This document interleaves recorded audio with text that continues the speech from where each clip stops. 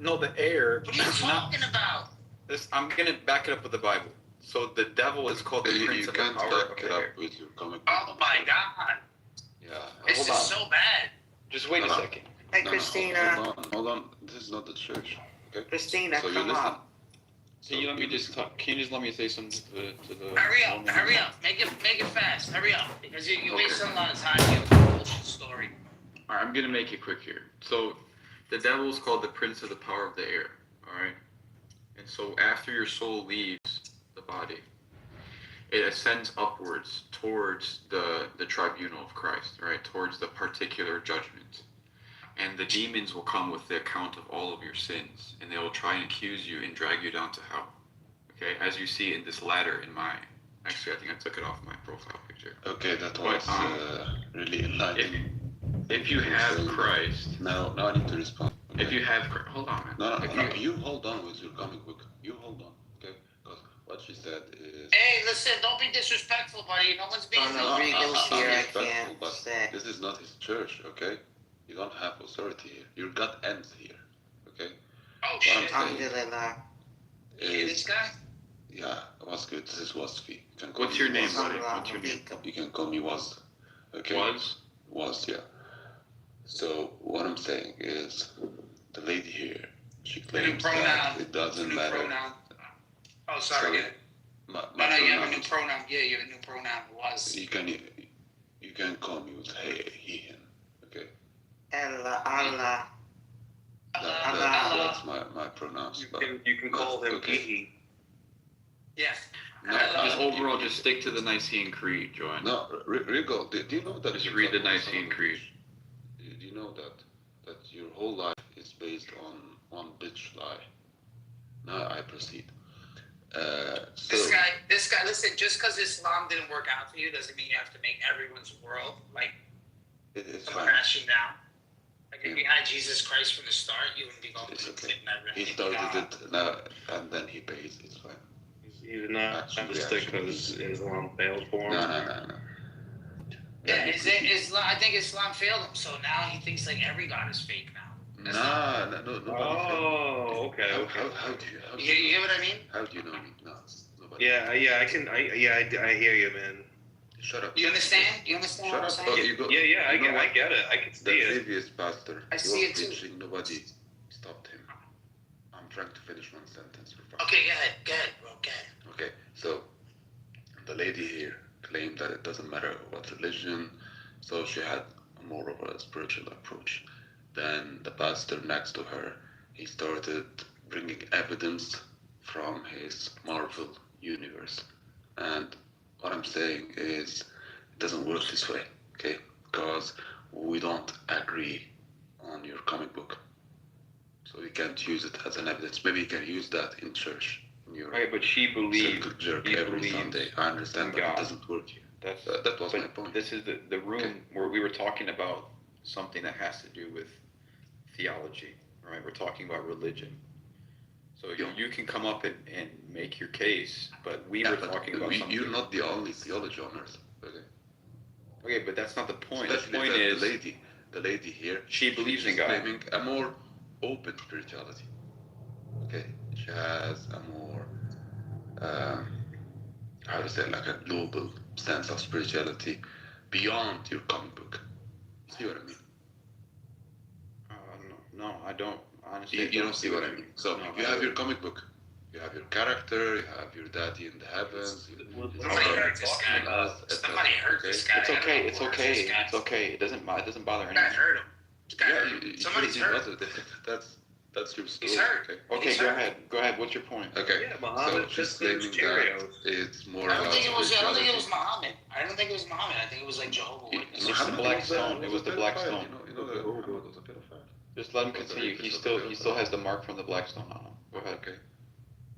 No, I don't think that's. I'm not a Muslim. No, hold on. I think he's a Jew. He thinks that I'm coming from another sect, another cult, another comic book. I don't have a comic book. Do you understand that? So, you're the main character. I agree. In the comic book. Muhammad was a pedophile. Oh, was just Oh man, I gotta put you in the audience. I gotta put you in the audience. I get it, put but you you in can't the use audience. that to me. It doesn't No, work. no, you're not allowed to say that here. No, I gotta put you in the audience. Hold on a doesn't work second. this way. It works this way. Gonna work I got with the rules. other Dawa, There's brother. rules here. Yeah, but There's rules it's not here. You're not working. gonna do that. No, you gotta stay in the audience for 5 minutes now. Wait, why are they not You're allowed to saying say something. that? I can try. I have rules in here. And honestly, you guys are not even supposed to be talking to Muslims in here, to be honest. Okay.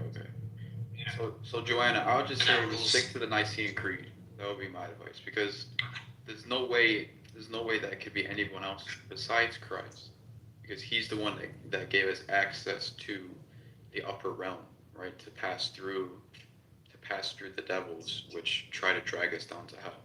That's the only way that you can glimpse heaven is through Christ, because think about it, our nature and our inclination is to do sin. We do sin. We sin against each other. We sin against ourselves. And so God, being a redeemer, redeemed us through Christ. So just keep that at the center of everything.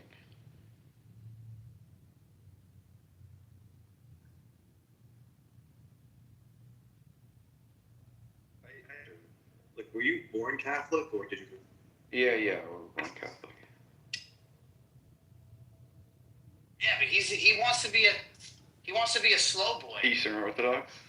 Yeah, he wants to be a fucking slow boy. I agree more with the Eastern argument. Come on, dude. Nah, come That's on. what I'm saying, man. He's a slow No, I go boy. to Byzantine church.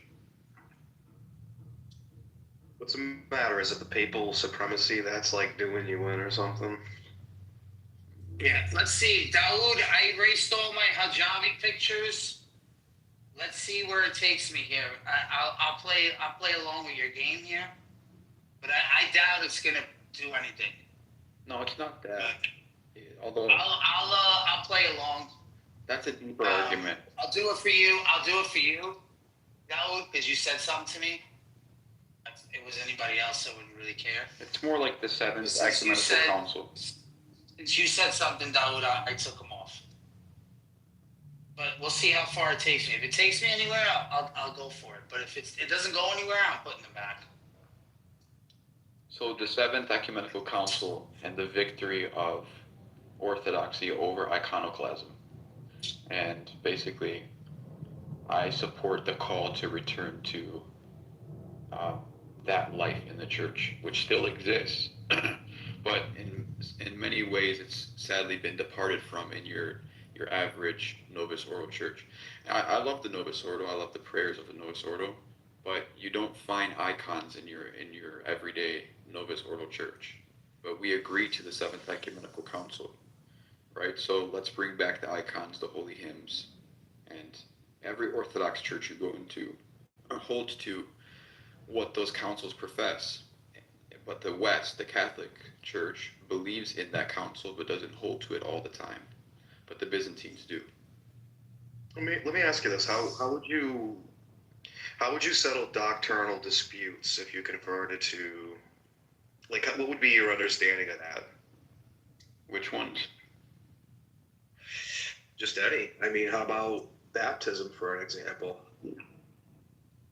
Yeah, you use the councils and you use the Father, and so you use the Fathers and you use the tradition of what's been handed down, right? The Church has been doing something unanimously, and Yeah, I get that, but what about like some, what do they call it, like diocese? So you have like some people in charge of the diocese will say, well, it's okay, you were baptized Catholic, we don't have to rebaptize you.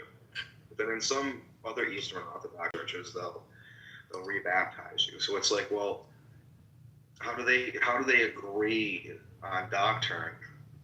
Like doctrine. I don't get. yeah. So like obviously, if you ask the monks, any of the monks are going to tell you to be rebaptized. But the point comes down to like spiritually efficacious. So it's basically that you have more of a chance to succeed in the life of Christ if you're baptized from another denomination rather than just being chrismated.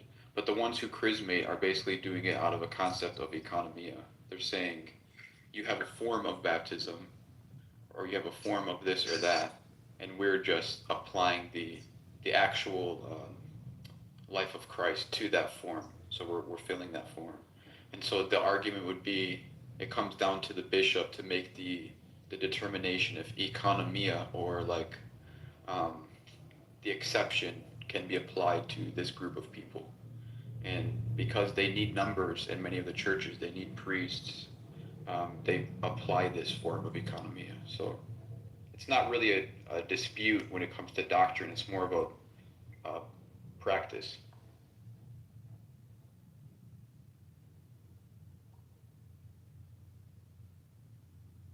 So what are you going for? Like Russian Orthodox?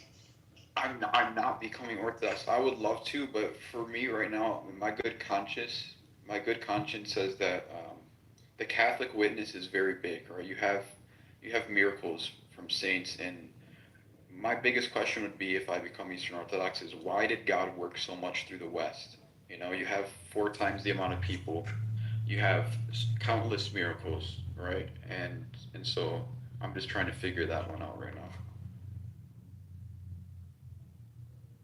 Fair enough. Fair enough.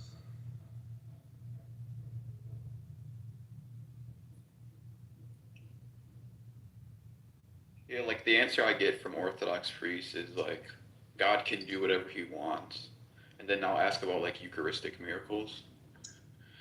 And then, you know, because obviously you can't recognize sacraments outside of the church if you're Orthodox. But God has clearly worked through Eucharistic miracles. And some will say, oh, it's actually a sign of lack of belief and God showing you that he's really there. Oh, but then is it truly the Eucharist outside the church? So you go into this rabbit hole. And I mean, obviously, Eucharistic miracles, they're there.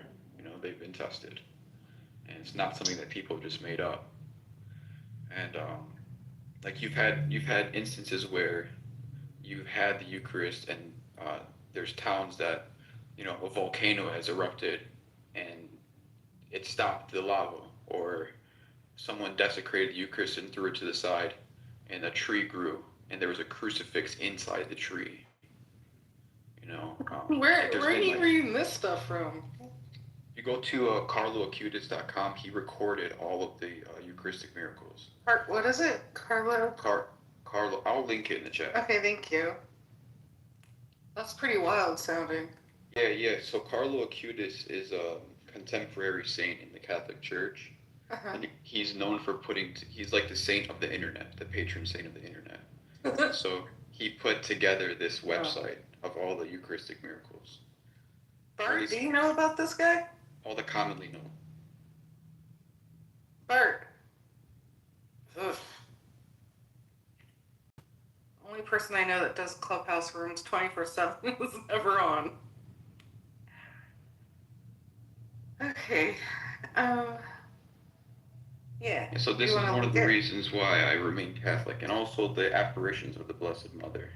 If you look at Guadalupe, oh, there it is. Thank you. We still have the tilma, we still have the cloak of that priest, and it's made of cactus fiber, and it's 500 years old, and the image on it is like floating above the fibers. So you have like clear miracles here. Yeah, if you look up the tilma. You also have a lot of demons over there too. Demons? You know, like casting out demons and exorcisms. Catholic Church is like the that too. one. That too. Yeah.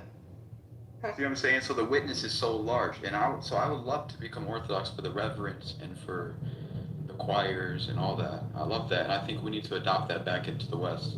But I can't, in good conscience, right now do it.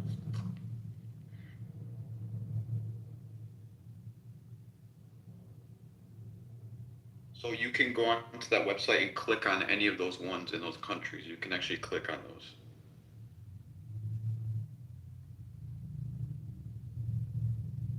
Okay, cool. Thank you. I'm looking at it right now. Is it working? Like, click on those individual ones. Yeah, it's working.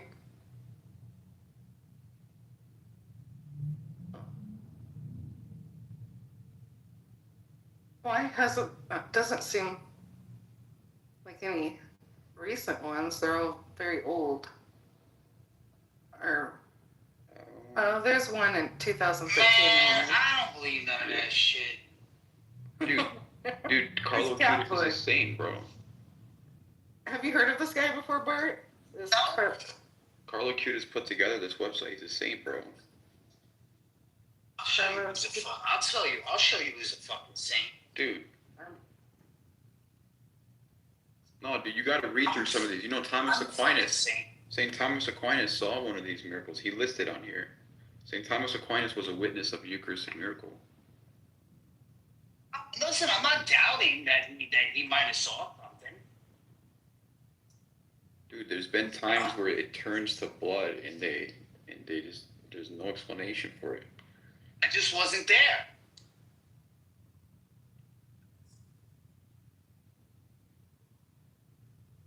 No, I'm not doubting this can't happen. Yeah, it could happen. How it happens, I don't fucking know.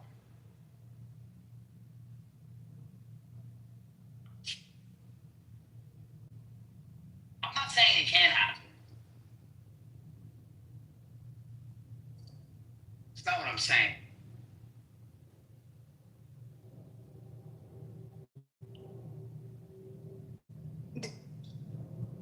Do Muslims ever say they have supernatural events? I've never heard a Muslim talk about that. Well, if you look at any other religions, they do have supernatural encounters because the demons can do things. No, I but know they that. will not- Yeah. But they'll never have like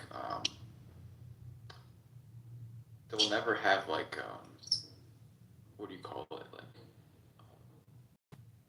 the humility that Christ brings. So it's always like it's always something foreign, like a foreign spirit.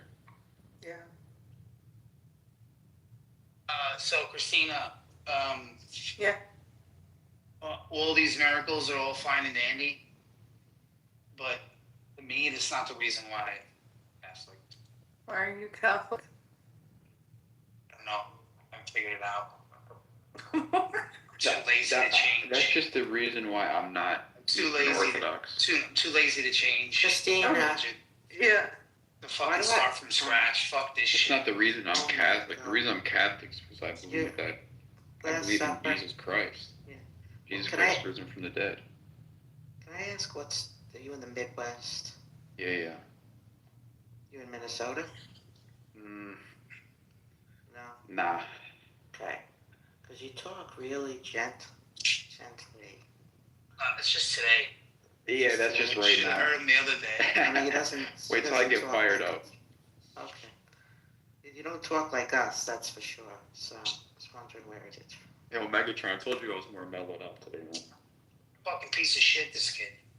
He's trying to Daniel, fire why are me you up. at the bottom? You were talking to that girl? What would make a girl who never met me say, what's with this bitch? Like, what could have happened to her to speak with such foul tongue? Her mom used to beat her with a bowl of oranges. Terrible. Jealous? Christina's not like that, that's why I like her. She's jealous because she's jealous because Mike's Celosa. right. Celosa? Yeah.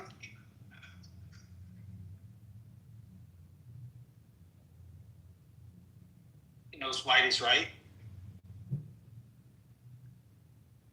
That could be a big part of So it. basically, the Eucharist here, No. this is the summit. You gotta focus on the Eucharist, all right? If you prepare yourself But to I receive. told you I was Jehovah. I know nothing of a Eucharist. I know, but think of You it know, like this. But you're not showing interest in me. You're just I talking. am trying okay. to, of course. You're just I want- talking. I want you to hear this because you had a near-death experience. But you're just talking. I want to talk too. Okay, go ahead. I want to interact. Like you ask me Go ahead, something. go ahead. And I'm like, well, you can't do it like that. Okay, so that's why I wanted to bring something up. But you're not so you can including talk. me in the conversation. She wants to have a conversation. She doesn't want to hear a sermon, like a back Yeah, and forth. but I got I'll be you. right back. There she goes. So basically, the Eucharist, you want to focus on this because your soul doesn't have a body. We're only given this body, which is going to go back to the dust. So basically, if you put on the flesh of Christ, after you die, you'll be able to live forever. That's the summit of life. But Jehovah's Witnesses teaching that. No, they don't. No, they don't. Yeah, they do. No, they don't. What are you talking about? You act like you were a Jehovah's Witness. I'm something. Shut up, Bart. Unbelievable. They don't teach that. What do they teach? Not that. So what do they teach then if it's not that? Dude, They just teach stupid the shit. Jehovah's Witnesses teach that Jesus is a lesser God. Well, they teach that he's Michael the Archangel. Don't get The that first too. reason. Yeah. Yeah. And the governing body that runs them is the faithful slave. That was used as an analogy. Wait, what? I think it's what. Yeah, I think it's in Matthew and Luke. The analogy Jesus gives about the faithful slave, the one that was faithful, versus the evil slave. Do you know that analogy? Yeah. They believe that the faithful slave is the people that run them, the founders, and the committee that runs them. Oh, wow. They believe that's a legit position. And Jesus came down and chose them as the one true church in 1914. In 1914. Yep. Fucking great. Gotta love it. Crazy stuff.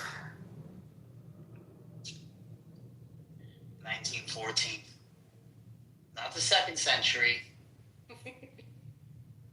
Not the 3rd. And that's when Jesus became king and kicked the devil out, was 1914.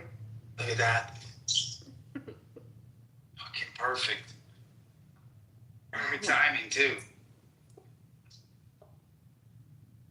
They have millions of followers that believe this bullshit. I know, they do have a lot of followers. They have like 8 million. I think the reason why they're so popular is because of the tight-knit little group that they have all the time.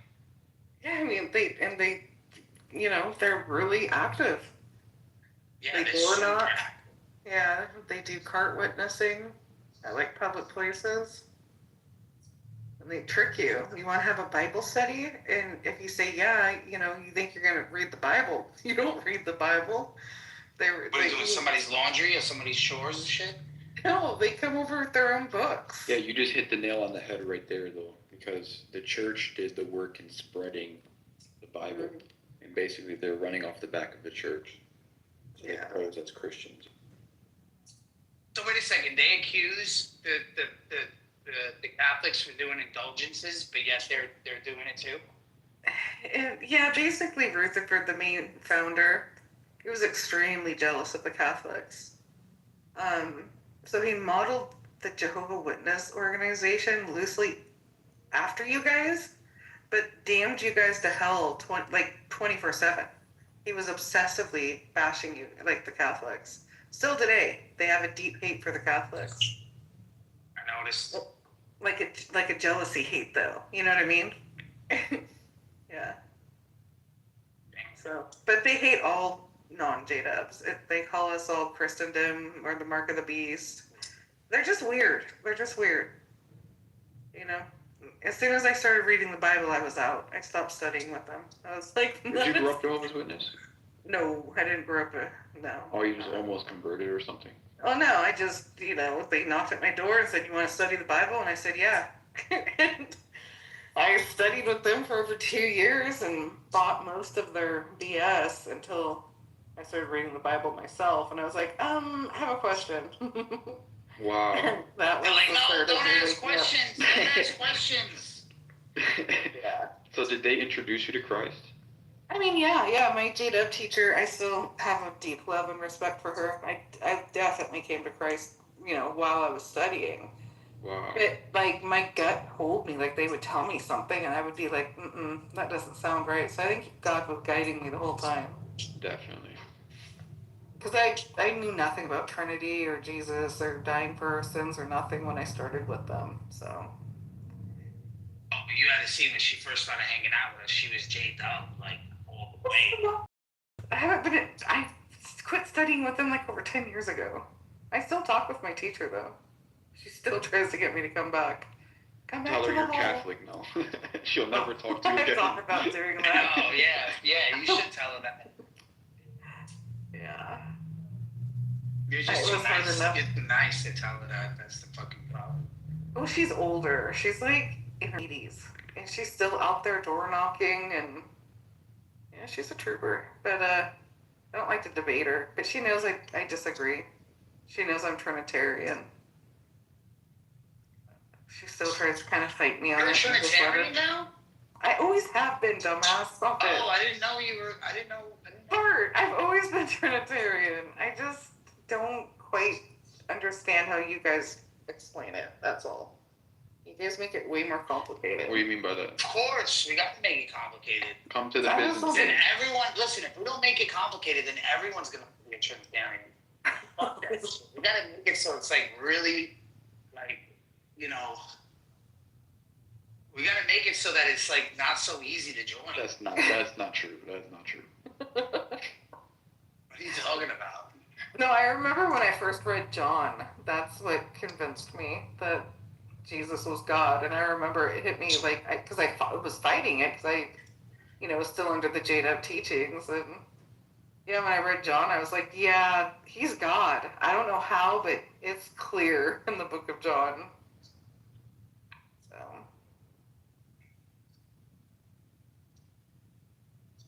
Yeah, well, don't tell a Muslim that. Why'd you leave the room this morning, Bart? Why? Yeah. Because you guys wanted me to mod abuse Illumi, and I didn't want to mod abuse him. I didn't know. No one said mod abuse, I'm sure. But you can't be biased either and treat other people like crap and not call him out for his racist remarks. I'm in the audience. What are you talking about? When That's true, but still, like, come on. He was interrupting everyone, wouldn't let anyone finish a conversation. He completely comes in and, like, dominates the whole stage. Which is fine, but, like, you didn't have to leave. Yeah, I'd rather leave and not have any confrontation. God. Okay. Hey, Christina. Yeah.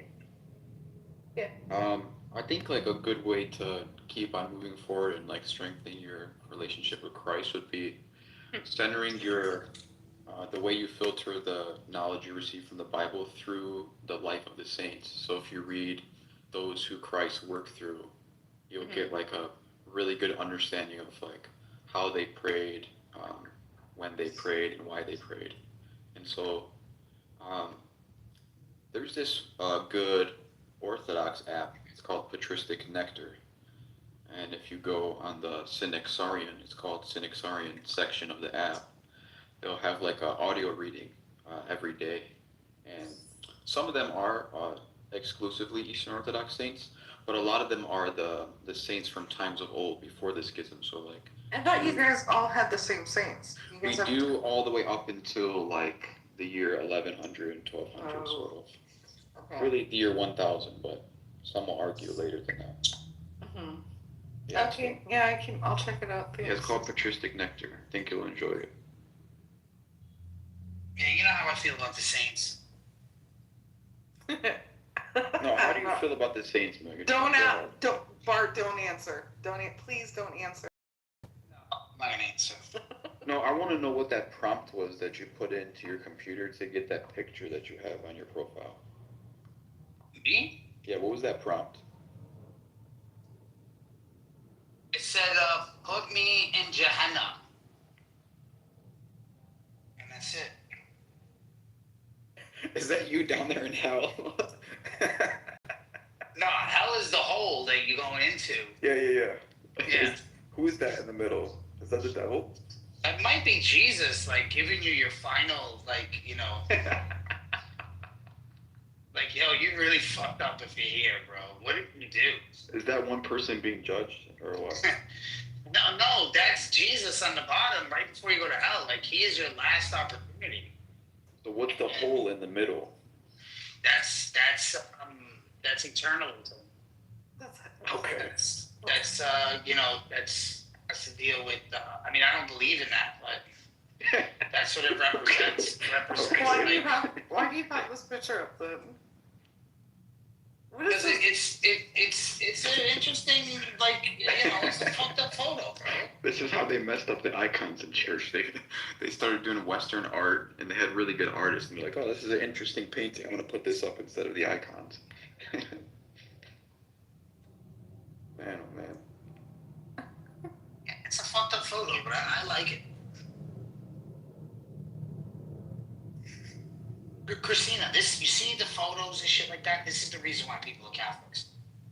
We love this shit. I like the picture, actually. We love all that. We love all this shit. I like it too. Yeah, but don't group me in with that. What do you mean by that? What are you talking about? What do you mean, group you in with what? I like the icons, the statuary, like the statues and the modern paintings came from Spain, like in the early medieval times. Like that's why modern churches have statues instead of icons. But originally, before the gospel was able to be held in your hands, for the first 300 years, you had to go to the mass or the liturgy to hear the gospel. And many, the population, many were illiterate. And so they used the pictures, the icons, to teach the gospel that you heard in church. So if you look at Byzantine icons, they all have proper theology. They're not meant to be a real picture, but they're meant to really portray the message of the gospel. And the tradition says that it goes back to St. Luke, who was the first iconographer. Nice. Listen, you fucking stop. Sound like you write a book or something. I'm actually horrible. Moderator. I'm horrible at reading books, bro. Yeah, I could tell. What? My bad. Sorry, I didn't mean to be so rude. Megatron, I love how you've been changing your profile picture lately, every couple days. Every couple hours. Yeah, I've been changing it a lot because, honestly, like, I gotta switch it up too. Because the people are like, oh, I'm gonna go in there because that's smart.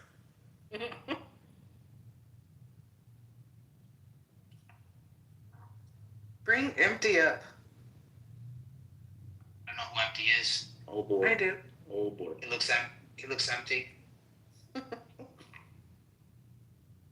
He's probably working. He probably can't come up, but you can try. Who is that? Is this a friend of mine? Why does he have that picture? I don't know. Why not? I find that picture a little offensive. Why? What? What do you mean why? Why are you asking me why? What about your pictures of the little sexy Muslim women? I took them down because fucking a Muslim complained about it. I said, you guys, man. They really whined about your picture. Fucking bullshit.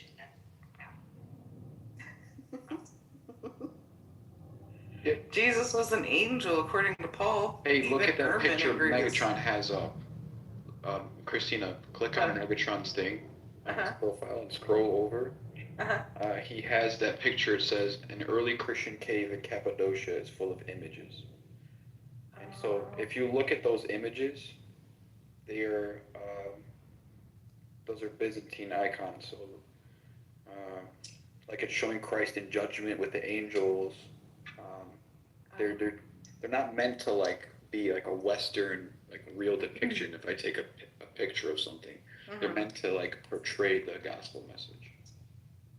Yeah, I've read a little bit. Bart, let empty up. All right, I'll let him up. All right, I'll let him up. Thank you.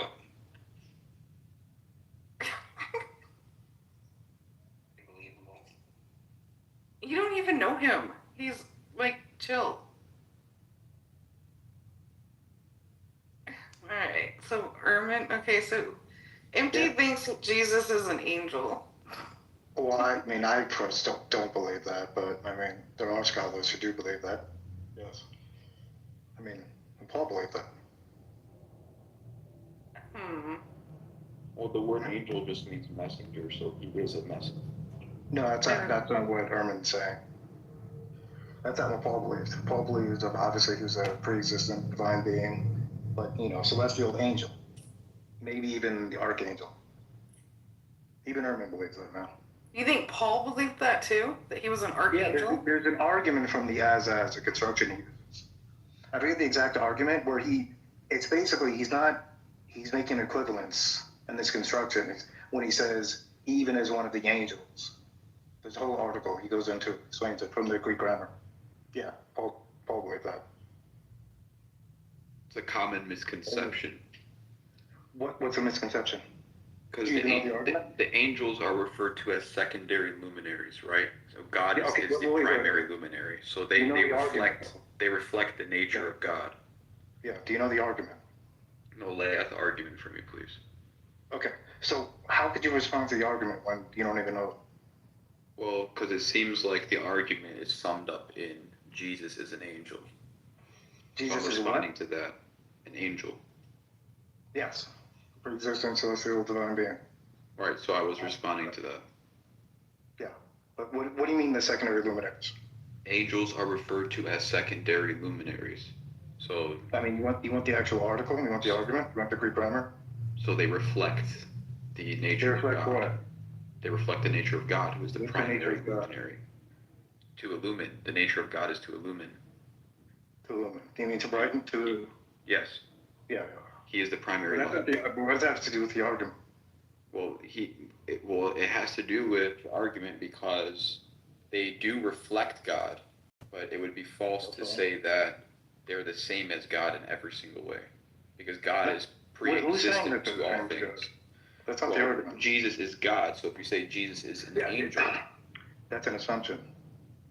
No, that's what the Bible But that's teaches. obviously not the argument that Jesus is God. That's not an assumption. That's what not the the argument Bible that teaches. made. That's what Christianity teaches. I know Christianity. Jesus is God. That's correct. But that's an assumption. I mean, I don't have to believe that. Okay, then in that case, everything is an assumption. Not everything, but yes. Okay, so what's not an assumption? The Earth is a globe. That's an assumption.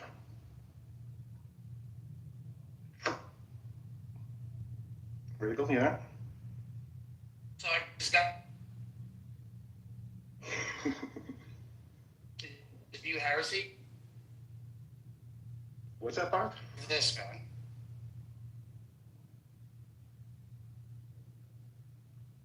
You cut out.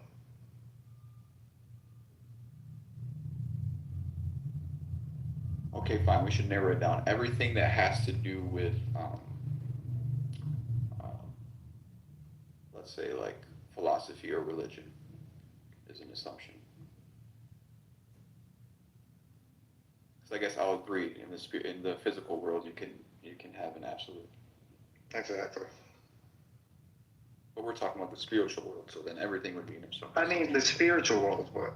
Why would I even believe in the spiritual world? Well, because we have many eyewitness accounts and testimonies of people.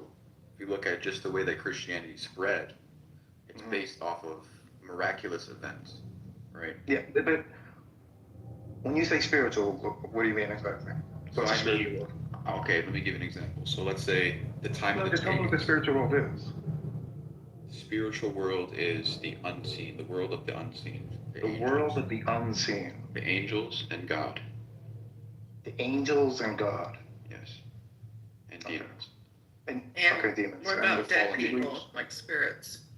Yeah, why would I believe that? The angels, the saints, and the demons, and the spirits of people who are not saints. Can you? So describe these spirits. Yeah. So you have people. You have people. We have a spirit. We have a soul.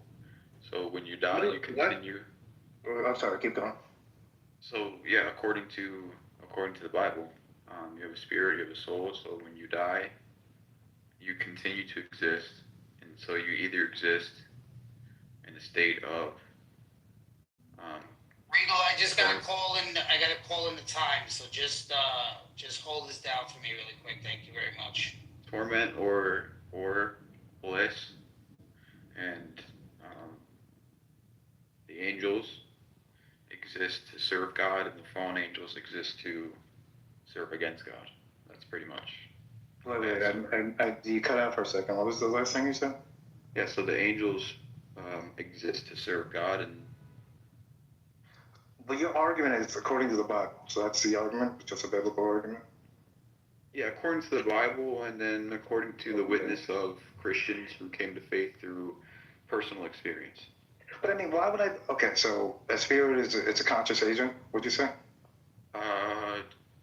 It has to do with our conscience, yeah, for sure. Okay. Can you give me examples of unembodied conscious beings? Examples?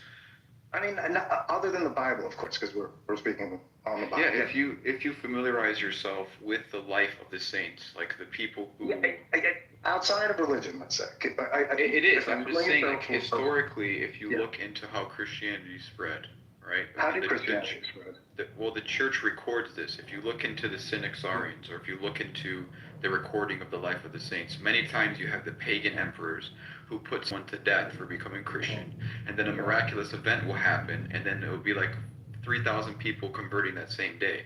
That's how Christianity spread. Wait. That's why there's a saying in Christianity which is, the death of the martyrs is the seed of the church. So these are all... How do you verify a claim like that? That's like 3,000 people converted. Well, first of all, because of the numbers speak for themselves.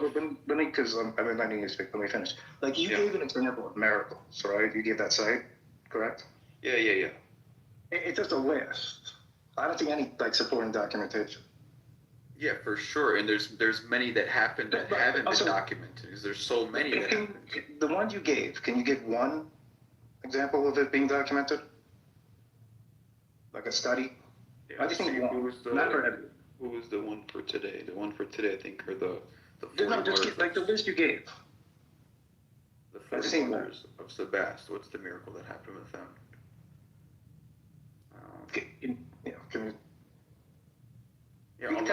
A lot of times this it's not according to the logic of this world. So I know it sounds like a cop. So it's not according to I know it sounds like a cop out, but let me explain that. I'm not going to call it a cop out. I'm not going to. No, because it'll be the reason someone joins in to be martyred. Like for example, today it's remembrance of the holy 40 martyrs of Sebast.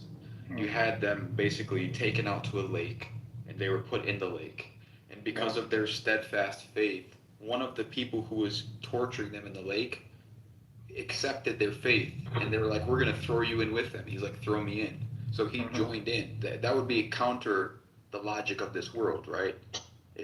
Who would ever join in with these crazy people who are believing in a fake God, right? That's the logic of the world. But there's been people who do that. They join in with the martyrs to die. They join in with the martyrs to die. So that's the evidence? Because they're... So you think like Christianity is the only religion with martyrs? That's the evidence for it? It's not so to speak that's the only religion with martyrs, but it's the only witness that's consistent. Yes, Islam has martyrs, but they don't have the consistent witness. What's the definition of a consistent witness? A call to love and self-sacrifice, to love your enemies even to death. Self-sacrifice. So that's unique to Christianity, a call to love and self-sacrifice? Yes. Universally, it's unique to Christianity. Especially to love your enemies. Islam does not love their enemies. To love your enemies? Yes. To love those who are persecuting you and killing you. Even unto your death. And that evidence of the spiritual world? I don't see the logic. It brings forth evidence of the spiritual world. In the action. Can you give me like a step-by-step argument? Well, again, you have to be familiar with these accounts. So if you're not familiar with the accounts, give it to me. Give me the argument. Well, okay, I gave you the argument for the one that we celebrate today, which was the Holy 40 Martyrs of Sebast. You have somebody joining in the freezing lake with them. So that I guess he could have just made something up, and then he could have just joined in to die for no reason. When was this miracle exactly? Any idea? Well, I just pulled up the actual image of it. But you're not very let me familiar look with it it. It doesn't seem like. Hold Could I be on. wrong? What'd you say? It doesn't seem like you're very familiar with it. with it? Are you The familiar? the Martyrs of Sebastian. I know. You mean you're? I mean, I'll let you look it up, of course. But, yeah. It's back in the time of Constantine, so 313. Oh, okay. So, If you, I'm sorry, Giovanni. Go. no, I'm sorry. No, it's fine. So, time of Constantine, so around the 4th century. Yeah. So what's the evidence for it? Like contemporaneous? Well, I guess it would be recorded. Can you tell me the first time it's recorded? No, I can't. You can't. I can't right Okay. now. No. So would you say maybe it weakens the case for it, weakens the evidence, it becomes weaker as, proximity? I mean, I guess it depends on which angle. Maybe in a scholarly analysis. Of course. I'm not talking about the spiritual, like among believers. Sure, maybe it weakens the case from a scholarly perspective, but you can sort of weaken any case. Well, I mean, besides the physical, right? Obviously, besides some physical. Would there any? Yeah, of course. No, I believe that. I'm not trying to. I don't want to curse, but I'm not trying to, denigrate your faith or so on. I mean, I grew up a Catholic, so. Oh, you gotta come back to confession, bro. That's all you gotta do. Yeah, maybe, possibly. Come on, bro. I mean, I have nothing against Catholics in general. So, question though. So, are there any contemporaneous witnesses, reports of this miracle happening? There's many, bro. There's many. It's not just this one. I just need one. I just need one. Okay. Let's go through. Let's find one. And give me the actual document. When was this first reported?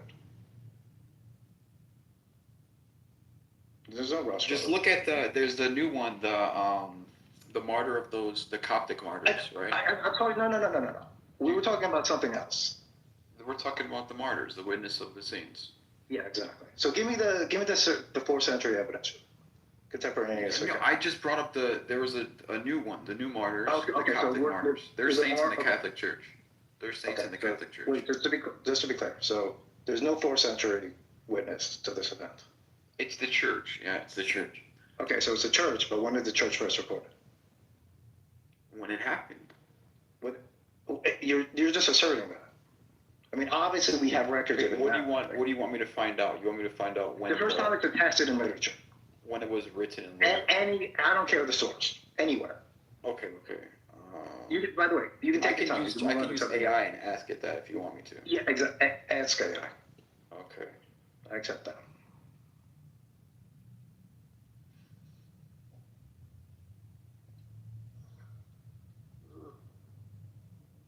All right, you gotta give me a second. No, take your time. I said you didn't touch it to me.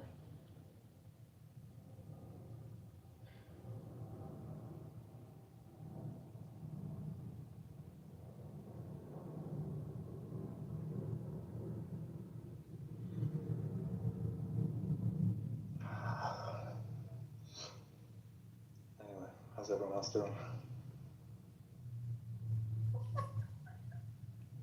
I'm great. I just wanna. No, AI. Let's use AI. That's fine. Everyone's gonna die. Okay. I got it. Okay. It says the martyrdom of the 40 martyrs of Sebaste is generally dated around 320 AD during the persecution of soldiers under the Emperor Licinius. However, from a scholarly perspective, the earliest surviving literary accounts appear several decades later in the 4th century. The first secularly debatable written testimonies come from Cappadocian and Syriac Christian authors. In the later 4th century, the earliest extant source is a homily by Basil of Caesarea. Mm-hmm. So Basil of Caesarea, he has a homily titled Homily on the 40 Martyrs around 370 to 379. So that happened in 320 AD, and he's telling He's it in a homily. he's not contemporaneous, obviously. But no, contemporaneous. I mean, what contemporaneous. So we can say that this is something that is attested to by the church because you have a saint here. The question was, are there any contemporaneous sources? The answer is no. Contemporaneous. So like, what do you mean by that? I mean, like at the time, living, at the time. I don't know if I don't know. I don't know what scholars have on the Emperor Licinius, but if it mentions him putting them to death, I'm not sure if we have that. The answer is no. But you would agree that Licinius, the emperor, existed, right?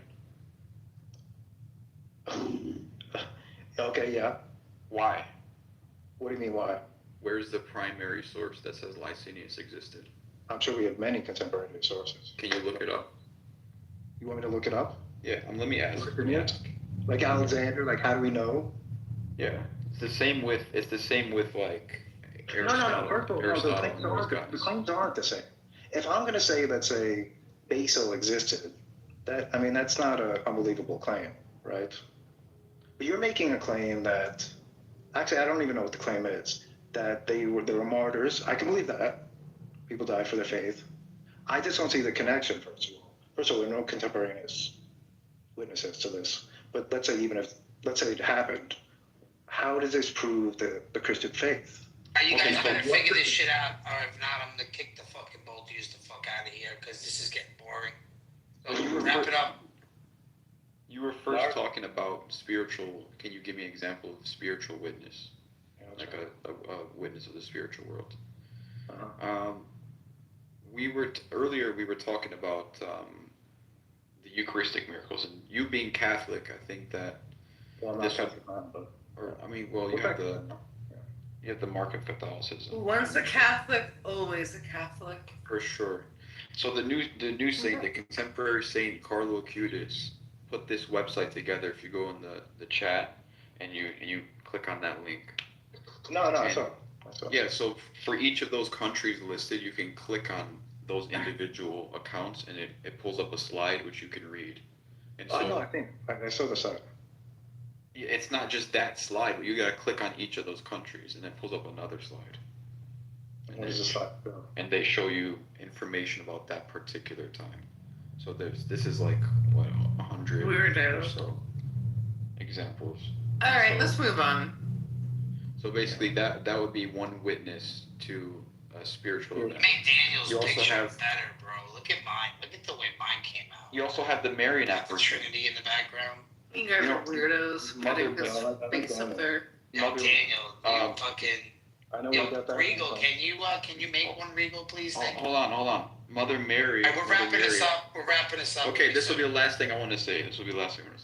Mother Mary appeared to the place that the flight to Egypt happened when Herod was going to kill the child Jesus. She appeared to that place. It's in Zaytun, Egypt. If you look up Lady of Zaytun. Oh, I know that. Yeah. She appeared to the place that they went to during the flight. They say that in Fatima too. Yeah, Fatima, of course, you're familiar. Our Lady of Guadalupe. We still have the tilma. Yeah, we have the Madrigal, cloak of the. no, How did you make that bird? What do you mean? Like through AI or something? You gotta understand that, like, even if you see miracles, dude, it doesn't mean you're gonna believe, because the devil will just make you not believe. Even if people see miracles, they'll still go against Christ. Miracles are not gonna I make you drew with believe. my Apple Pen. You're stupid. All right, what do you want to talk about, Bert? Anything but this Jehovah's Witness shit that they talk about. We What's up, weren't Dave? Who's talking this? about Data. Who's Dave? He's Catholic, or Who's he Dave? just gotta come back to confession. That's it. Who's Dave here with this Albanian flag? Why are you acting like this is a cult? Come back, empty. Come back to confession. You're being paranoid. Like, who's this person? Dave, are you there? Dave, here, yeah. Hi, nice to meet you. Nice to meet you as well. Empty, find a Franciscan church. What are you doing? I've been there. Okay, What are you doing, Dave? Find any for church. confession, bro. God bless you. God bless you. Epistemology nerd? You're an epistemology nerd? No, I just think so. Well, what is epistemology nerd? What does that mean? I mean, which term are you struggling with, the term epistemology or with the term nerd? Them together is a compound word. Okay, well, you have some idea of what epistemology is? Yes, I have. I think I have an idea of what epistemology is. You have an idea of what a nerd is? Nerd. Yes, he does.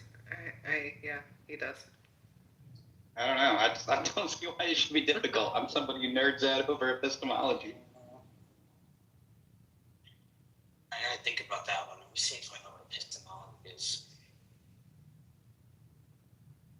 Theory of knowledge, one of the main branches. Oh, okay, all right. See, now you mean, yeah, okay.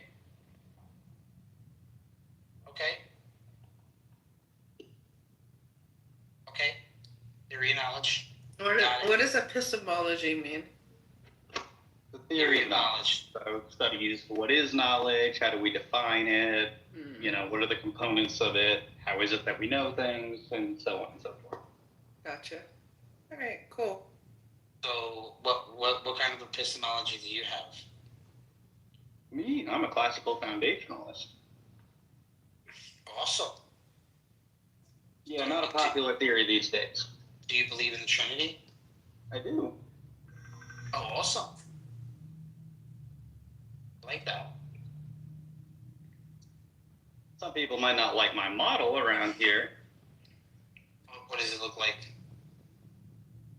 I'm a social Trinitarian, so that I think we got some Catholics in the room who I think tend to not be the biggest fans of social Trinitarianism. Don't worry, no one likes me either. Social Trinitarianism. Hey, Daniel. Daniel, that girl was so mean to me. I was almost going to cry. Yeah, you guys are weak. You guys want to come on here and fuck with everybody, but if somebody fucks with you guys get all bent out of shape. Yeah, I handled But just it. come on here and then just be fine and just don't say anything. No, I'm kidding. I didn't cry. No, you're gonna cry. No, I'm not going to cry. No, I just wonder why someone who never met me goes, yo, what's with this bitch? Like, what are they from, the Bronx? I mean, where do you get that mouth? I was, whatever. Whatever. But what social Catholic? I'm interested. Social Trinitarianism. But you got to go with Jesus, what he did, what he said. Initially it was called the way. You It's get not the way. institutionalized. What? When was it the way? It was initially the way, and then you guys are institutionalizing it. All these words. Just follow what Christ said. That's it. No, we don't have to be that stupid. We don't have to be stupid. Why do you want to add on or take away? Nobody's adding on. It's always been there. You guys just don't understand it. That's not my fucking problem. Do you think Christ didn't institute a church? Correct. Could I ask why you think that? Because I see no scripture where he said, change your religion, or this should be your religion now. So when he says, upon this rock, I'll build my church, you don't see that as... No. On this rock, I will build my book. That's what it says. Sefer. That's what it says. On this rock, I will build my book. Okay, so you think that he wanted to come and change world religion? Me? Yeah. Oh, So- sorry, were you asking Megatron? I guess, no. I'm asking anyone who knows. So, for how many years prior to Jesus was Abraham? Oh, a couple thousand? Right.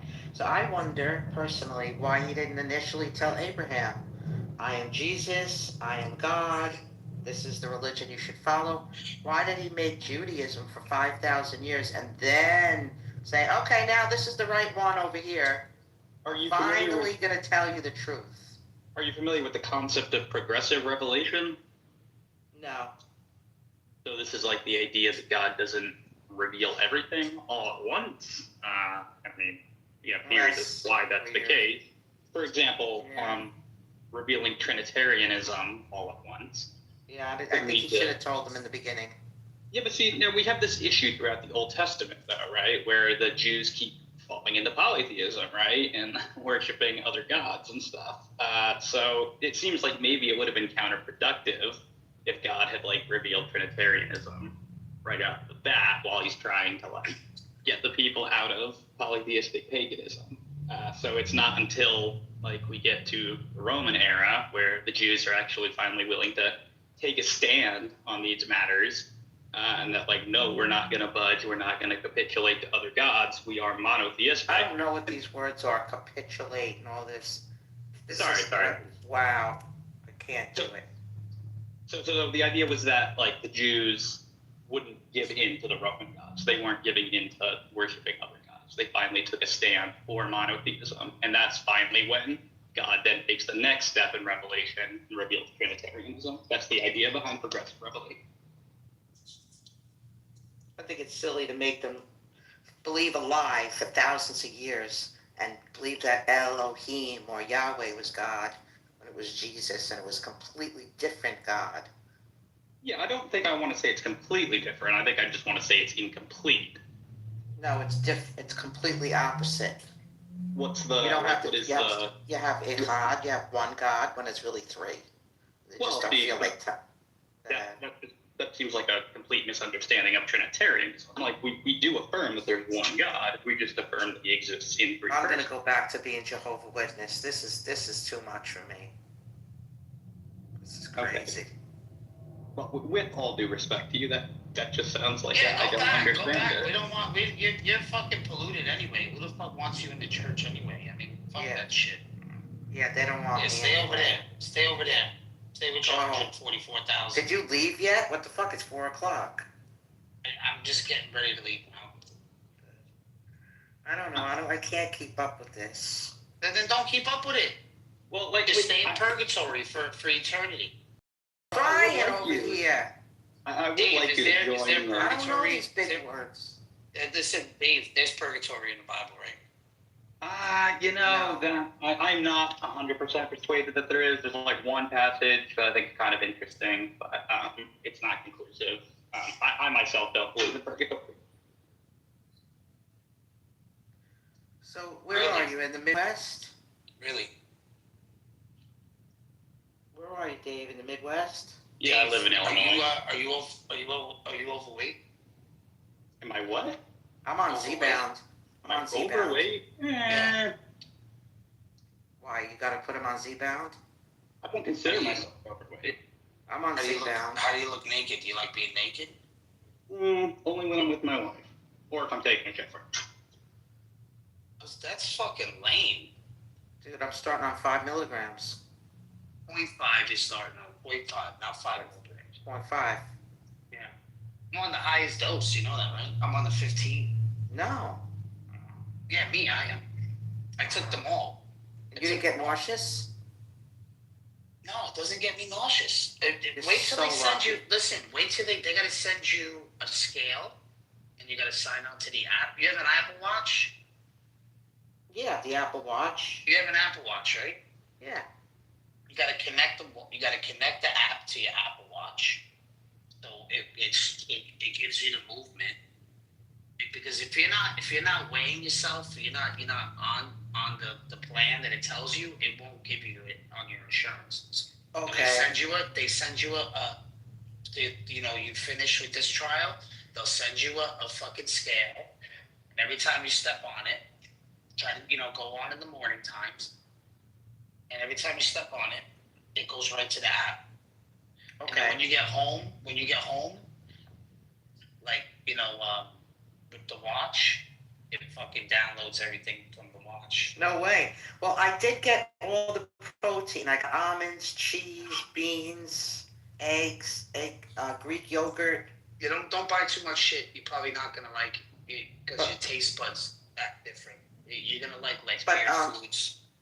You can only eat protein, right? No, you're gonna eat whatever you feel comfortable eating. Oh. When you eat.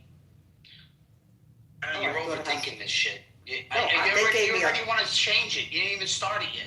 They gave me a list. Shit. They gave me a list of the proteins I have to buy. Oh, I'm only gonna take half the shot. There's no half the shot. You can't take half the shot. You take it. It looks like an EpiPen. Well, the doctor gave it to me. She's for the first time. Then I have to go and check in with her every 5 weeks.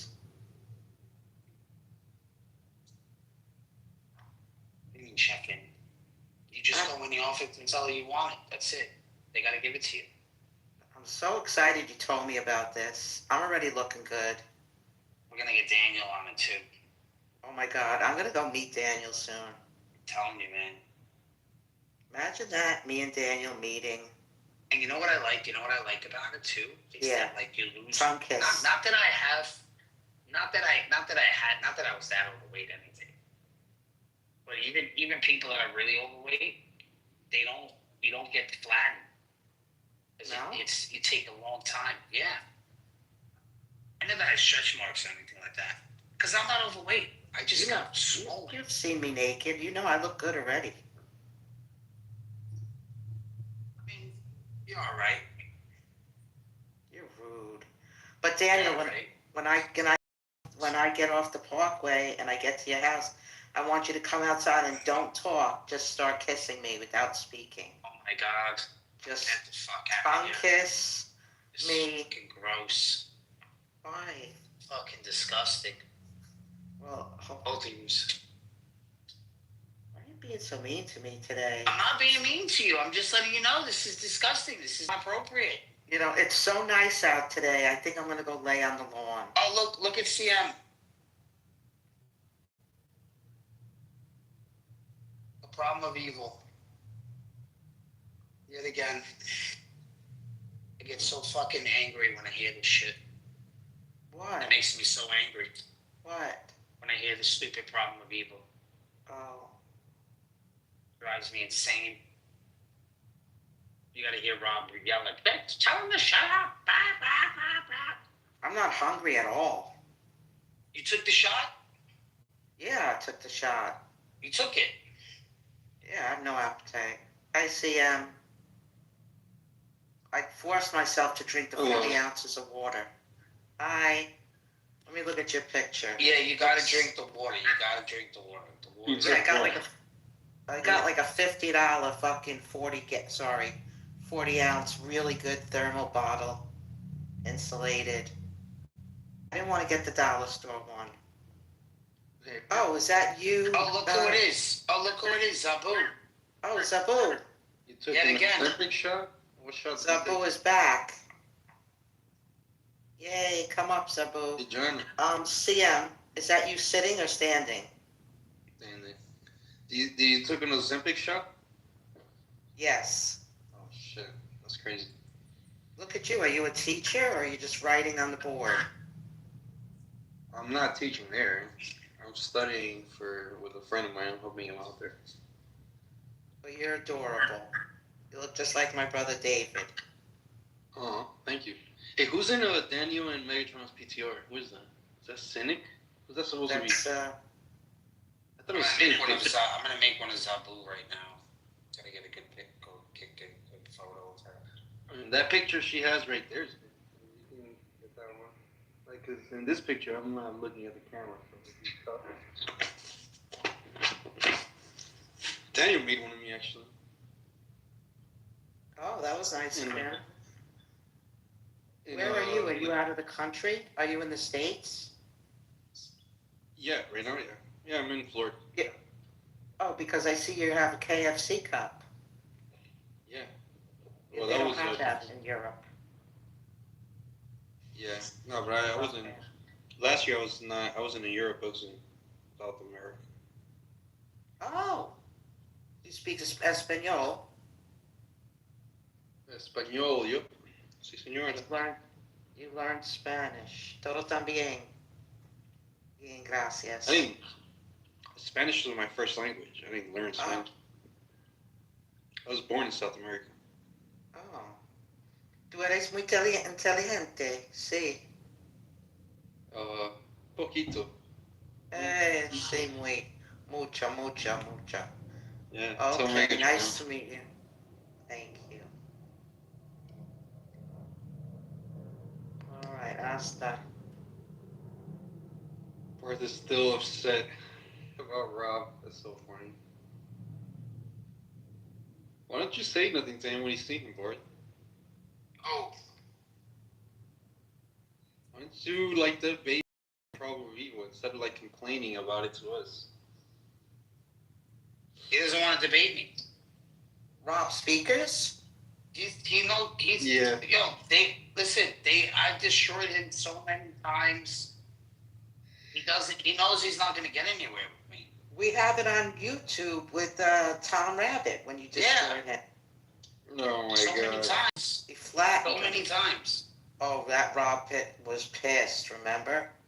Yeah. Oh, yeah. I don't think he knows about that one. I'm not gonna lie, that sounds delusional. Okay. Well, show him the video. Hey, you want to put the video? Roll the tape. Yeah, let me get. Yeah, get it for him. I'll put it on the top. Hold on. Yeah, put it on the top for him, Joanna. Put it on the top for him. I will unfollow Rob if you really destroy him. It's just Might as well unfollow him now. I think the probability of that is so low. Yeah, Bro, you think he's smart? I don't think he's that smart, and he's kind of annoying. So then, But I am absolutely certain he understands the arguments better than you. really? Oh yeah.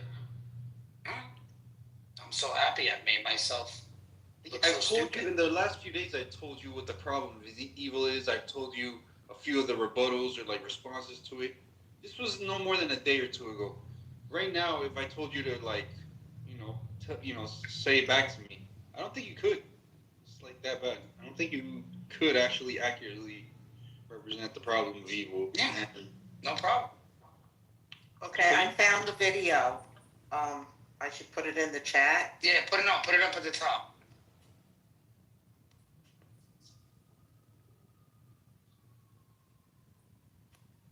What is it called? Megatron versus Rob speakers? No, she put it in the title. You gotta pin the link, Joanna. Okay. Yeah, why'd you put it in the title? I don't know. I copied and pasted. What are you Yeah, doing? paste it in the link. Fucking my shit up. Pasted in the link. You forgot how to work a Clubhouse? Seriously? Pin it at the top. And the room title? No, on the fucking top, on the link. I got the link.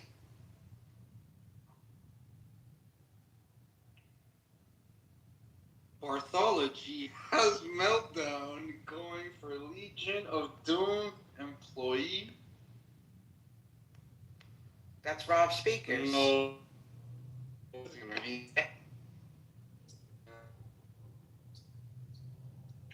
Got the right one. It's him and Rob. There's so many, I can't even keep up. Oh man. Barthology has a meltdown. Barthology goes for Legion of Doom Employee of the Month. Oh my god. I don't know. It's him and Rob. Maybe there's more than one. Let's see, who's on stage?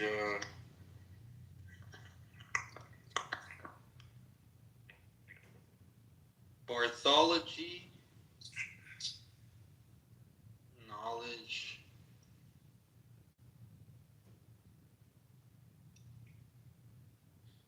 Oh, that delusional guy John is there.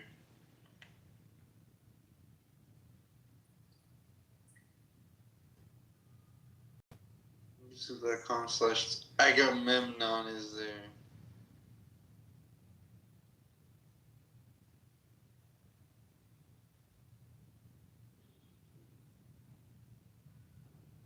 Okay, let me open this on my YouTube so I don't lose it.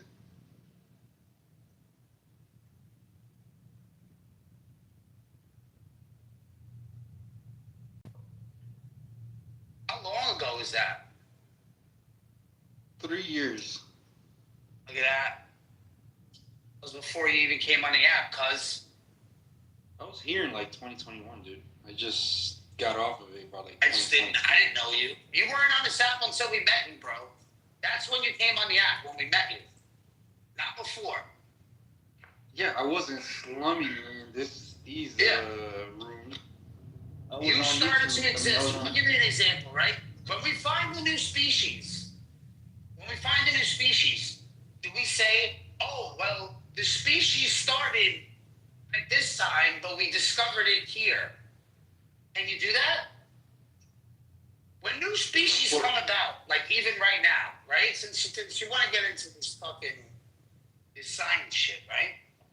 So when we discover new species, right, every year, which I think we discover like maybe close to like 7 to 10,000, sometimes more, right? When we discover new species or new things that happen, right, in this world, do we automatically know when that species started? Or do we just assume that it's because of, our ignorance that we found it out, at that time? How does that work out? Can you explain that?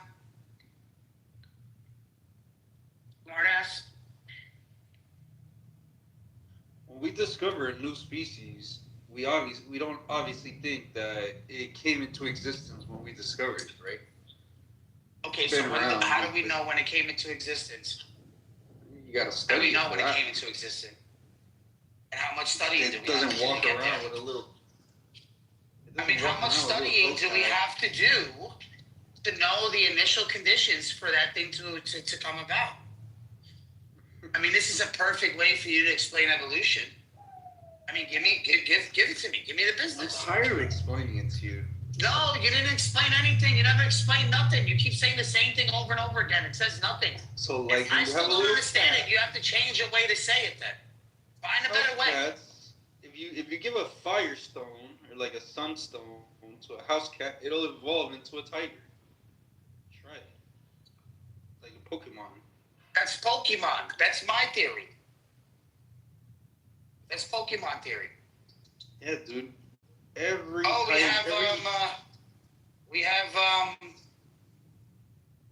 Let me invite her up. Dr. Z's here. Let me invite Dr. Z, yeah. She gets mods in here every time. She's the best. Hey, how are you guys? Hi, Dr. Z. Hi, how are you? Sweating every woman that comes in this room. It's so fun. What's the topic? We really don't have a topic. We're just making fun of Rob with his problem of evil all the time and evolution. So I asked I said, there's new species that come in that we discover every year, right? When we discover them, does it say when they came to be? Or stuff like that? It doesn't really know, right? You have to study it, right? But how would they reverse engineer that? I'm kind of interested. I don't know if CM knows this stuff.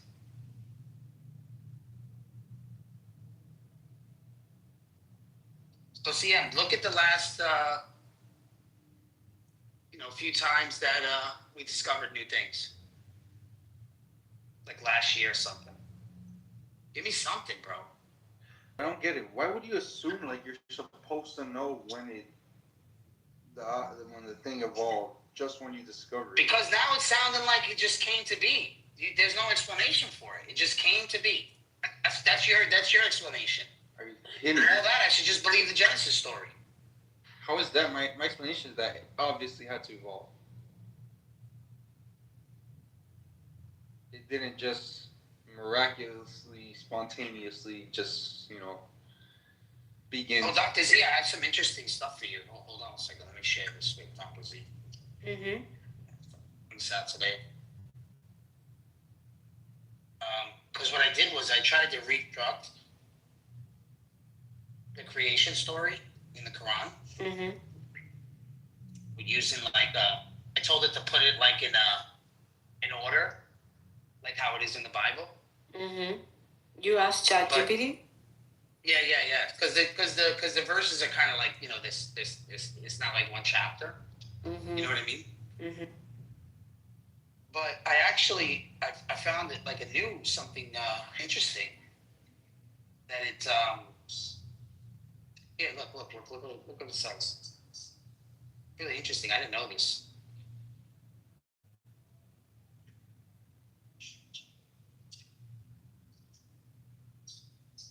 Let me take a look.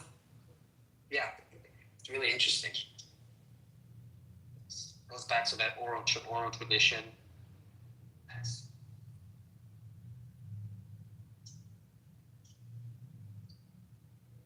It shares like the the Christians and Jews that were in Arabia, in that area, and it shows how they understood it, and then they quote the verses that are with it.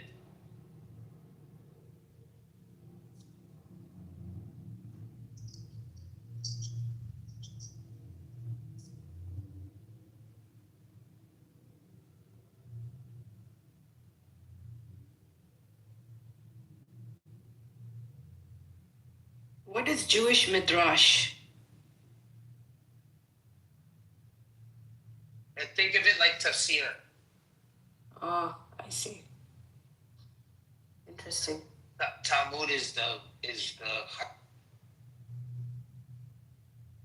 And we said to the angels, prostrate yourself before Adam. Oh my goodness.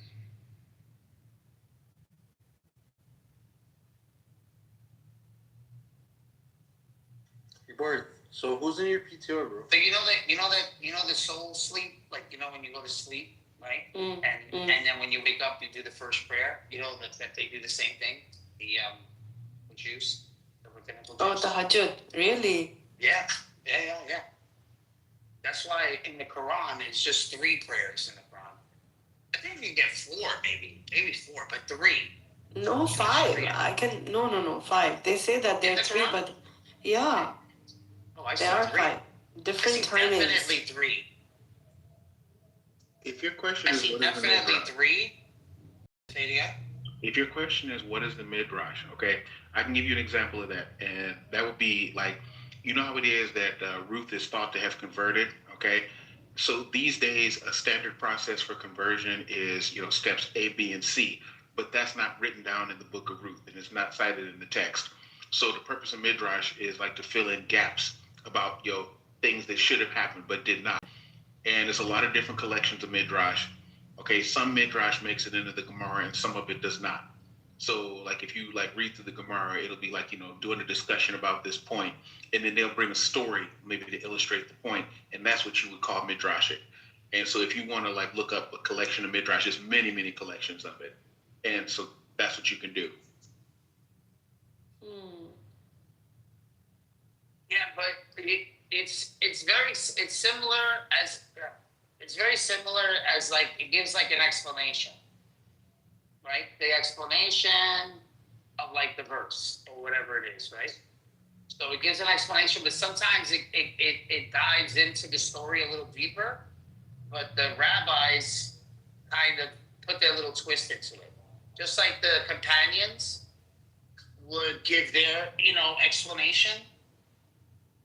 But I think the companions are more there for the laws, and stuff like that, with the Sharia, with that kind of stuff. So it's like a combination of the two. But it's like a conversation, how in the Hadith it's like a conversation between the companions. The Midrash kind of does the same thing. It's like them talking to each other or speaking to each other about a possible question or something. It's sort of if there's any misunderstanding of scripture, what they do is they discuss it within the midrash.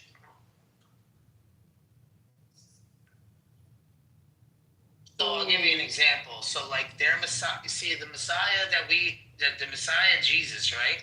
He is the Davidic king and the suffering servant, right? But for them, they have conversations to say, is that one Messiah or 2? And then they have this conversation in the midrash about it, or they'll have a conversation about are they 1, are they 2? So it's kind of up in the air a little bit, and then they have the conversation. And the midrash doesn't automatically mean that it's scripture or that it's God inspired. They kind of just leave it like a conversation between them.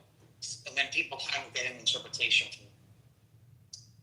It's midrash, it's 100. Almost like it's not.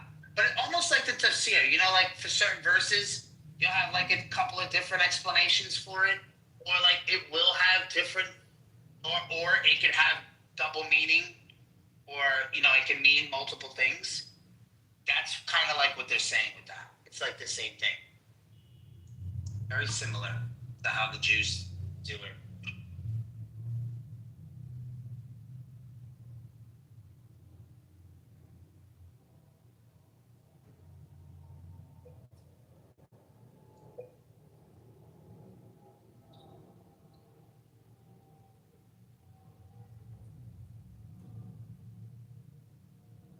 So it's quite possible, right, that Quran already says that Quran confirms the Torah and Injil, so there is going to be an overlap from the teachings of the previous prophets and Muhammad alayhi salatu wasalam. So there's going to be overlap in the stories. Oh yeah, big time, big time. What does the Bible say about the creation story? The Bible. Alright, so that's that link. You got that link saved? Alright, you saved that one, and then this one. Wait! Don't remove the link yet. Oh gosh. Okay, I'll put it back in the chat. Could you put it back in the chat? Yeah. Yeah, I'll put it in the chat. Yeah, that was that link. Now I'm gonna put the one where it puts it in order, like Genesis, in the Bible, from the Bible. So what's funny, what's cool about this, right? With the Quran, because you can reference both, because he uses these key words and phrases, right? And then the key words and phrases is gonna be the overlap. So the key words and phrases still appeal to the Torah, to the original text, but then the extra sentences that it has, that it adds, it shows it gives you that oral tradition within that area that he was in, whether if it would be whether if it was Arabia, Persia, or those areas in that time, all that whole culture, how it got to how the Qurayshi people understood it in Arabic, because they all spoke different languages.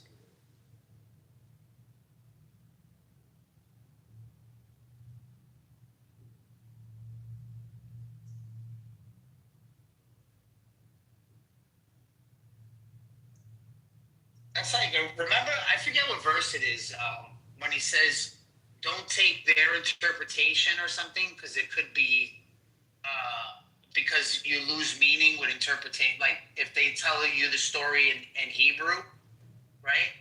But then you kind of lose the explanation, and if he tries to explain it, like, from Hebrew to Arabic, instead of taking it from the Arabic story. You get what I'm trying to say? Yeah. Yeah, that's what that verse means. I forget what he said in the Quran. It's interesting.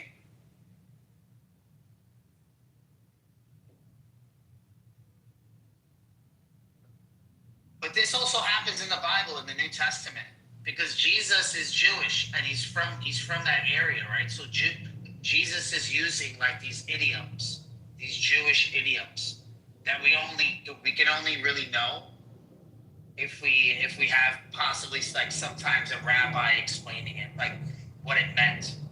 But by the time the 3rd and 4th century came around, there was very little Jews in it, like there was in the beginning. It became like a full Gentile religion. In the beginning of it, it was Jewish and Christian. So they had all these sort of the culture was there, but as like the 3rd and 4th century came around, there wasn't that many Jews in it, like that were cultural Jews. It was mostly like the Greeks and the people on the outer, that the seculars, they appealed to Christianity.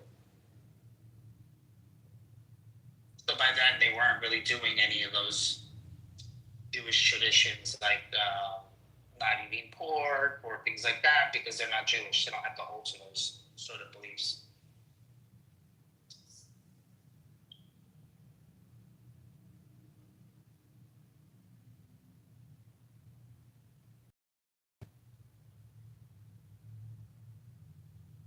So you know, like when Muhammad says, "Go on what's been revealed to you," right? And then they discover Christianity. Those people would still be technically judged under the Torah and keeping those sort of, because they're Jewish, they would still keep those Jewish laws.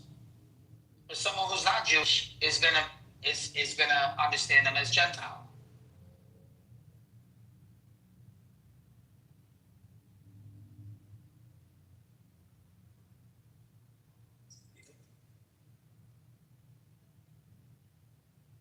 Okay, I'm gonna copy the link that I asked ChatGPT and I'm gonna put it in the chat for you to take a look at too.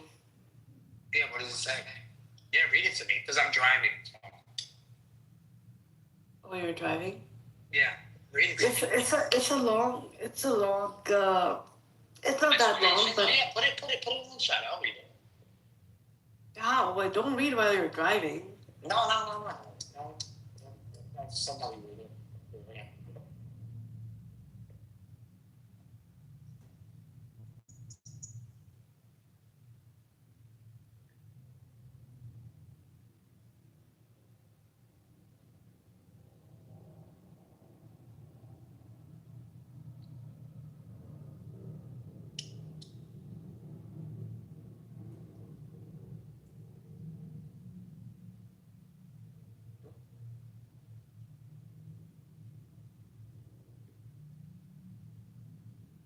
And then there was us.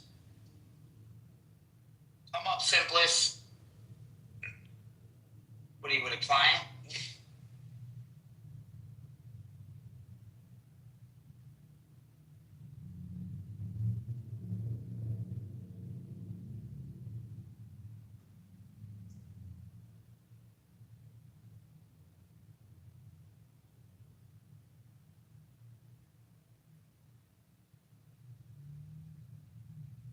I'm gonna go check out this Theologia. I'll be back.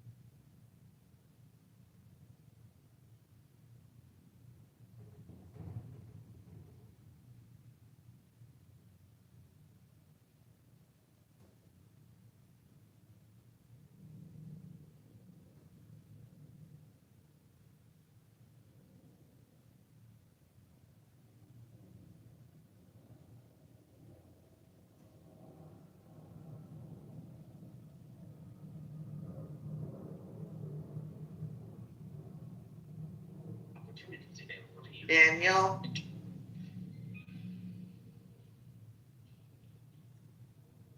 That's my wife. Forget her. I find spouses to be a distraction. I suspect my own been about her prematurely by turning me into the police. I've forgiven her, of course, because of her immense beauty. I need to find out. We know where she is. Of course.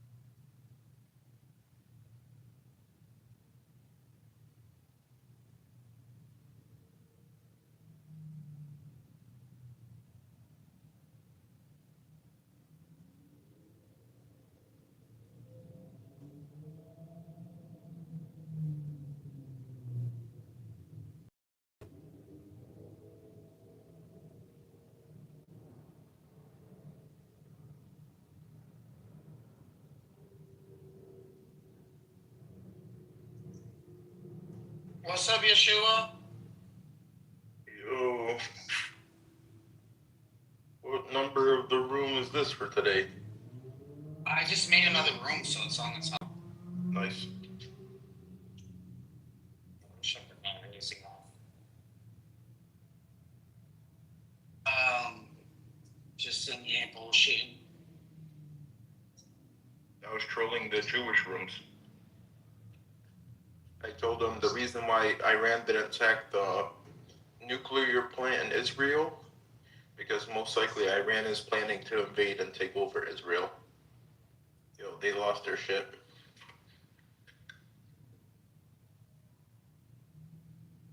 I don't talk about politics.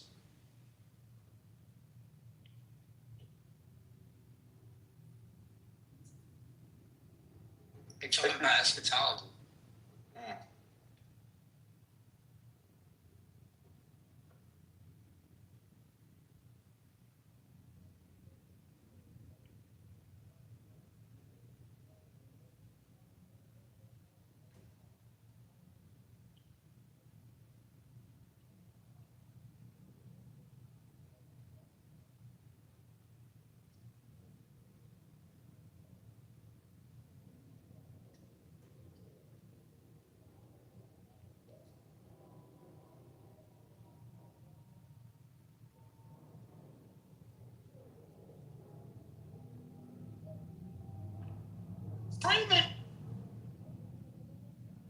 Probably at work, probably can't talk.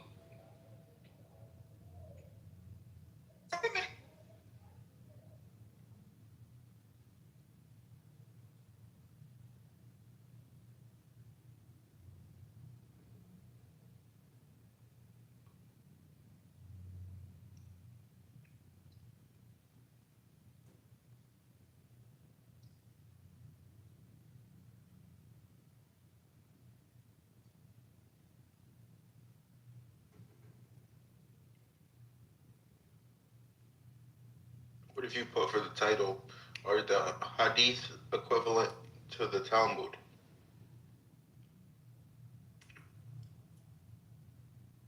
I'm about to put a controversial question. Oh my goodness.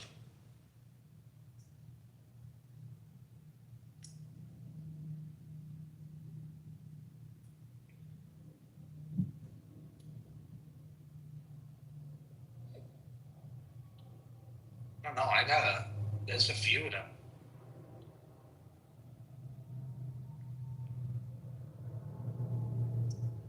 Let's see.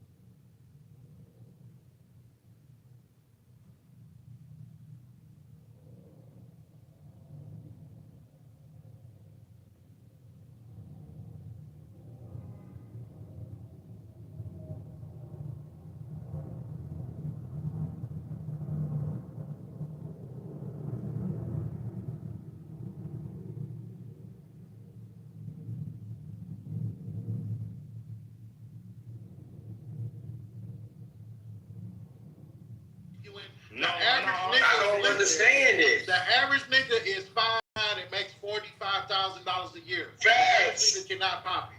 I don't know what the Facts. You fuck can't pop Content. shit. Content, what you missing is the point that I'm saying. Motion has nothing to do with it.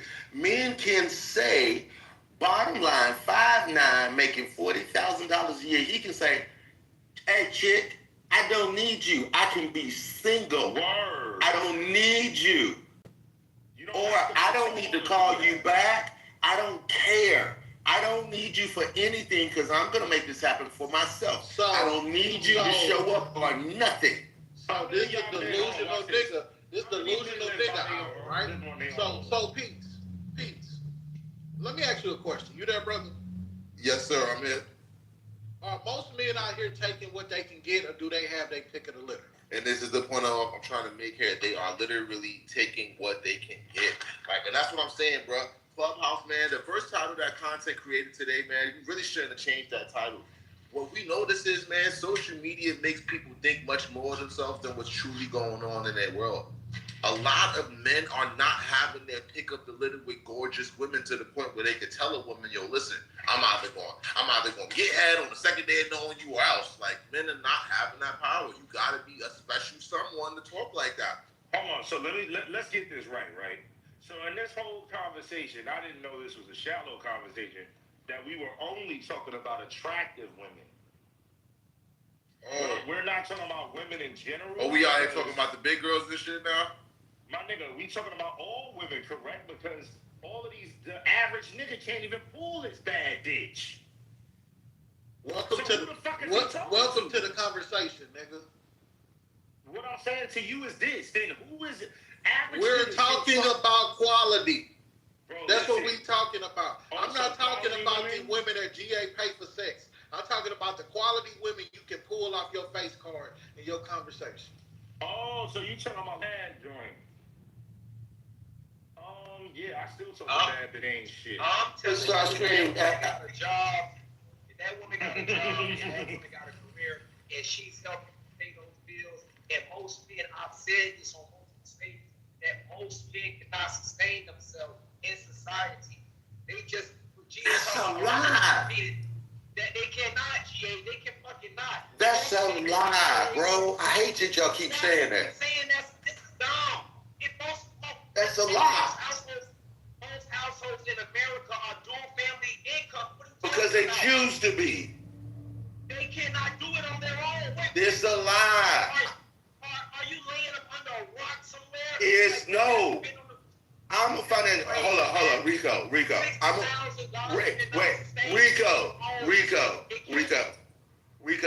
I'm gonna say this for you because I'm a financial advisor, and I do this for a living. Listen, wait, Rico, stop. Wait, Rico, stop for a minute. I'm telling you, over 2 decades, I run into the same crap. Most people, the reason why they can't do it on one income is because they're doing dumb shit with their money. You don't need to have an iPhone 27. You don't need to actually go out to eat 4 and 5 times a month. No, stop. Rico, stop. Rico, hold on for a minute. Rico, you gotta let him finish, bro. Rico, you gotta let me finish. What I'm telling you is this. If a man decides, instead of him living in the nice, safe part of town, whatever, if he lives by his damn self, he doesn't have to live in Manhattan, Midtown, one of the boroughs. He can live by himself. It doesn't matter the average Rico, stop. Rico, if he's making $40,000, he can pay for his own food, his own utilities, and his own single bedroom apartment that's 800 square feet until he makes more money. The nigga don't have no business dating. He don't need it. He doesn't. Rico, I'm telling you, you can argue with me all you want to. He shouldn't have any. He shouldn't do anything. Rico, this is the argument that you don't understand. He should not be dating. He should not be spending money on women. He should not have any money to do anything. Congratulations. You're an adult. You can't pay your rent, your car payment, insurance, cell phone, groceries. Maybe you shouldn't have a car payment. Maybe you should be taking mass transit. You should be taking transit because like, what the fuck is we talking about? Like, my nigga, what I'm telling you is this. When y'all say quality women, now are we talking about, we're talking about how they look and these bitches got a good job?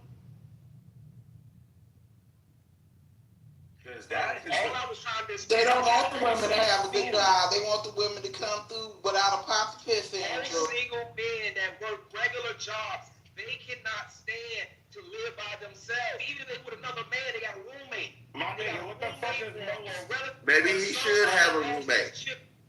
Or somebody else that's chipping in, a family member. Maybe he needs a roommate. My nigga, in all of these states, man, all right, man, this is crazy. Rico, That's we why live in they New can't York.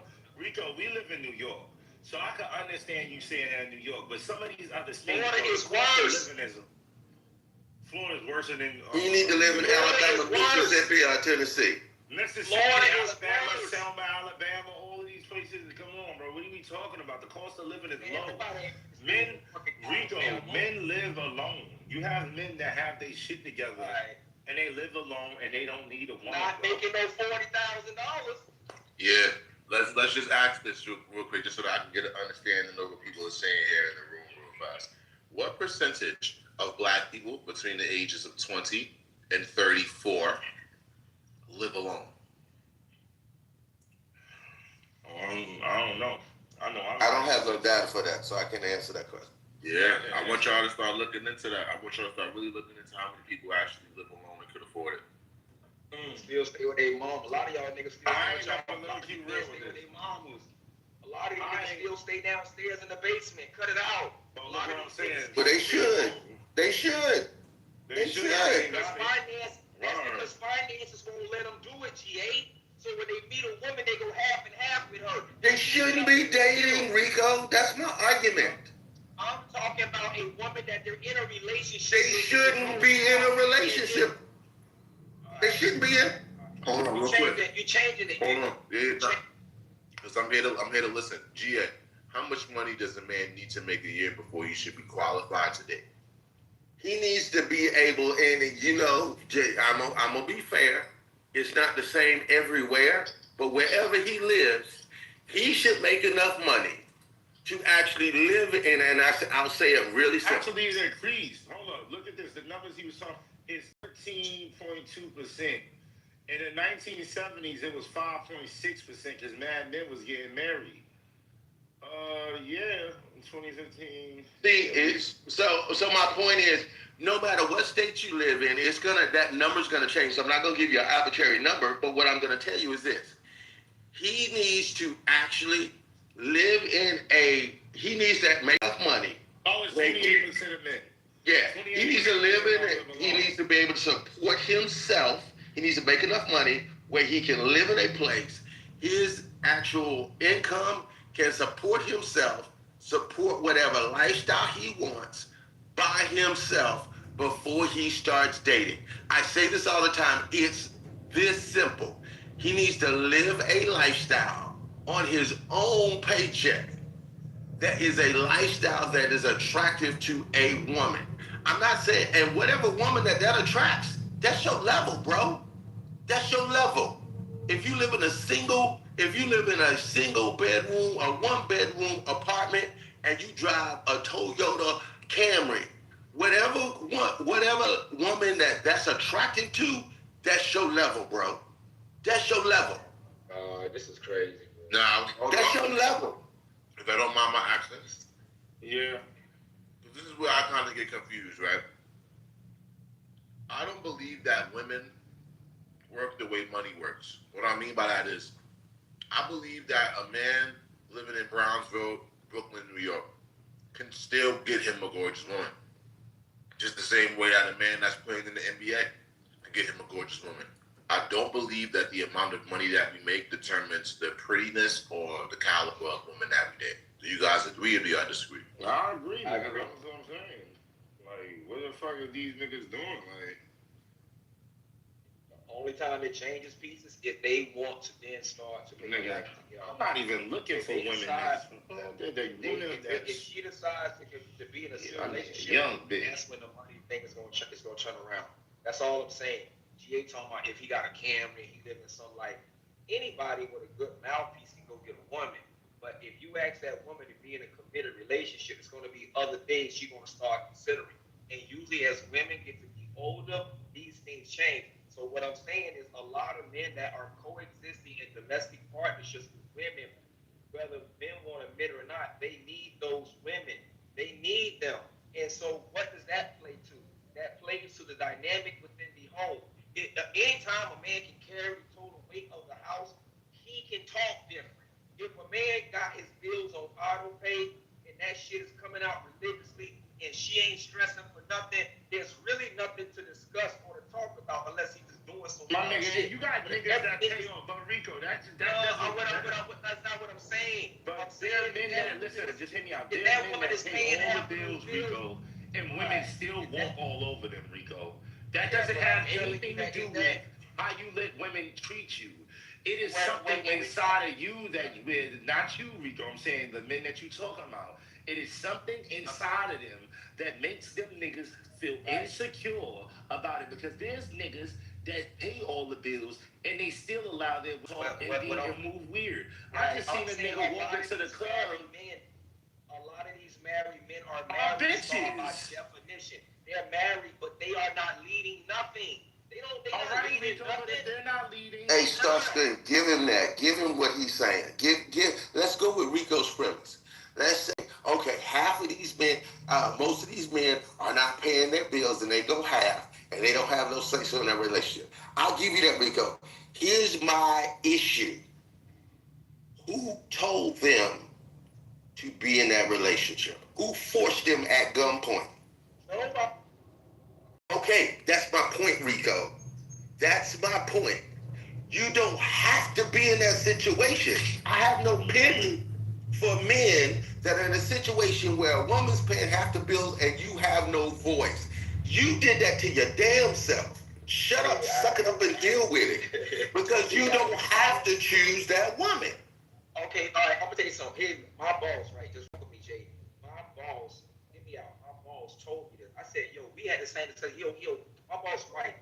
He told me, I was like, yo, man, he married. I said, how y'all, because he was just saying how his wife took leave, she didn't have another baby. And he was like, I'm gonna be honest, man. Like, my wife almost double earns me. And he my boss. I was like, so how does that work, like, as far as y'all dynamics? He like, she never brings it up, but he like to be honest because she's the head, like, of the department at the hospital. He like, bro, like just one day, like, that she takes it off can almost make my salary. So he was like, she never says nothing, but he was like, she knows. His wife is not, like, she don't know the kind of money that she makes. She's well aware. So, G, I heard what you're saying, but I agree with you, what you're saying. That's just a lot of men's realities, bro. Like, but it's their fault. Saying, like, all right, man, fault or no fault, GA. I'm not trying to shift blame. I'm just trying to say, hey, man, I understand the conversation in which the leadership and the dynamic change. That if you get your bag up, you're talking about a different type of man than a man that's in a relationship to where his woman understands that dynamic isn't the same. That's all I'm saying. I get it, it's his fault. But if we just do what you say and abandon the relationship, most men gotta just move out right the fuck now. Most men should just move the fuck out right now. They should. What you gonna say? They should. They literally should. Nigga, I'm gonna be honest with you saying these niggas is living above their means. Thank you, Starscream. Thank you. Nigga, if you could afford a studio apartment, nigga, you could afford certain shit. You could afford buying a room. There's people that live in that have roommates, but it ain't like they living with these niggas. They share a kitchen and they share a bathroom. That's it. So at the end of the day, Rico, it's like, come on, bro. What are we? Because you're gonna use this fake masculinity shit that you be on, and that shit not reality. I'm talking about what I see. Yes, it is, bro. Because we got what you see, other things that's to very. consider. Isn't They're that not very gonna leave insular? those houses because Isn't that very insular and anecdotal? Because if we base no, this I'm not conversation saying on she's. You're making it seem like you're making it seem like she's disrespectful and calling out. None of that is what I'm talking about. I'm saying decision making and things that where a man would just tell the woman how shit gonna run. Like, this is what I came up. This is what we doing. They not doing that shit. That shit is obsolete in most men's lives right now. That's what I'm trying to get you to see. Like, I don't understand how y'all can't connect the dots. I'm connecting the dots. Bro, you speaking to, bro, I just Alright, well, just go ahead and keep the fake shit up, man. What am I gonna over 37, it's over 37 million men that live alone, bro. So at the end of the day, those are older, retired men. No, it's not just. Even they took into account young men and all of that. Nigga, I'm 32 right now. I live alone. Like, what are we saying? It's men that live alone. I'm not saying that all men do. But are you? I bet you can't come to Florida and live by yourself. I bet you have to get a roommate. Nigga, I bet you have to get a room. What neighborhood? What neighborhood in Florida? What neighborhood? I live in New York, nigga. It's what the fuck? You on night shift? You get housing. Nigga, I live in an apartment building. I don't live in no fucking night shift. Yeah, that's like 1,800 on screen or more or less. Nigga, it's some people in my building paying fucking goddamn 2,800 a month. What are you talking about? Damn. Yeah. I live in Flatbush, Brooklyn. Nigga, ain't no fucking projects. Where's the projects in Flatbush? 28 for a bucket is crazy, bro. I ain't gonna hold you. Damn. You know what I'm saying? So at the end of the day, what I'm telling you is it's not that bad because it's you out here and that all the other shit that we have. When we walk outside, we walk out to a lot of different shit. Yes, we may live in an apartment building, but another thing is a lot of people don't have the resources and all the type of shit that we can do when we go outside. You know what I'm saying? And another thing is public transportation is a breeze. And a lot of other places, they don't have public transportation like New York, where you could get to where you're going all over. He talking about. I don't live in Tompkins. Tompkins is not in Flatbush. So like, bro, if you have this issue where you think all niggas is just down bad and they're not doing nothing. I'm not saying that. I'm saying most men are median earning men. That's what I'm telling you. In Florida, in New York, if you make $50,000 in New York, you are below poor. $50,000 is like making $2. Not even. Yeah, bro, people are you can't wipe your ass with 50. You can't wipe your ass with 50K in New York. Rico, you left. You can't wipe your ass with 50K in New York. And you're not making sense. A lot of people, yes, they do make $50,000 in New York. Do you think that's the only thing that they're doing? Bro, they are poor. In California, New York, Florida, in most metropolitan. Let me end this conversation. Let me end this conversation like this. What percentage of black men do you guys think have a beautiful apartment and a new car that they're paying for? What percentage of black men do you think have that? I would say about 25% is probably being like generous. I'll be generous. 25% out of 100%. I think that's a high number. I think we should go and do that research, fellas. Let's find out what percentage of black men drive a car and live alone. Bro, I'm gonna be honest. People don't even fucking put that shit out. What the fuck are we talking? Nah, it's out there, my brother. It's out there. And on top of that, even if the numbers ain't out there, we just go and have a room talking to men and just ask men between the ages of 20 and 30. Even if you want to add it to 30, 20 to 40. Right here. A lot of men ain't having their way the way the niggas actually want to make it seem. To the point, a lot of men are average earning, bro. If you are able to say that you have those things, that's something to thank God for. That's something to be grateful for, rather than looking at it like, damn, everybody else got it. Because a lot of guys do not have that. So it says about 55% of black men are partnered and single, and about 14 of them live alone. Exactly. 14%. So what guys said, do the math. You said right? what? That's I didn't hear you. Yeah, So if there's roughly 55% of black men in the U.S. are unpartnered, which single, and about 14% of black men nationwide live alone. So with that said, right? Is it really doing all of us a service by being single? Because it's the same even with women. And I always speak on this. Like, yeah, there are some women that can have a beautiful 2 to 3 bedroom home while driving a 2026 BMW fucking 7 Series. But nigga, for the most part, that shit is not motherfucking happening. It's not fucking happening, Captain.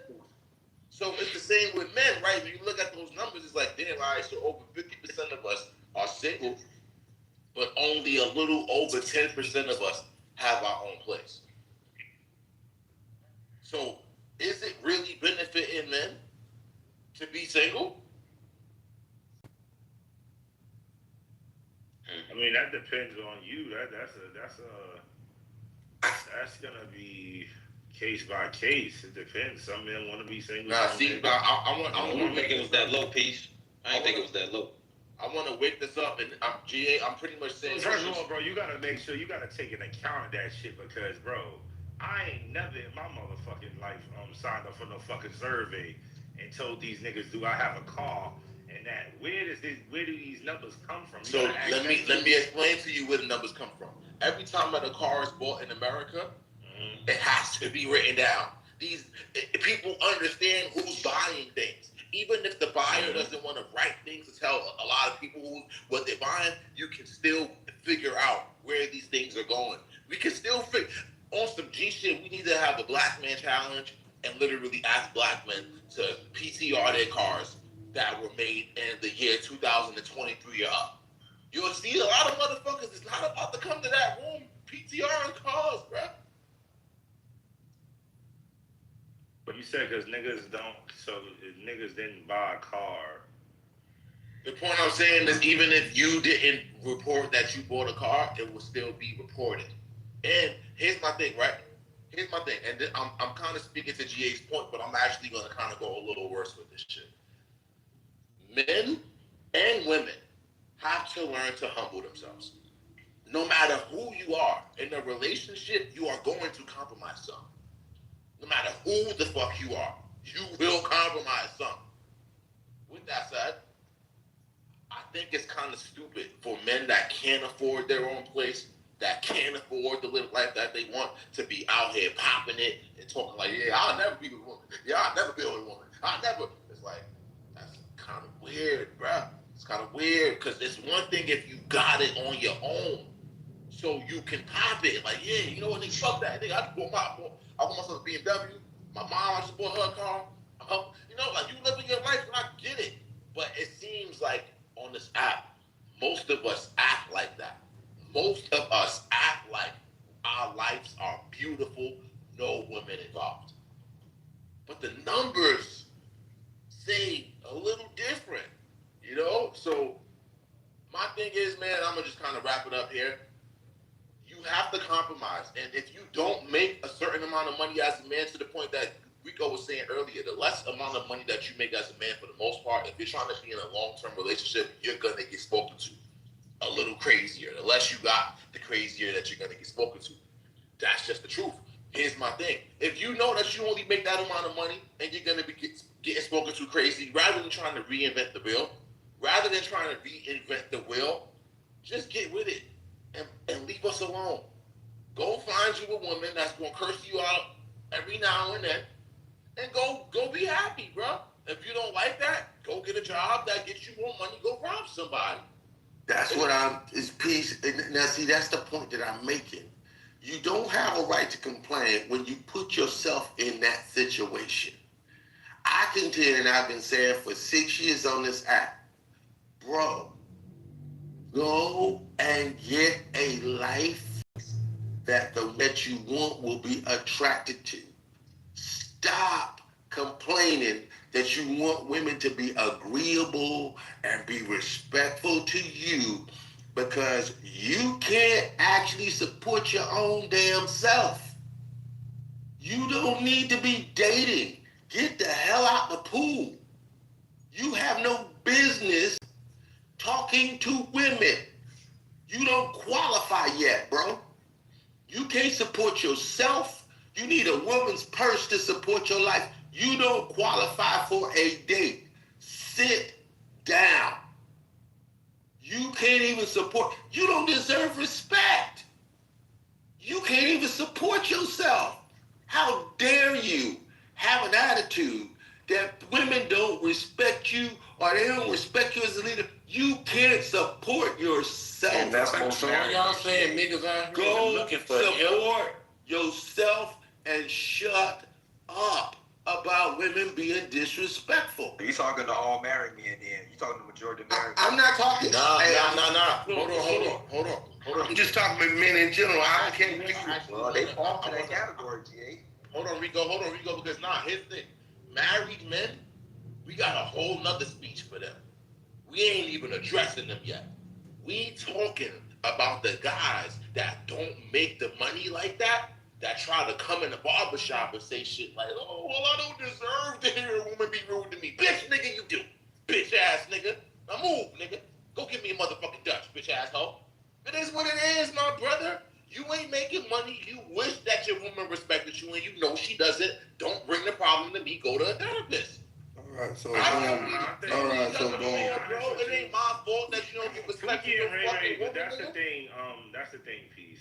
We see so often that Pookie and Ray Ray got a control over these bitches more than niggas that supposedly got all their shit together and got a job and got money. Cause these bitches will listen to Pookie and Ray Ray and pay all his bills. Can I correct that? All his shit. I wanna correct it a little bit by saying this much. I see men that are broke that control women, and I see men that have it control women. I see men that are broke not control women. I see men that have it not control women. That's a But fact. what is the percent? I'm gonna be real with you, brother. I'm gonna be real with you, brother. There's a lot of men that make money that do not know how to move their hand with women. I'm telling you, women talk about them all the time. They basically like rich lanes. Women always call that out. Yo, if he didn't have his money, he would not be having his way. Women always being honest about men like that. I think there's a nuance that Hold on, Archie. Before you go, I wanted to say something because I was hearing him. My bad. Go ahead. You know, there is a nuance that no one has spoke about in this conversation. And the nuance, I heard many brothers speak, and I agree with some perspectives. I'm not going to go through all that. But there's a nuance to Starscream Point and what he said. Ain't no woman going to tell him what to do in his shit. I agree with that perspective. But there's one factor of a nuance that no one has even thought of. Just because that woman may acquiesce, Starscream, because you checked her, don't forget, a woman can have a mentality to go along to get along. Men really want the authentic and genuine of a woman who displays that she follows, that she respects. So that is a nuance that most men are not thinking about, because yet you may think she heard your voice, but you have failed to realize she'll go along to get along. Because women will go along to get along for 15 or 20 years. We have heard women tell y'all that they will acquiesce to your demand because of the benefactor of your labor. No one has discussed that. That is a nuance no one ever thought about in this topic. So although you get that, now let me show you this. If you really got to force your hand, 9 out of 10, if that woman, you providing for that woman is going to acquiesce because you are providing and giving her what she wants. So again, women have told y'all that guess what? You can buy their submission, you can buy their respect, and you can buy their sex. So don't forget, just because you beat your chest, that woman is in line with your program, when at the end of the day, she lining your ass up to make you think you have control. Because see, a man that really has control over his woman, 2 things is gonna happen. He don't have to speak to her in a demeaning way. You can say her name a certain way, in a gentle, meek, firm way, and she'll straighten up. then guess what? You could tell that she still respects you by how she served your household. You don't have to be unruly, disrespectful. Yes, I do believe a man should run his house. You can run your household with a egregious, uh, egregious way, or you could do it as a man. She understanding that you the man, but also understand that she respects you. And then again, to a peace point, let me tell you men something. If you men are really on principle and boundaries, why would you make a woman submit to you forcefully when it should be a choice? Because if you are that man and she don't want to hear you and you got to get out of character her, you should put her on her way. Now I'm gonna tell you the reason why I said this. Because I'm a man that paid I put a woman out of my life. I filed for divorce for the very thing that y'all are talking about. That I, myself, I deemed disrespectful. And I didn't have to negotiate, even though I loved her and all.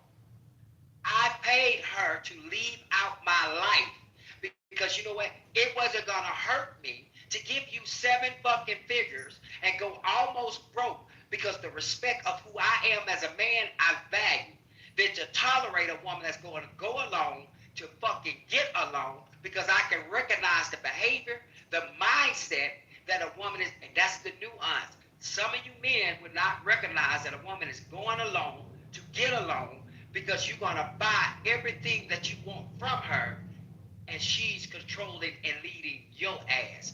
That's a nuance that some men are missing. Not all, but I agree with all perspectives. But let's talk on that nuance since we think because we can raise our voice and we can force a woman into submission. Y'all didn't know that was a nuance. That women would go along to get along because there is a benefit for her to cosplay to let you think you in control when she know you don't have control the whole time.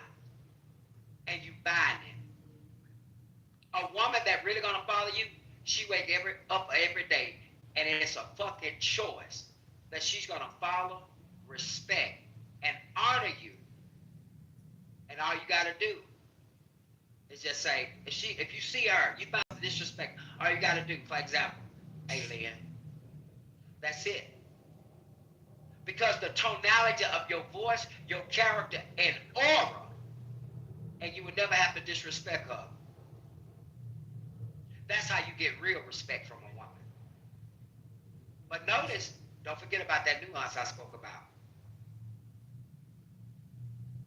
Yeah, she could get along. I get that, Archie. But what I'm saying is for the brothers that we standing on the mountain for a bunch of niggas that gotta get their shit together. If you walking in life and you letting a woman dictate your life, my nigga, I'm gonna be honest. These other men from other countries got half of what we got. And they will, I just witnessed a Puerto Rican man, not saying endorsing this. That nigga grabbed that woman up. He said that woman didn't want to listen. That nigga took her ass in front of everybody and cut her goddamn hair off. And she sat her ass down. Yo, I couldn't believe the shit I did. I was like, God damn, this nigga is crazy. These niggas in other countries don't got half of what we got. And they women wouldn't even think in their mind to buck up at these niggas. But that's culture. That has nothing to do with the men. And not what I'm telling you. That's that's culture, man. That's so men don't have a part to do with the culture. No. Listen to me. No. If we lived in Sharia law, that'd be a different story. But our culture and our society is not actually based on religious law. It's different, man. You can't do that. That's a false equivalency. I'm gonna be honest, it's not a false equivalency. It is, man. I done seen niggas check they bitch right in front of me, and that bitch shut the fuck up. And all I'm expressing, I want to say this much. In all respects, that shit don't happen all the time. It doesn't happen in most. It don't happen around the niggas you around, cause all the time. If a tree fall in the woods, nigga, and you wasn't there to see it, that don't mean shit. Man, my whole thing, bro. That don't mean it doesn't happen, brother. I'm telling you, what I'm telling you. Around niggas that don't do that, I can understand, I can respect that. But what I'm telling you, bro, is the niggas I'm around, they don't have that problem. I know a woman right now, one of my blood brothers, she paying a lot of shit, and that woman don't even come out her mouth and say a motherfucking word. But Starscream, I'll say this, and this is just my opinion. I don't think it's a flex when a man checks a woman. I don't think it's a flex for me. And this is just my opinion. If a man, and I'm 54, so I admit I'm out of the game. I'm in a different, I live in a bubble. But in my opinion, man, I respect men that don't have to, that don't need to, that they only deal with women that don't operate that way. Listen, let me finish what I'm saying. Let me finish what I'm saying. I say this all the time. When a man proposes to a woman, anything that he deals with, he chose it. I don't understand this concept that you choose something. I agree with that. You choose something, then turn around and complain about how it operates. You chose it. You picked her. No, it's not. Because here's the thing, bro. It's one of them things to where when you it's like just on the surface level, bro. When you meet a motherfucker and you can put up with everything that they can deal with, that they bring at you, like you can put up with the bullshit and it's nothing. You know what I'm saying? You choose to deal with that. At that point, it's like later on down the line, ain't no sense that you crying about it or coming at them with it like, hey, you fart too much, or you do this too much. Hey, you already done signed up for it. You know what we was doing. You've been in this motherfucker 2-3 years now. Ain't no need you even complaining about it. You accepted it when you accepted who I was. So when you get married, you accept everything about that person. Once you decide to get married, you accept all that shit. Yeah, so ain't no sense of complaining about it once you go ahead and ask them to marry you. Because when you when you ask them to marry them, you telling them, I accept everything you come with. Well, what he's saying, right, he doesn't help at all. He can respect whatever he wants to respect at the end of the day. But for us to act like everybody is going to go throughout their whole fucking marriage without no quorums is fucking No, I didn't say that. That's not what I'm saying. What I'm saying, let me land it. Because men are going to you're going to have to come to a time where you're going to have to check a bitch. Yes. See. So I understand you respect men that never had an altercation with their woman. That's not what I'm saying. You misrepresenting what I'm saying. No, I ain't misrepresenting shit. You don't understand what I'm saying. You don't understand what I'm saying. Watch this, fellas. Everybody in here that heard this nigga say, what did he tell us? He said he respect men that do not have to check their women because of what? Because they picked the woman that they align with. So what does that mean, ladies and gentlemen? That means the nigga never had to tell the bitch shit. That is not what I said. That is not what I said. Listen, let me finish. So let me finish and let me explain what I'm saying. For me, and maybe my definition is different than yours, and that's okay. Checking a woman is iceberg slim checking a woman. Saying, shut up, you need to sit down, I'm making all the decisions, you need to follow what I'm saying and how I'm rolling, or else you need to get out. That right there, that's my definition of checking a woman. And my point to that is, if you do it correctly, you shouldn't even be with a woman that you should have to do that to. I respected men that chose correctly. I'm not saying that there's not disagreements. I'm not saying that there's not bumps in the road. I'm not saying that she doesn't disagree with you. I'm not even saying there's not arguments. That's not what I'm saying. But checking a woman, I refuse to share oxygen with a woman that I gotta check. Let me get in here real quick. Let me say this. See, GA, you being disingenuous and you trying to play the semantics game. No, listen to me, brother. I was with my woman for 11 years. I can count on one hand how many arguments we've had. during the whole 11 years. But there were times she did things. I remember one time she got into it with her mama real bad, and I was over at the house. And after we left, and I went home and I talked to her and I said, look, you need to make up with your mama because you was dead wrong. She didn't want to hear shit that came out of my mouth, right? But she was absolutely wrong, right? I want you to understand, checking a woman don't mean because she fucking out of order. Sometimes motherfuckers just having a off day. Sometimes somebody in their emotions. It could be all type of things influencing. Hell, I have days where shit, nigga you might catch me and I might go off. It might be every once in a while. You know what I'm saying? But the point that I'm saying is we all have days where we need to be reset. And what I'm saying is you trying to make checking a woman this big grandiose deal because you trying to redefine what Starscream's saying. Bro, I'm not gonna let you redefine it. No. I just said we might have different definitions. Don't mean that you have to yell at her. It don't mean you have to cuss at her. You can just pull her to the side and say, "Hey, baby, we're not gonna do that. This is what we got going on. I don't need you to worry about what's going on over there. You cool with that? Okay, baby." And you sitting her on her way, and you talk to her like she a 3-year-old. Like what I'm saying is, I said we might have different definitions. I admit that. I get that. So what I'm saying is, you playing the semantics game, and it's like you gaslighting Starscream. I'm not gaslighting him. I started out saying we might have different definitions. I'm not gaslighting him. I'm just saying my definition may be different than his. It may be different than yours. That's not gaslighting. I'm just saying we might have different definitions. From my definition, that's what I believe. I'm not trying to convince anybody to take on my definition. I'm just saying that's my definition. It's been times in my room, I wish Cass was up in here, that I had to tell Cass, mute your mic. Cass, mute your mic. You there? Haven't you heard me do that? Well, I'm like, listen, Cass, I don't want you representing yourself like that up in here. You know what I'm saying? It's not like, you know what, y'all got it, bro. Because GA, you trying to make this shit. You trying to make this shit complicated. It's not that complicated. You basically telling me if your woman do some weird shit, basically with his submission, that would mean he would automatically just leave her. Yep. Pretty much. Correct. Pretty much. So you're correct. Your woman can't even burp around you, huh?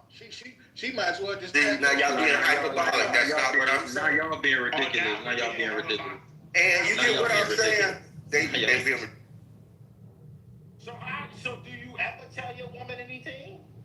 Y'all, again, I'll explain this again. I'm not going to be with a woman. I'm not talking about correcting somebody. So your woman has to be perfect, is basically. I'm not saying she has to be perfect. No, she has to be perfect. If I may, after y'all, I'd like to. And go ahead, because apparently I'm not saying. I understand what's going on. So, GA, I understand where he coming from. There are women in this world who do know their role. You know what I'm saying? And he specifically said before his submission, I don't believe he's gaslighting, but I've heard him specifically say, hey, look, we may have different definitions. And he went to say what his definition of checking is. He's iceberg slim. That's a savage right there. You know what I'm saying? And in his view, if you have to be with a woman to where you have to turn into iceberg slim and, you know, just get out of your body and get out of your frame and really go there with your lady, that's not something that he sees is worth him staying around. There are women in this world who know their role. And he said there's a difference between correction and checking. Yeah, you can correct your chick. Let me stop you. But just Here's the problem. Hold on, Starscream. Every man don't communicate like that. Every man don't go nuclear. Every man don't scream. Every man don't turn into. I know some dudes who get mad as hell, mad enough to kill, and they don't even raise their voice. That's all I'm saying. I'm one of them. Yeah, no, I'm one of them. I don't raise my voice at no woman or do nothing like that. But what you know I'm saying? telling you is correcting a bitch is checking her. Well, that's what we different. That's what we different. But Starscream, the way you define it, if you correcting a bitch, it sounds like you pimping a girl out. Man, like, that's what they say. I don't deal with prostitutes. But that's what, but content. That's what GA drew the drew the line in the thing. That's why he said correcting and checking is different in his eyes. Correcting in a woman is checking a woman. Y'all turned the conversation to something it didn't have to be. I'm talking about the title. Rico, how the hell you gonna come just in here and tell us what the fuck you talking about with me? Because the title is about leadership, and leadership comes with decision making. It comes with dynamics, the way the family is going, the vacations, places. This doesn't mean that you're arguing with a woman. He want to make it to an extreme to where his point is relevant, to where you have to argue or curse. That's not what we're talking about. Who said that? What are you talking about? We having a different conversation. That's where y'all took the conversation. No. It's a misunderstanding between Starscream and GA. Like they have different views on what it is to quote unquote. But we not disagreeing with you, We're not Rico. talking to you. What are you talking about? What are you talking about, Rico? Yeah, GA and Starscreen, they just have some misunderstanding on what checking a woman is. Look, we got new speakers on stage. GA don't know how to get his woman in line. He's already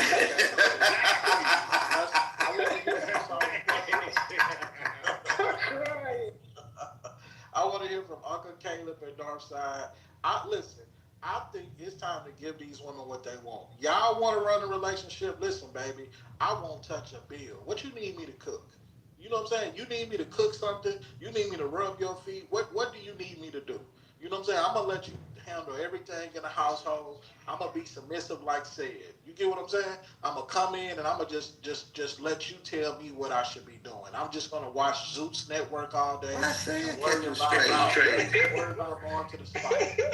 Yo, we should do it like that. What's that? I'm with you. Hey, look, Doctor. Hey, Lou. Let the woman do the man role. Let's see how that would be the funniest skit in the world. And look to the I'd like to briefly just talk to the topic. Yes, if you're going 50-50, because in that case, I mean, she just big mom at that point. I mean, if you a man living under a roof with a woman and she paying bills, that's crazy work. The only time that should have been happening in your life is if you grew up with your mom. You know what I'm saying? And by the time you're 18, 19, 20, or even 21, I'll give you grace. You should have been out the house. So, I mean, if you under the same roof and, I mean, that's cool, bro, but let me finish. I appreciate you. You know what I'm saying? So, look, if you under the same roof and you have a woman up in there, you a grown man, and she contributing the bills, that's big mama right there. You know what I'm saying? Let her lead, brother.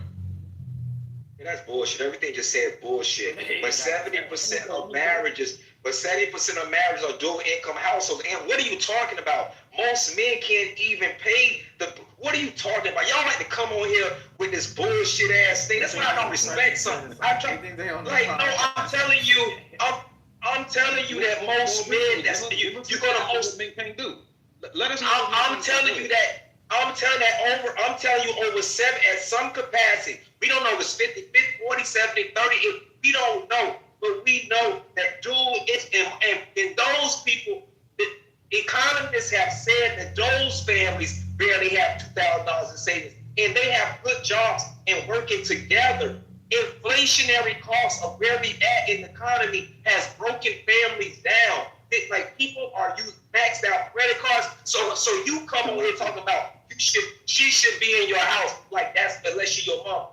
The mere fact you would make that statement makes me ultimately lose respect for you as a speaker. And I've heard you speak several times. Hold on, Rico. You took my statement. Hold on, look, I'm about to prove something to you, right? You took my statement the wrong way because the way that I just expressed it, right? And I'm a character, I know that, right? But the way that I said my statement, that's how it was in the old days. When the man went home. This ain't the old days. This ain't the old days. But we bringing it back to, but it has to go back to the old days. No, the cost isn't the same. Real estate ain't the same. Rent ain't the same. Brother. The economy is nowhere like that. I'm done with this shit content. You got it, content. One mic on GA and peace. I'm done. Yeah, this is Cap. Y'all got to get out of the fantasy of yesteryear. Sorry. This ain't your grandfather that could just work at General Motors and can go buy a house or work at the bus place, drive a bus. It just ain't, the economy don't speak to it the same. These are just fairy tale narratives and podcast talking points. Well, okay, so want to thump their chest. Most dudes ain't doing this, and most dudes can't do it. We already know what the median income is for most black men and women. Like, I got you. Most men don't even make enough money to take care of all the bills in order to suffice for a household. Most dudes run an egalitarian relationship. You don't have to confirm that you got me. You can say it on mute. Right, but when I was speaking, you kept saying Cap. Yeah. I was accidentally off mute. So my apologies for that. At the end of the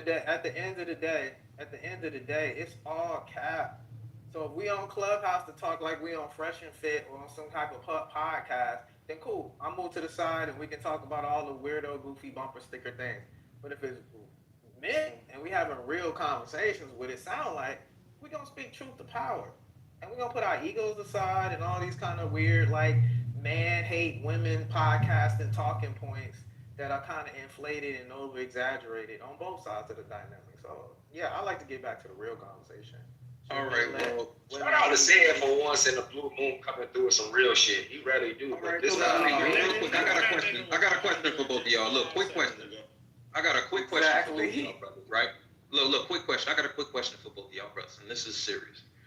What can a woman help you do or do for you financially in this world that you couldn't do for yourself? The numbers is math. Numbers is math. If I have a certain amount of bills and I'm answering it, you just don't want to accept my answer.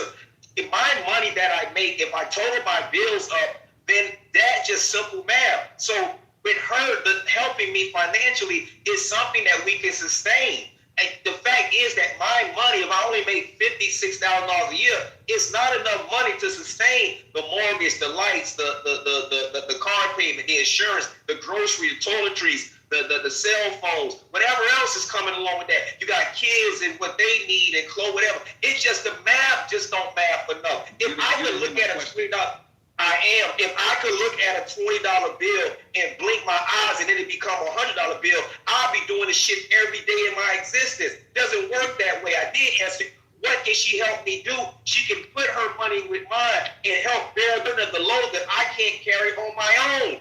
What else do you want? You didn't hear the question. The question was, what can a woman do for you or help you with financially that you can't do for yourself? So this is the reality. This the reality. She can add more money. Hold on. Yeah, oh, my bad, Church. But this is the reality. No. I understand she got add, but what can't you do for yourself that she can help you with? Bad framing just from the start. If your position now, it's a simple question. Yeah, I know it's a moot question because if it's centered around a woman helping you that you can't do for yourself, you've already lost the whole point of being with a woman in the first place. The whole point of us joining together. The whole point of us joining together, if it's centered around it being something that I can't do for myself, I need to get out the women business. I'm gonna be dead ass. The whole framing of the question is just a bad question, and in good faith on just asking that question in and of itself. You need to be alone. You need to be alone. Thank you. If you're centering around a woman is I can do it by myself and I don't need a woman because I can't do it by myself, or I can only do it by myself, then yeah, you might not understand what it is. But I said financially, sir. You're talking about everything else. I said financially. Even financially. Are you serious? So I shouldn't be with a woman because I don't need financial help from a woman? If your framework is what can I do or what is she adding to what I do that I can't do? That's not the friend. No, that wasn't the question. You're misunderstanding the question. The question was, what can a woman, and I expected an answer like the real answer from you, right? Because you're a man and y'all seem self-respecting. So what can a woman do for you or help you with financially in this life that you aren't capable, that you can't do for yourself? Ant's answer is nothing. Nothing. That's the answer, Ant. Because guess what? The point is, I've already done it financially for myself anyway. She's just stepping in. She's not helping with anything. She's icing on my cake, bro. I don't know where y'all get this, but men you don't make up the majority of men. UNGA don't make up the majority of men. Y'all speak about y'all, most men don't. So you mean tell me Greg Cardone, hold on, if Greg don't come in the room, you gotta shut the fuck up. If we just gonna base it on where we're at in life, if anybody richer than anybody in space come on, you gotta shut the fuck up. But be respectful. You're trying to sit our manhood. You're trying to sit a manhood around a dollar sign. Hey Rico. I'm not emotional. I talk like this. It's just a conversation. You gotta keep calling my name. I talk like this. Everybody know that. I'm not gonna let you get off that shit on stage. You're trying to center your manhood around a dollar sign. Because Jeff Bezos will tell everybody they ain't a man. Jeff Bezos will tell us all we not men. If Jeff Bezos come in here, nobody's a fucking man but him on the stage. So what are you talking about? What are you talking about? If you just gonna put a dollar sign on my manhood. Nigga, I'm a man with money or without it. Your manhood. Where you get that That's from? what you just said. And GA co-signed the shit. You said that what can a woman do to help me financially? Nothing. Because I've already built myself. I said for you, that's fine. You're not a representation of the mass of men. What about the average day blue collar worker or the guy that does HVAC or the guy that's working and trying to maintain for his wife? You ain't no fucking more manly than he is now. What you still talking about? Emotional that. But did I because I'm pretty sure that dude who does HVAC, he is well capable of doing it for himself. He don't need a woman's help. That's a recession-proof skill that man has. Let me just meet you at a mutual ground. Most men aren't in a position where they can live fully in their life where they don't. And we all know that most men need to be better. That's the welcome to the conversation. That's the conversation we having. Now we got. I already know. What do you mean? Well, so we're not. Okay, that's the conversation we're having. So bringing up the fact of the 1%ers who have reached financial success and they don't need a woman because they've already meet financial health and a woman can't add nothing to them to help them isn't the position that most black men are in. Just keep it a buck. So bringing that point up is a more anecdotal and individual. I get it. We all on Clubhouse as millionaires, me, GA, and I get it. We all the 1%. The IRS listening. I'm not a millionaire. Put the 1%ers to the side, and we're having a general, collective, macro black man, 105th ceiling in the air conversation. You can get outside of our own little machismo or manhood and how we run our programs and what we do. I can get on here and say all that stuff on what I do. But at the end of the day, what is most black men doing out here? And that's the conversation we're having. That's just to kind of bring you where we at.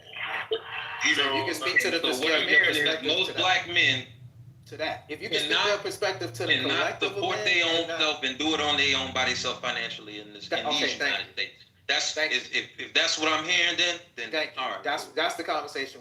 Sean said to that point. No. And to that point said to the point you made, and I agree with you. Most black men are making right at that 55,000 somewhere, 52,000 somewhere point. I agree with that. I'm telling you, when I got married the first time, I lived in a single bedroom home. Single bed apartment. It wasn't even a house. And I had a child, my first child, in that place. But I had that place myself, off my own dime. I was working a job where I got paid. I wasn't balling out here in that sense. I wasn't. But the fact of the matter is, she moved into that apartment that I already had the electricity, all the bills in my. I was already paying for that life already. Yeah, but I didn't need her to help me. Going back to the anecdotal. I'm not going to the anecdotal. I'll be honest with you. Most dudes aren't in that. Even in 93 or whatever year that was, I'm assuming that was the early 90s. Yeah. Okay, what's the age cutoff, right? Because I understand that's 22, 23. What are we talking about? Yeah, what age group? That's not 2026. I was making chump change. Wait, what age group are we talking about? Because I don't want this to get conflated with the college kid. We're just talking about the regular, everyday 35. I was regular. Yeah. Wait. You nigga rent was $500. Nigga rent was $500. Yeah, exactly. Wait. No, we're not gonna do that. 35 years old and up. Are we serious? We're not gonna do that. We're not gonna do that because the pay ratio. What the? Yeah, have you seen have you seen the actual median income of niggas? It's 52. Wait. Let's look at the median income from the specific age group that you talked about, not the entirety of the black men in this country, because you put a number on it, which was good. Yeah, I said let's just talk 35. Okay, well let's do it right now. Let's see. Okay, what percentage of black men aged 35 and up? Let's see what their income looking like. Let's see what the financial situation looking like. Let's see. Because I love numbers. Black men.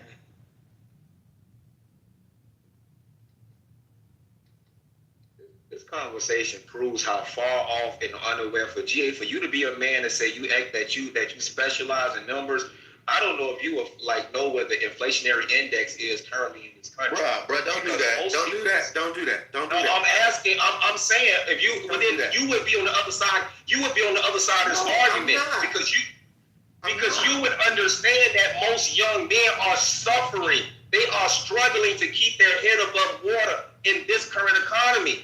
They do not have it like that. Bro, if you can't understand that, brother, you can't understand nothing. But Rico, you don't get what I'm saying. Yes, I do. No, you keep contending that a black man needs to be with a black woman. And we will never agree on that. Rico, as long as you believe that the savior of black men's economy is to get with a black woman to put their money together, we will never agree. I never said that. I never said that. I said that what you're contending. I said host. I said my issue with you is always the same. I consistently say that black women are not the saviors of black men economically. Black men need to go and sit down somewhere and be single. So you mean tell me the Asian culture, Caucasian culture, all these people have utilized, have utilized group economics, Asian people, Mexican people, all these people that, I understand it, but they have, but it's proven that culture. We not because I'm saying that it's advantageous. It's advantageous for men and women to use. Disagree. Okay, all right. As long as you continue trying to make black people white or Asian or whatever. It doesn't matter. The formula don't change. The formula don't change. The results don't change. No, it doesn't. More money in the pool makes more money in the pool. More money in the pocket. We will forever disagree because I don't believe black women are the economic saviors of black men. We just gonna disagree. Yeah, and listen, I got 56,000. I got the numbers. So he just said it, right? Age 2054, prime working age for a black man in this bracket, on a median in between 45,000 to he said it 56,000. This is courtesy of blackdemographics.com. But there is an earning disparity amongst all black men of all ages, right? Despite working, about 54% of all black men earn $50,000 or more annually, with 28% of those black men earning 75,000 or more, according to blackdemographics.com. And so that's to my point. And so what I'm saying is that ain't enough to get it. That ain't for yourself. Wait. That's enough to get it for yourself. That ain't enough to keep it cracking. Nah, just in this economy of life today. For yourself, yes, it is. No, it's not. For yourself. The reality is that this is about management. For yourself. If you're not able to manage your money, you're living a fictitious lifestyle that you dream to be. So you're buying things that you shouldn't be buying. You got car notes that you shouldn't have. You have all these expenses that is taken away from you being able to be successful financially within yourself. Then there's a lot of brothers who just do not have a vision for their own life. They'll sit there and go get a job, but they won't go get a career. Or they sit there and go get a job, but they don't have no dreams of their own businesses. Yes, you can have the job all day to pay your bills, but shit, what is the plan? What excites you as a man to make you want to get up and do something for yourself personally? Not making money for other people. I've always been on that mindset of I'm out here hustling. There's millions of people out here in LA. I got to get a percentage of some of that money, whatever it is. You see what I'm saying, Say? So it's really not about, finances. It's really about your own personal bank account, your own personal spirit, your own personal soul. That is what it's really about. Everything else is just deleted out the information until you are happy within yourself. You can have any type of woman you want because you have that confidence. But now, and I'm about to land one last thing. When it comes to a woman leading relationships, it's only because she have more finances because she's able to pay more of the bills. The house or the apartment, everything is in her name.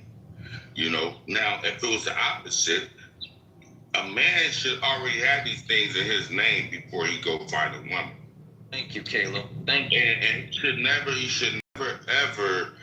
I raised my son, don't ever move in with a woman. She move in with you. I told my daughters, don't move in with no man unless you can move out. Because this is having personal control of your own life and not allowing other people to have that control. So if I move in with a woman, then she could tell me to get the fuck out. Now I'm busted, lonely, and disgusted out in the streets. Calling homies, can I sleep on your couch? But what happened prior to that? Why didn't you already have your own self structured before you got with a woman? That's all I'm saying, Caleb. I got y'all, you know what I'm saying? So I'm just talking to y'all from an older perspective. I was young and dumb, but I you know, concentrated with my own life and said, this is things that I want to do for my life, not for my wife. And that's the difference, you know. Yeah, there's a difference between what should be and what is. And I just want to highlight real quick, and those are earnings. So those numbers are pre-tax dollars. So even when you put taxes in there, and God for dudes got any type of you know, child support and all that type of stuff going down, 50,000 ain't cutting it, bro. Yeah, not on no tax dollars. So once you bust that down, bro, you making 35,000. Then what he trying to get his little refund check to try to catch back up what he missed or whatever. But at the end of the day, you ain't sufficiently like upholding yourself. You kind of just barely surviving. And a lot of niggas need that. They need that proverbial help because they ain't got it. I'm just being honest. Let's just be honest about what the numbers are. They ain't gotta be an emotional thing. I agree. Men should have their own. Men should have. Yeah, we could talk about what men should be doing, but that's a different conversation on the real assessment of what's out here. Black men are leading unemployment. We're leading unemployment. We're not going to college. We still got more jobs than black women. Oh, stop it. Well, we ain't making no money. Our wealth numbers is in the crapper. Black women are leading in home ownership. They going to college. You said stop it. We not like. So what kind of job you got? Like, oh, we got a job. What, working at Walmart and quitting in 2 weeks? Man. And then going to work at a fast food chain. You gotta stop sucking all that. I'm telling you, what's the real numbers? Dudes is really out here bad. And I told you, those are pre-tax. Those are earnings. So those are pre-tax dollars. So when you talk about what they really taking home on a paycheck, that ain't no 52,000 divided by 52. No, that ain't $1,000 a week. No, that's like 800 something. I see what you're saying. That's what I'm saying. When you tax that, them dudes is barely making $500 every week. Okay, so let's do the numbers. Right? I'm a numbers guy. What are you talking about? Let's do the numbers. No, let's do the numbers. Let's break it down to the ridiculous, because that's what we need to do. All right, so let's take $50,000. I'm gonna do all this math in my head. So, okay, let's do tax. Okay, federal income tax off of 50K, tear to 3. That's about $4,800 right there, going right there off of federal tax. Then you got FICA, Social Security, and Medicaid. That's what? That's an extra. That's another what? 3,800. Just take 15% off. Oh yeah, just do state income tax. Let's just say 5% state income tax off of 50K. You know what? 2,500. So you got about 11,000 in total taxes. Take home pay about 38K. 38K monthly net. I'm here, by the way. I ain't got nothing from me. Correct me if I'm wrong, somebody. About 3,200 monthly net. Right. So let's take rent. Let's say 1,100 in rent, utilities. Let's say 180. Car payment, insurance, and gas. We can say like 600 a month. Phone 70. Groceries probably 300. 350 is just you. You're left over with about 640 in discretionary income. 630 maybe 620, 600. Let's just say 600 in income. Man, doing you for ain't brought yourself. down light bill. You ain't brought down water bill. I did. You ain't Wait. brought down You car, missed it. No, you missed it, bro. insurance. Wait, bro. I said car insurance. I said car payment, insurance, and gas. I put 600 on that. I did not say utilities. You didn't hear that? I didn't hear you. I apologize. I didn't Another thing is, I said utilities. You're left. So with all that, with 50K as a man living in look, with all your expenses, realistically, you're left with about 600 after everything. yeah, but what I'm looking That's at just is for black yourself. men are generally have a high employment total population ratio than black men. Where black men have, we are probably about 64% of us, and where black women is 57%. And this is 2025. So regardless of however you want to look at it, black men is working. And another thing is black men don't have to own homes like black women because black men don't have kids staying with them. So a lot of times women are owning cribs because they got kids out the ass. So you know what I'm saying? So you saying that black men got it down bad. What the fuck you think women doing that's taking care of children all by their motherfucking self? Right. Well, I don't know if he was talking to Sid. Yeah, but the home ownership is wealth, though. No, the but why they're don't not. really. Okay, The why, the why don't they're really. not owning the houses. They're not owning. I'm talking about home ownership. I stated that's what I brought up. You can't tell me what I'm bringing up. What are you talking about? Black women are leading by leaps and bounds. Black men in home ownership. They lead in home purchases, not home ownership. Is different, nigga. God, purchases is equity, and equity is wealth. Like, stop it. Are you really trying to argue me? Are you really trying to argue me on a home maturing? And so you're trying to devalue women that actually purchase a home, and because it isn't matured into. But that's not ownership, I can't. I'm not devaluing anything. It's good that you purchased a home, but that's totally different than saying, okay, you own the home. That's the base. No, but it's wealth. It's equity. It's only what wealth are you talking about? It's only wealth if you keep it. Black women actually lead in evictions, man. Come on, dude. I do this for a living. We have to be specific with rental evictions, not home ownership evictions. And foreclosures. And stop it, man. And the rental. And foreclosures, bro. Yeah, because they putting their names on shit that they got baby daddies that left. Oh, now they got baby daddies. Now come on. Yeah, in the rental evictions, they put y'all niggas can't even put y'all name on the rent, and then y'all say y'all gonna kick in, and the shit don't work out. The women got the apartments in their name. So the man said, "Oh man, that's when the intellect run out." Who in here I want to get some ass from? It's a bunch of niggas talking. Like who I gotta perform for? Hey, we don't have to go down this. It's just like the intellect runs out. Like we don't have to go down this road. Say it. It ain't even no women talking in here. Who I'm trying to get some ass from? I get what you're saying, Sid. I get what you're saying. Hold on, GA.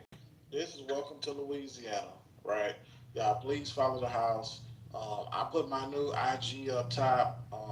We making. I'm in business with Chris and Swan. We have a multi-media company that we're working on. We're working on an Instagram blog, and we're doing YouTube content. And we've also taken these rooms that we're doing and we're putting them on YouTube. So y'all, please follow the IG up top. I just made it an hour ago. And thank everybody for coming in and rocking with us. I'm gonna let y'all get back to the conversation. Let's kind of be respectful and please keep the niggatry to the lowest level. Let's not use the B word every 5 seconds, and let's argue with our intellect and not, you know what I'm saying? Let's use our inside voice. And said, please keep the simping to a minimum. You know what? He's diabolical. He gotta always throw the little laugh at me. He always gotta throw it in and say, I'm gonna say this real quick. On 2020, Hold on, Star. Real quick. 3% of homes. Black people only buy about 7% of homes. So here's the thing with home buying homes. The reason why women are going to buy the homes because if they have custody of the kids, They need somewhere to stay in comparison to a house. If you're talking about single people, no single person's gonna buy a home for what? They can be in apartments and live life the way they want to live. Yes, you want to talk about equity and that type of stuff. Okay, sure. Now, do people really care about that to that level as a single person? The answer is no. Otherwise, people will be in homes right now versus renting out apartments, but it's not that crucial. So you want to talk about women owning homes? Yes, if they have a family or kids of 2 or maybe 3, yes, they're more than likely going to own a home versus somebody who is single. Or that's just using a simple logic. They're gonna own it. And we know how fickle black women is. They'll get up and have a house and then jump and go to another fucking and want to move the next fucking day. So that's bullshit. That's why I'm looking at it. That's this cap. shit doesn't even, bro. That's cap. Single black women lead in home ownership across all demographics. They do. More black women own single. No, I'm just correcting Christian. I'm just correcting. I mean Christopher. I'm correcting Christopher. I am Christian. Yes. Oh, my bad. I was this correct? am a Christian. That's what I was saying. Okay, no problem. You are a believer, saved and wholly sanctified. I got it. I was just saying you were incorrect. I'm just saying you were incorrect about that. I was saying that black women lead in single home, in the single demographic. Black women lead all demographics, not even just men. They lead white women, Asian women, Indian women. As single women, they lead in home ownership. Is that per capita? Something like 25% or something like that. Is that per capita, or are we talking about as a whole? As a whole demographic, single black women. It's been so many articles on this. I don't know why y'all haven't updated the Manosphere like fact sheet. You know what? I agree with you saying. I will say this: the reason why you're talking about as far as an update, because it pales in comparison to the eviction rate, which is something that gets glossed over. Evictions are rental, not foreclosures. Rent. That's something else. Like how many of these black women have a free and clear title? Like that's what we really need to focus on if you want to have the wealth compensation. It's not there, bro. The numbers don't support that. You don't have to have a free and clear title for a home ownership to be considered wealth. Well, said. This is like it's just a. I understand what you're saying, and I'm not pushing back on you.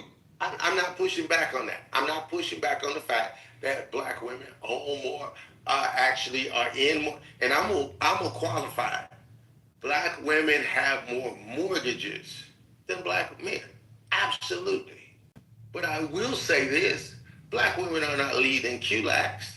They're not leading in HELOCs. They're not leading in taking out that equity. And the average American, not just black, the average American only spends 5 to 7 years in a home before they move. But yeah, now they may pull out. Hold up, Sarah. They may actually unless you're going to tell me black men lead in it, it's a moot point. Oh no, here's black my men point. don't have to own a house because they don't. Oh my gosh! It don't. I can't even. Said I'm trying to get. My bad. I'm trying just saying, going to to concede your HELOCs don't matter. Can y'all go on mute? This brother do this for a living. It's like y'all like speaking over the people who know what the fuck they talking about. It's crazy. Yeah, it said I'm conceding the point that they own more, that they have more mortgages. I understand that. But here's the point: an asset does not benefit you unless you leverage it or you pull out the equity in it. Okay, can we agree to that, Sad? It does not benefit you unless you leverage it.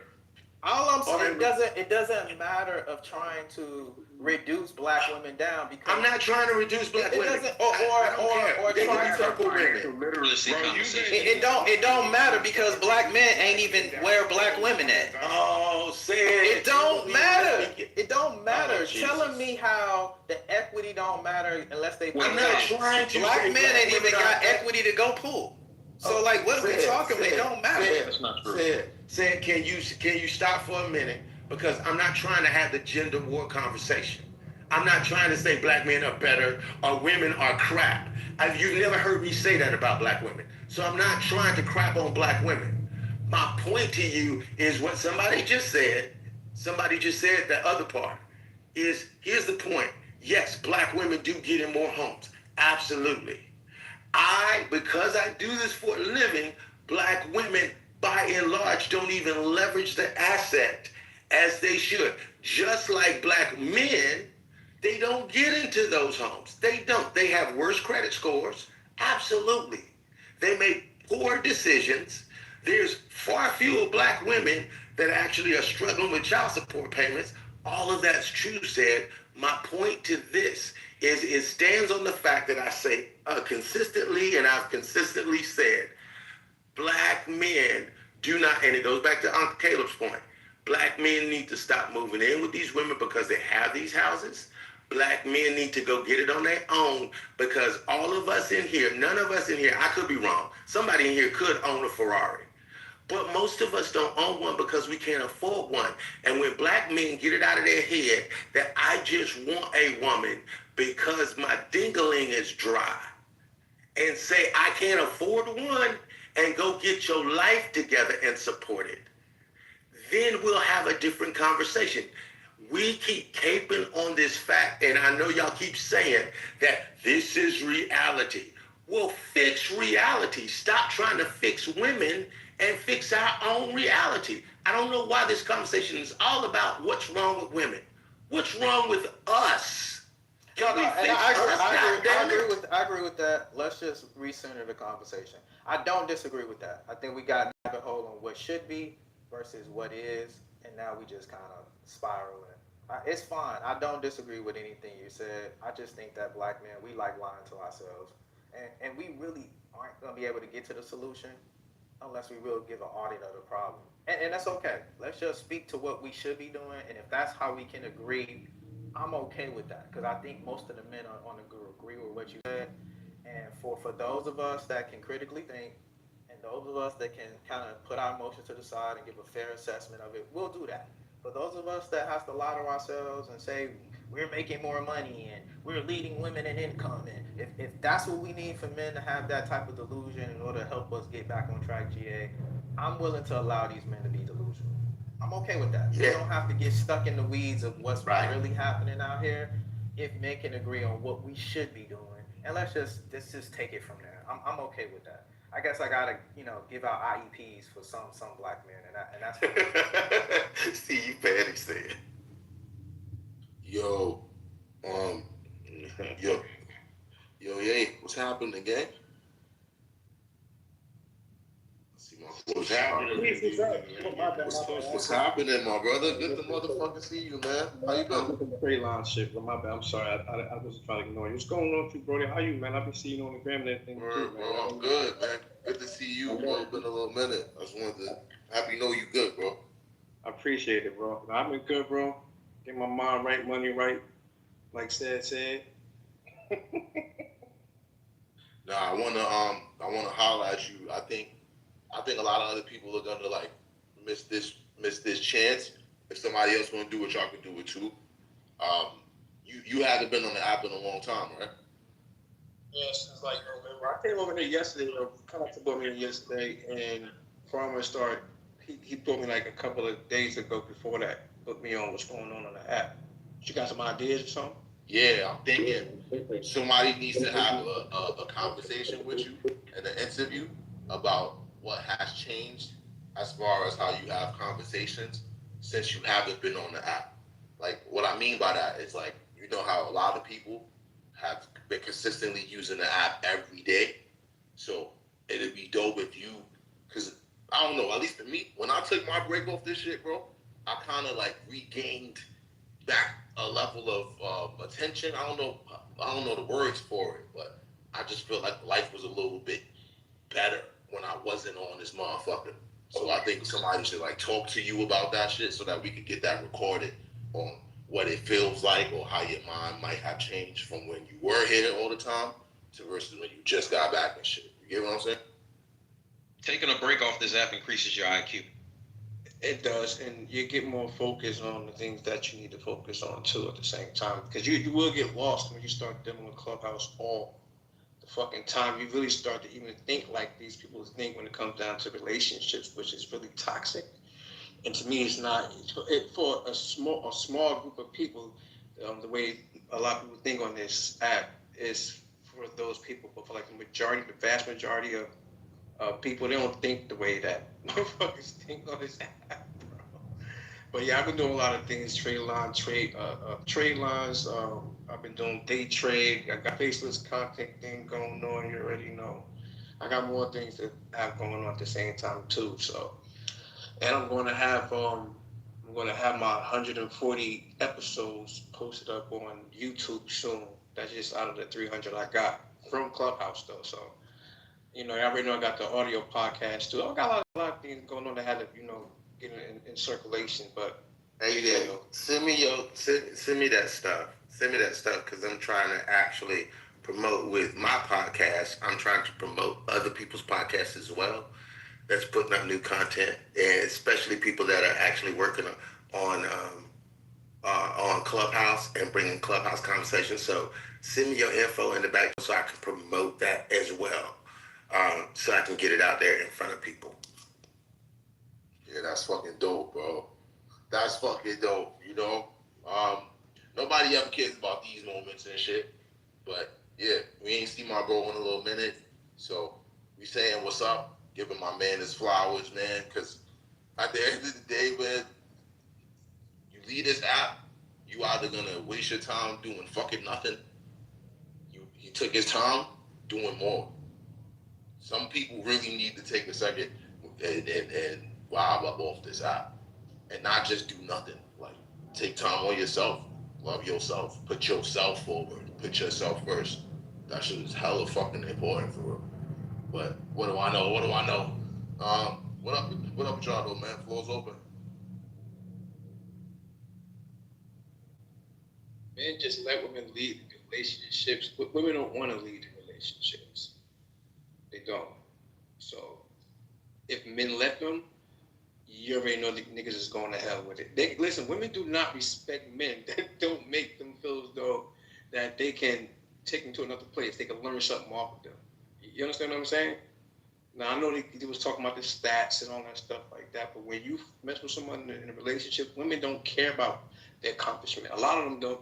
A lot of them that I met don't care about their accomplishment. I'm talking to somebody right now that's just about to be retired from the Air Force. She a baddie, not gonna lie.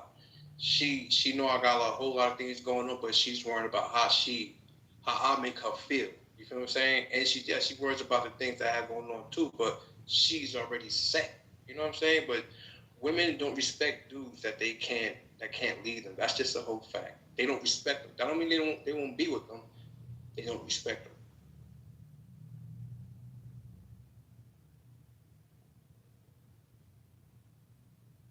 Yeah, and I love you saying that, bro, because I really think that I really honestly believe with my whole heart. And I say this all the time. I'm 54. I'm out the game, so anything that I offer is so that people that are coming up behind me don't make the same mistake I did. I don't argue from a point of superior. I said, please don't do what I did. Please, for the love of all the Samuel L. Jackson snakes on the plane, please don't do what I did. Because a lot of mistakes that I hear, I spent 2 decades of my life blaming the women in my life for the choices I made and the problems that I had with me. And I just plead to black men, don't waste that much time.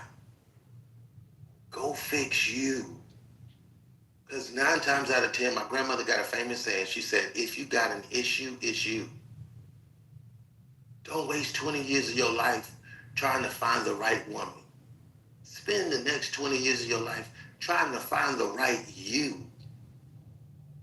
Please, if I had not wasted so much time blaming, oh, she's this, she's that, oh, I picked the wrong one, oh, this woman is... If I not waste so much time, do y'all know how much further I'd be? How much more successful I'd be? And that's the only reason why I'm passionate in conversations like this. Because I don't want to see y'all make the same mistakes. Please don't. Please, for the love of God, don't. Tell these women, no, I don't need you that bad. I'm working on me. I got goals. I'm focused on me. Now, if you want to ride the direction I'm going, hop on. If you don't, hop off.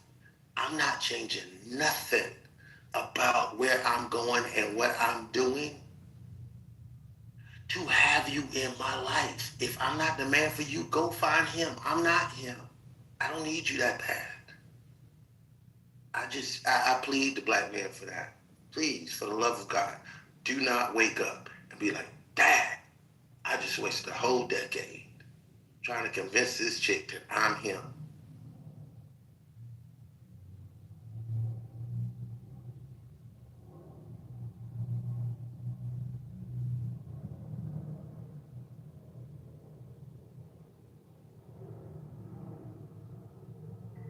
I mean, since we giving advice to the men, here's the question. Would we advise young men to fuck with older women? Yes or no? Fuck no. Fuck no. Listen, I've really been trying to get in here for a minute. I'm gonna speak to the title first. Right. What you just asked. You know, what up with you, man? hey, them boys were just asking about you on the other side. Overstimulated, I guess used to be in there. I'll talk about that later. Hold on. Should men just let women lead relationships? I feel like if that's what makes your situation better, then let it happen. I feel like people need to stop trying to make your situation be everybody else's situation. For some men, they need to let women lead because you lack the brain capacity to lead. You feel me? Like that's just the sad reality. That's the truth. A lot of men can't lead, and then for the men who can, find a woman that's like willing to follow your leadership. It's just literally that simple. It's that easy to me. So I don't got like no solid answer for this. I feel like whatever floats your boat, floats it.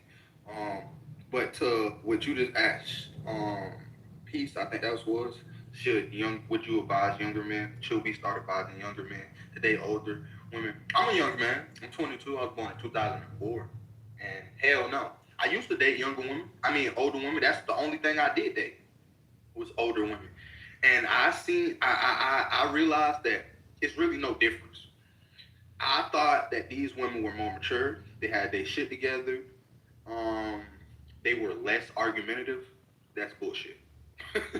That's all bullshit. There's really no change. Matter of fact, I got a more used up woman for the exact same shit. You feel me? So it's like, ugh. Like, what the hell is going on? I literally was mad at myself. She came with 2 kids.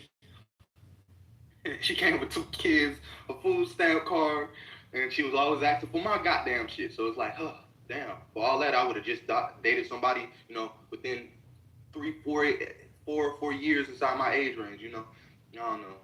I don't see that as being any way of a solution. It's literally going to be worse. She was trying to manipulate me. You feel me? She was trying to make me feel bad for some of the things that I was doing, which it wasn't bad.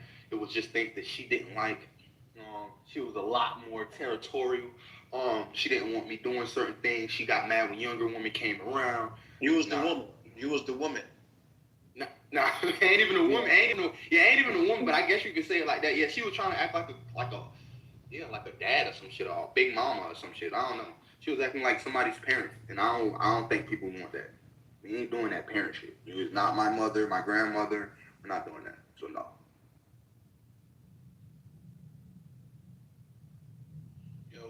I got a question. I was gonna speak to the topic. Hey, Lucky. Hey y'all. Hey. Okay, so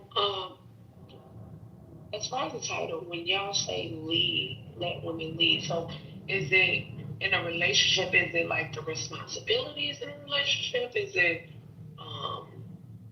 like what aspect is y'all talking about? It leading in as far as in the relationship? Everything. The title's self-explanatory. Everything. Everybody.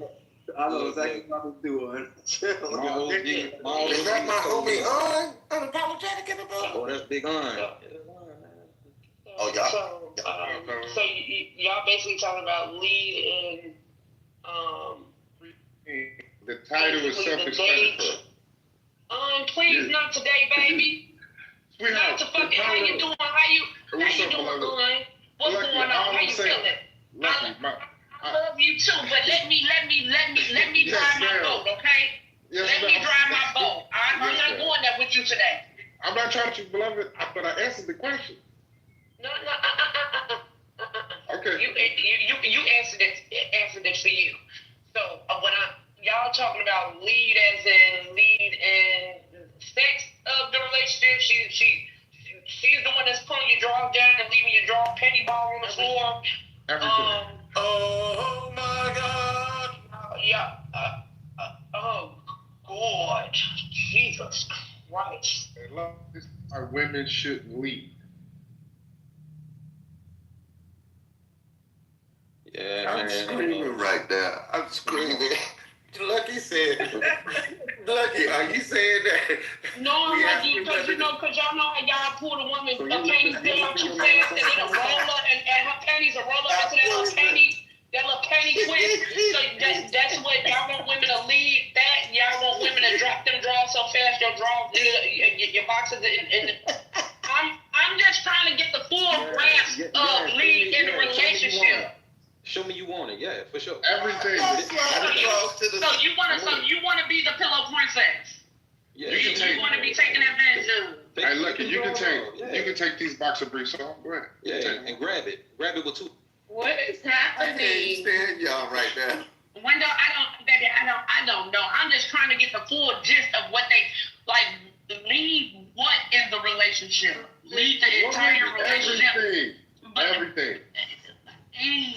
That is, I'm gonna just say for me, that is completely unfucking attractive.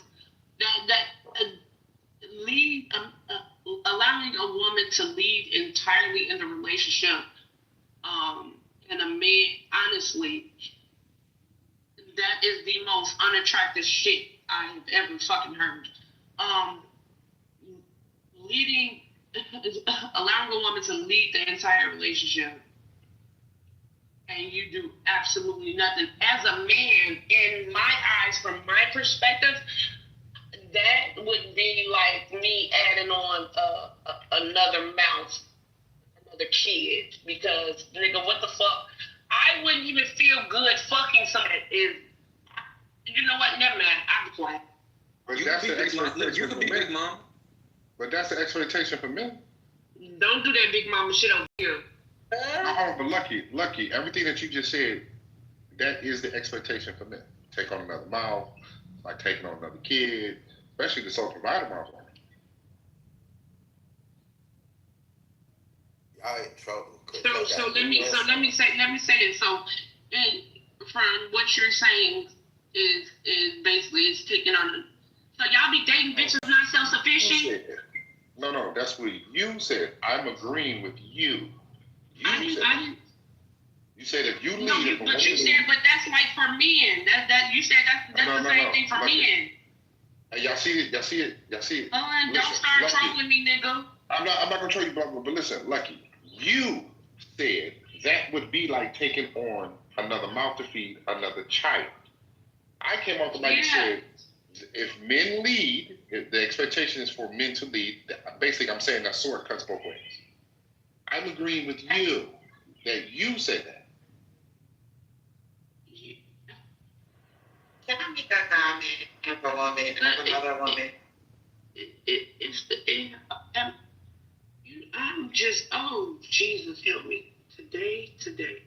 Yeah, man. Don't circle now. Those are your words. Don't show a circle now. Honey, because let me tell you something. If a man is not in the position of leadership in a relationship, if he is allowing a woman to delegate and lead entirely everything in a relationship, what if she leads in lead in finances? Are you not good with that either? That's what I asked. I'm asking lead in what aspect in a relationship?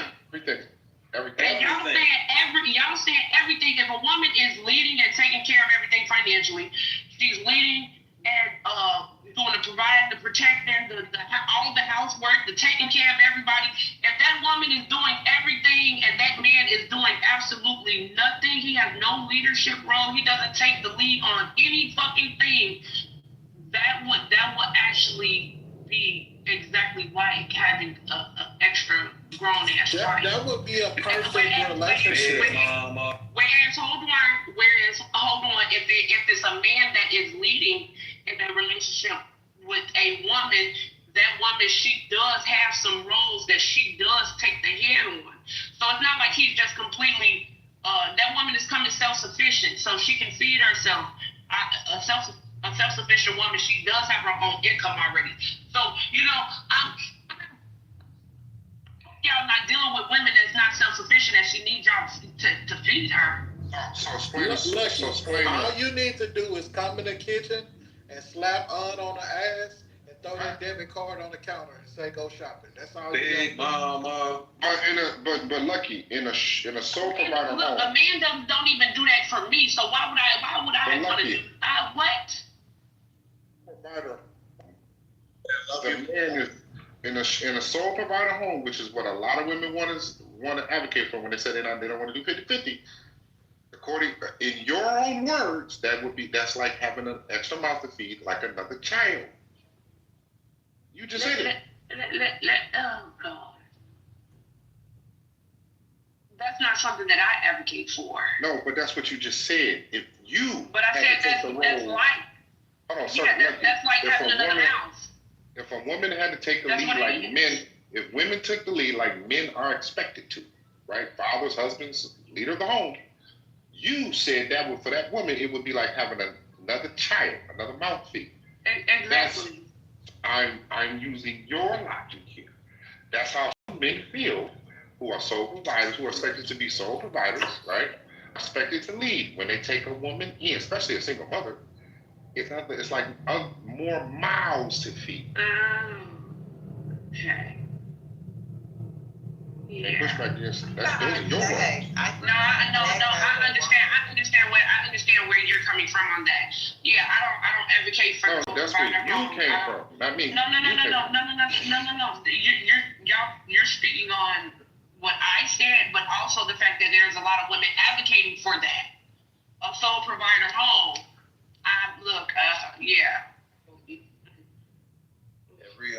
Jesus. Unapologetic.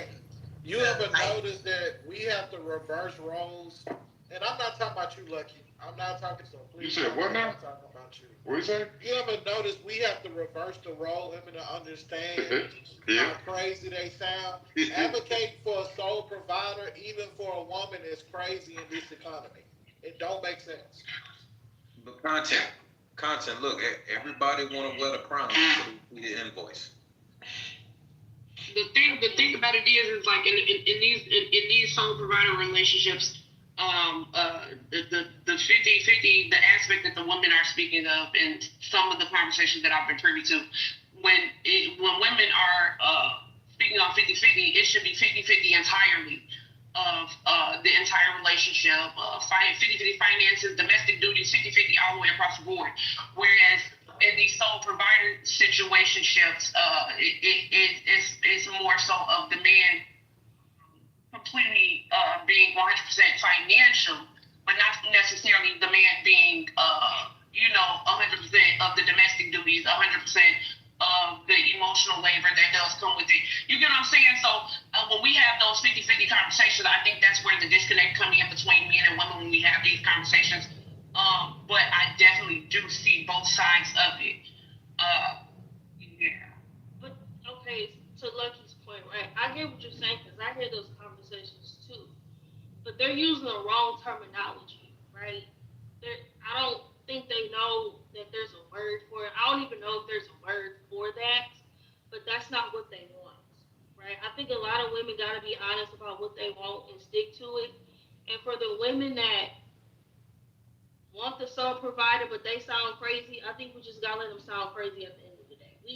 We can't convince those women any other way. They want what they want, but how they want it is not what they physically have to see, right? We all know that the sole provider that's what he is, right?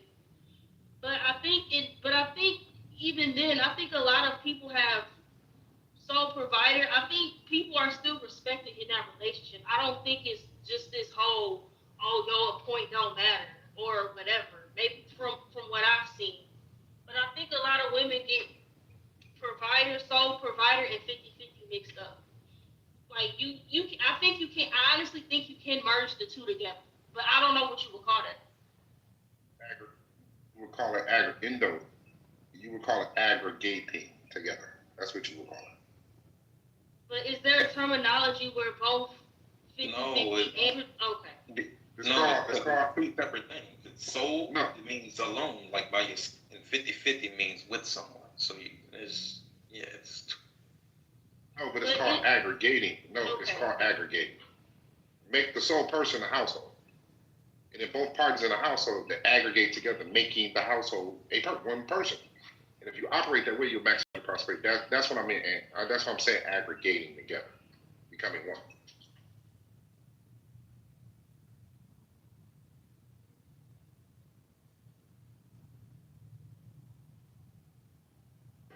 But doesn't it, what's up everyone? Doesn't it depend on what we call leading the home? Because if I'm paying all the bills, I don't consider that me leading the home. That's me. I'm not looking to war with women, and I'm not looking to step into a lion's den. I'm just sharing my perception according to my experience. And just because I'm paying all the bills, I have to consider what's on the table. For example, when I got married and my husband found me, I was abandoned by my previous baby father, and he left me with 3 sons. So my husband that I got now, being a felon, it's kind of being difficult as a black man to find a career, a job that will support all of us. I have a business that takes care of the bills. However, what I'm getting out of the deal, first of all, I brought three boys to this man who is not his. Before all of my sons were like 7, they knew how to change tires. They knew how to change oil. They knew how to even look for a job. That type of stuff I can't ignore because he's a felon and he doesn't pay bills. I have to consider that and say that we are equal, even though I'm the one with the business.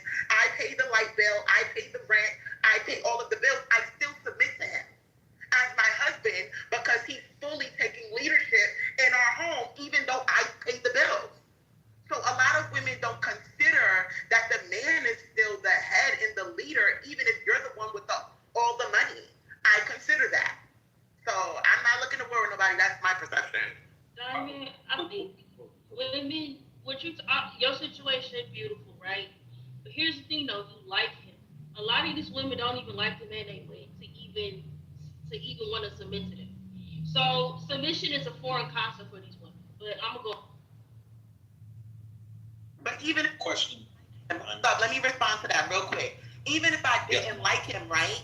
What I'm getting out of the deal balances it. Let's say I didn't really like him, but the fact that I'm getting a father, I'm not talking about one of them stepdaddies. I'm talking about someone who's investing into raising my sons to be men. I'm getting that out of the deal. So even if I wasn't interested in him, even if I really wasn't in love with him, what am I getting? My kid's father abandoned them. So again, if I didn't have this man, I would be raising sons with trauma, and then the cycle will be repeating where they have baby mothers and not taking care of their sons. Diamond, hold on for a second, because you just said something. I want to give you your flowers because you're a rare woman. Most women don't value the intrinsic values that men bring, like being a father to kids that's not yours, leadership, guidance, better decision making. You're less likely to be harmed if there's a male around. There are a lot of things, like in sports, they call it stats that don't show up on the stat sheet. Like if you wanted to know how good was Deion Sanders, you couldn't look and see how many interceptions he had because he was so good that they stopped giving him a chance to make a play. They just said, we not even deal with that. And that's how a good man is. When a man is too good, it's almost like he don't exist until he dead. Most men don't get their flowers till they remove their presence because they make it look so easy. They make it look like every dude can do it. So I just want to give you your flowers for actually recognizing that there are some men who do more than fucking pay bills. You get what I'm saying? And so I just want to give you your flowers. Yeah, my kids didn't know. Like I'm here growing up with. Go ahead. Hey, let me ask a question before you go, Aunt, real quick, because I heard what she said. Yes, sir. And it made me think. Yes. My bad. So when you said even if you didn't really like him, that's kind of where like light went up in my head. Even if you didn't like him, can you repeat what you said after that? Because I kind of toned out. I'm not even gonna lie. I heard even if you didn't like him, if he's doing certain things, then something. Well, I was responding off of what the young lady said, and she said concerning submission, she was like, let's be real, because it is, I'm a woman. It's hard to submit to a man that you don't even like.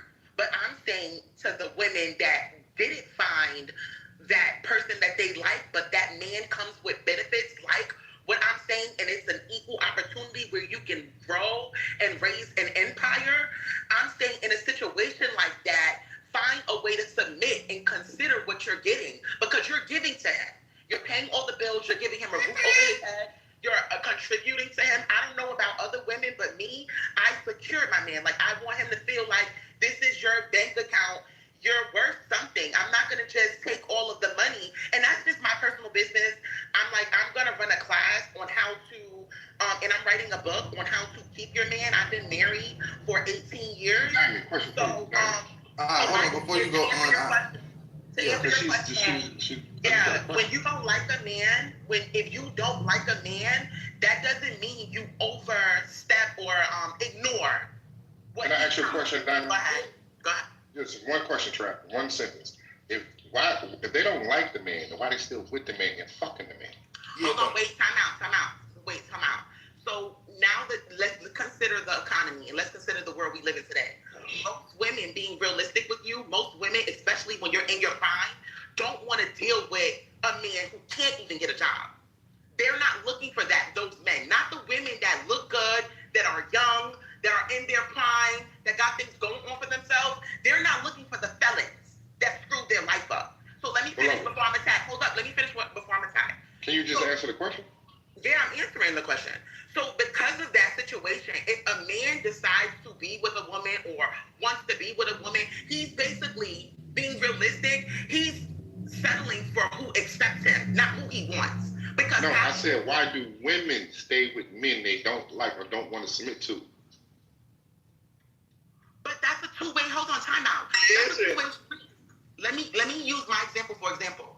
I wasn't in love with my husband when I started this contract. We're not talking about you. I'm talking about the women now. The women don't stay with men. They just don't want to provide some security. If a woman stays with a man that she don't love or like, and she continues to fuck him and stay there, it's because he is providing something that is more valuable to her than her liking or loving him. Good penis. It don't necessarily. Not necessarily. No. Wait. That's very vague. That's the very basic, dumb shit. That man could be more financial stability, security. It's a lot of things that value is subjective. Okay, depending on the person. So depending on what he's providing at that time, that woman deems of value. That's the thing that a woman would stay for. She will stomach. I'm just being honest. I'm answering it honestly. She will stomach the fact of not liking him, but she will still show gratitude and appreciation by still staying there and fucking him because he is providing something that she needs. That's the only reason I'm gonna be honest with you. Some of y'all stay because y'all just don't want to be by yourselves. I done seen women in a relationship and not break up with somebody that was a complete loser. And you be like, why you stayed so long? You really ain't love his ass. You just was afraid. Like some women, they fear the unknown and they just cool with where they at sometimes. I mean, it's multiple reasons. That's not the only reason, but Lucky, you exactly right. Okay, I can agree with that content real quick, and then I'm done. It's real quick, and then I'm done. Okay. It's a lot of women out here that is so desperate to keep a man. She will go for a piece of a man, even if it's the bad piece of a man. You get what I'm saying? So a lot of women will sit up here and they will stomach and take whatever type or piece of a man that she could get just to be able to say that she got a fucking man. So it's a lot of reasons why these bitches out here staying with niggas that they don't really like or not really in love with, but those are a couple of the reasons. Okay, so this is a problem.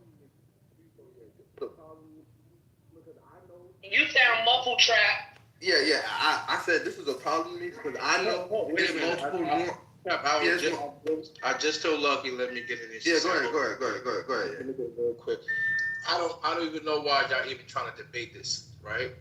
Lucky is absolutely right. Y'all gotta think about how men. All right, men, we gotta think about how we move. We deal with a chick that has this going on, this person make us feel, have that. Women do the same thing. This guy can have bread, so she's gonna deal with him. This one supports me emotionally, so she stick with him. You understand what I'm saying? So it's not really that hard to think about, bro. It's just really plain and simple. Go ahead. Nah. Like I said, so all I'm hearing is women saying, "Hey, a man is doing certain things for me because I came with baggage, and now I don't like him, but I'm tolerating him." That's still a problem to most men who can understand. Hey, you don't really like me, but I'm taking care of your kids, so you're tolerating me. Like what? I'm still being used. So look, a man can be used for more than finances. We know this, right? Like people think that the only way you can use a man is by finances. No, you can use a man for his time.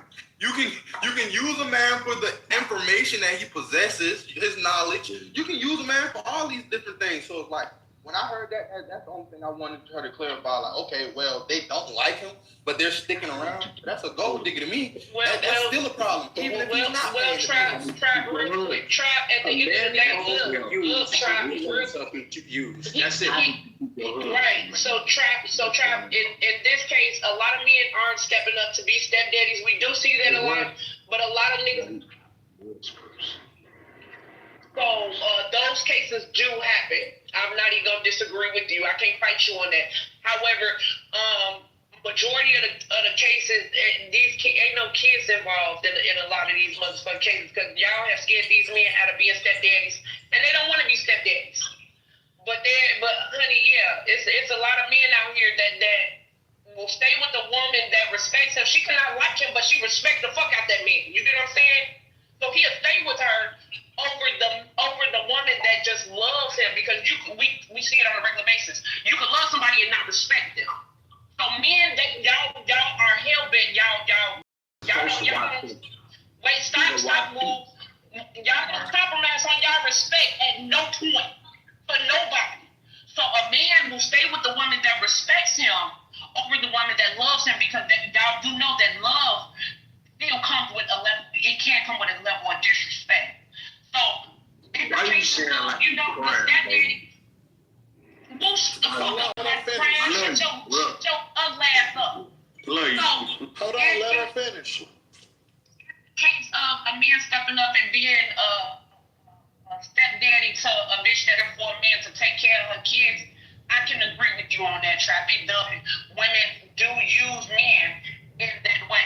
But also, it's not a lot of men out here that's stepping up to take care of a woman and her kids. It's not happening. No. It's not happening like that. No, I get it. Look, I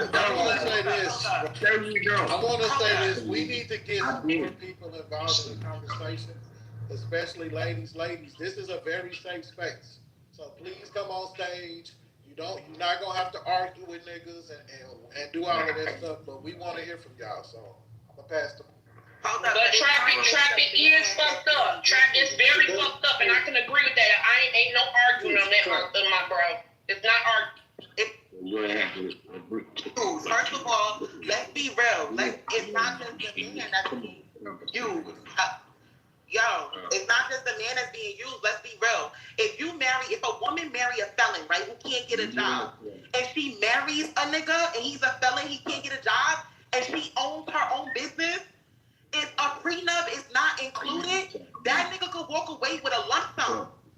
I'm like, so he's invested. Like, you're invested into a nigga. If you're gonna deal with a man who is not financially stable and can't really find a job because of his background and him being a felon, and a woman is gonna own her own business and have income coming in, what cases? Okay, so let me crazy scenario. Let me say. No. It's a realistic scenario. It's not that too far fetched. I gotta wake this up because she absolutely right, but there's a reason why. There are a lot of women out here who have undiagnosed mental health issues, and we don't talk about this enough. There are a lot of women out here who got low self-esteem, and they love their partner more than they love themselves. This not nothing funny. Like, I'm not trying to be funny. I'm not trying to make a joke. I'm being serious. There are a lot of women who get lost in relationships. There are a lot of women who subject themselves to bad treatment. And there are a lot of women out here who get with the wrong dude, and they be like, damn, why did I stay with this nigga for 5 to 7 years? And then we make fun of them, and that's just not right. Some of them have had fucked up backgrounds. Some of their mama treated them wrong, and they never really was taught how to interact and deal with a man. So sometimes a lot of these sisters just become victims of their own naiveness. You get what I'm saying?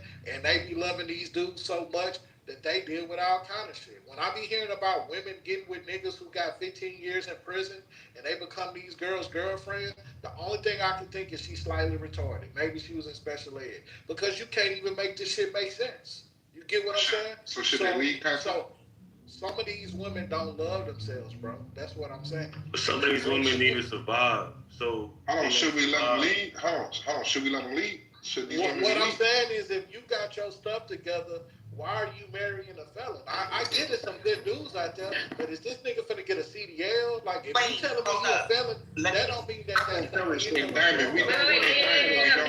Can y'all the mods finish talking, please? Listen, there are plenty of felons that I know that make decent money. So being a felon isn't a death sentence. But don't tell me that you're going to marry this felon, because at any time you could break your back, something can happen to you where you can't work, and who's going to carry the business? If you built the business, you can't expect somebody to just pick up where you left off and just keep on going. So it's one of the things, you kind of putting your kids behind the 8-ball if shit go wrong. You get what I'm saying? And it's very selfish for women to put their family, their feelings over their family. You marrying a felon is very selfish. I'm keeping the shit above. But should we let women lead? Hey, no. Okay, so listen, here's my only. I'm asking the title of the room. Oh, hell no. Based off of what I heard, then no, that you should not be leading with that kind of mindset. Next stage, hold on. So you listen. I don't know why y'all felon bashing. I know it's not typical, or you can actually help that man start his own business, and he don't have to represent himself as himself. His company, he represents his company before his company. You could kill that whole thing, but why would you even bring that up on stage? That was kind of crazy. Okay, so yeah, my only thing is, when I heard what I heard, all I heard was, hey, this is beneficial for me. I don't like him, but it's beneficial. And I still see a problem with that. Like, because I don't think he knows this. He believes that, hey, somebody is accepting me for me, but that's not the case. And this is what woman is saying. She's saying, I don't like him for him. I like him for what he's doing. No. Okay, so you didn't say that word for word verbatim, but you did say, even if you don't like him, accept. Yeah, I was talking about the women. I wasn't talking about. No, let her talk, bro. You put words in her mouth. Let her talk. Yes, I wasn't talking about my situation, because it won't lead to marriage if you're not liking a man. I don't think a woman would just marry a man. She'll probably F on him, but not just marry him. So when it comes to my situation, I wasn't talking about I don't like him. Okay, so Trap, she was answering my question. Hold on, somebody got a hot mic, bro. Mute your mic. Who got a hot mic? She wasn't talking about her story. She was answering my question about those women. We finna get back on the topic. We finna get it off Diamond, and we finna get back on the topic, because GA, right, we done got too far off track. We back to the gender war and shit. So, like, let's get back on track. Who wants to be bitch, I love you. I pay content. Bitch, I love you. Somewhere in there. one mic up about? Thank you. Because I don't argue with people and I don't have a big mic, so I appreciate it. Regarding the topic, it's should men just let women lead relationships? No, absolutely not. I think that men are leaders, and I think that men should be relationships. And me personally, this is just Nicole speaking. I don't speak for every woman. I do not. I don't want to lead. Can I lead in certain things? Am I capable? Do I have some common sense, some intelligence? Absolutely. Can I do things? Yes. However, my preference is to have a husband who leads and who can lead in several areas, who can delegate and trust me in those areas to lead in certain. But overall, at the end of the day, he makes the decisions. I don't want that type of pressure. I don't want that. I don't want to be a man and all the things that men deal with. I don't want any of that. Y'all can have that, and that's why I think that it's. Why you don't want no man? Listen, you have to find somebody who you fit with. But women have to find men who fit with them, who you're able to respect him and to submit to his leadership. And if you cannot, then you need to move around, because at the end of the day, we say we don't want to lead. We say we don't want a man, we don't want to have to lead a man and take care of a man and do all these things. But in the same breath, we can't have it both ways. We can't want that, and then in the same breath want that man to not be able to listen to him when we don't agree with him, because there's going to be times when we don't agree with him. There's going to be times when he makes decisions that may be wrong, and that we have to be okay with that, understanding that because he's the leader, that's who you chose. So if you chose wrong, that's also on you, not just only on that man. But this is why it's so important you find somebody that you believe in their vision, and you believe in their leadership skills. And this is why you got to stop focusing on just only good looks and only sex. And the sex is good, okay, but can he lead you? And can you submit to him? Can you follow his leadership? I know y'all don't like the word submission, but it's not about the word. It's about, can you follow someone? You follow people at your job all day long, but you can't follow the man that's helping you lead your life and that y'all are aligned with the same goals. To me, that don't make sense. The math ain't mathing. Nicole, can I ask you a question? Yeah, give me 1 second. I'm about to land right now. So at the end of the day, I think that most people, they say that they want a leadership until someone starts leading them, that they don't agree with that leadership, and then that's when it becomes a problem, because people make mistakes, but we don't have the grace to forgive people when they make mistakes, because at the end of the day, we make a mistake. If we're leading in something, we want people to have that same grace, that same level of grace and respect for us too, that you don't like, you don't respect, that you're not committed to. You know what I mean? And then act like, well, all men can't lead. No, the man you chose can't lead. You know what I'm saying? The one you chose to follow. And I'm not saying that people don't make mistakes, because we all have. I've made mistakes with following a man that I thought was a good leader, and he wasn't a good fit for me. So, I'm not othering anybody on the stage. Like I said, I'm speaking for Nicole and my personal experience. And just so y'all know, just to put it out there, yes, I'm a whole wife. I am married. Thank you. No. Nicole, wait real quick. Let me ask her a question. Let me ask her a question real quick. So Nicole, just tell me in a scenario. Say if there's a big decision that your man is coming to, and he's leading the household, and he comes to you and he asks you for your input. Now this man, he's asking for your input. That's not necessarily that he's going to go with your decision and what you say, but he's considering it. But this is something that you know for a fact. If he doesn't do it this way, it's gonna go wrong, and it's gonna smack him in the face, smack us in the face, and it's gonna set us back as a family. So, what do you say when you see your man is on the track to make the wrong decision? He's not listening to you at all.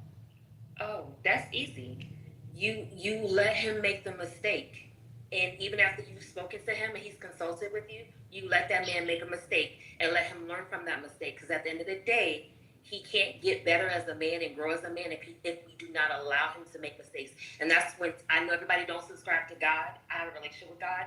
And that's when I go to God and I pray for my husband that he makes good decisions and that he's wise. You know what I'm saying? Because at the end of the day, I am not his mother. He's a grown man. He's allowed to make mistakes. Even if I know he's going to make a mistake, and we've already discussed it, I tell you, he's going to respect me that much more in my wisdom once I allow him to make that mistake and he sees that I didn't, fight him on it. And he comes back to me and say, you know what, babe? Because that has happened to me before. He'd be like, you know what, babe? You was right. I messed up. I made a mistake. You know what? I'm going to be more considerate when when you're trying to see from your perspective. But that's what partnership is about. Like, and I don't mean partner like 50-50, like we 50 partners. No. I mean, that's when you have somebody that, this is why it's important that you allow that man to make a mistake, because he'll listen to you more as your woman when you allow him to fail.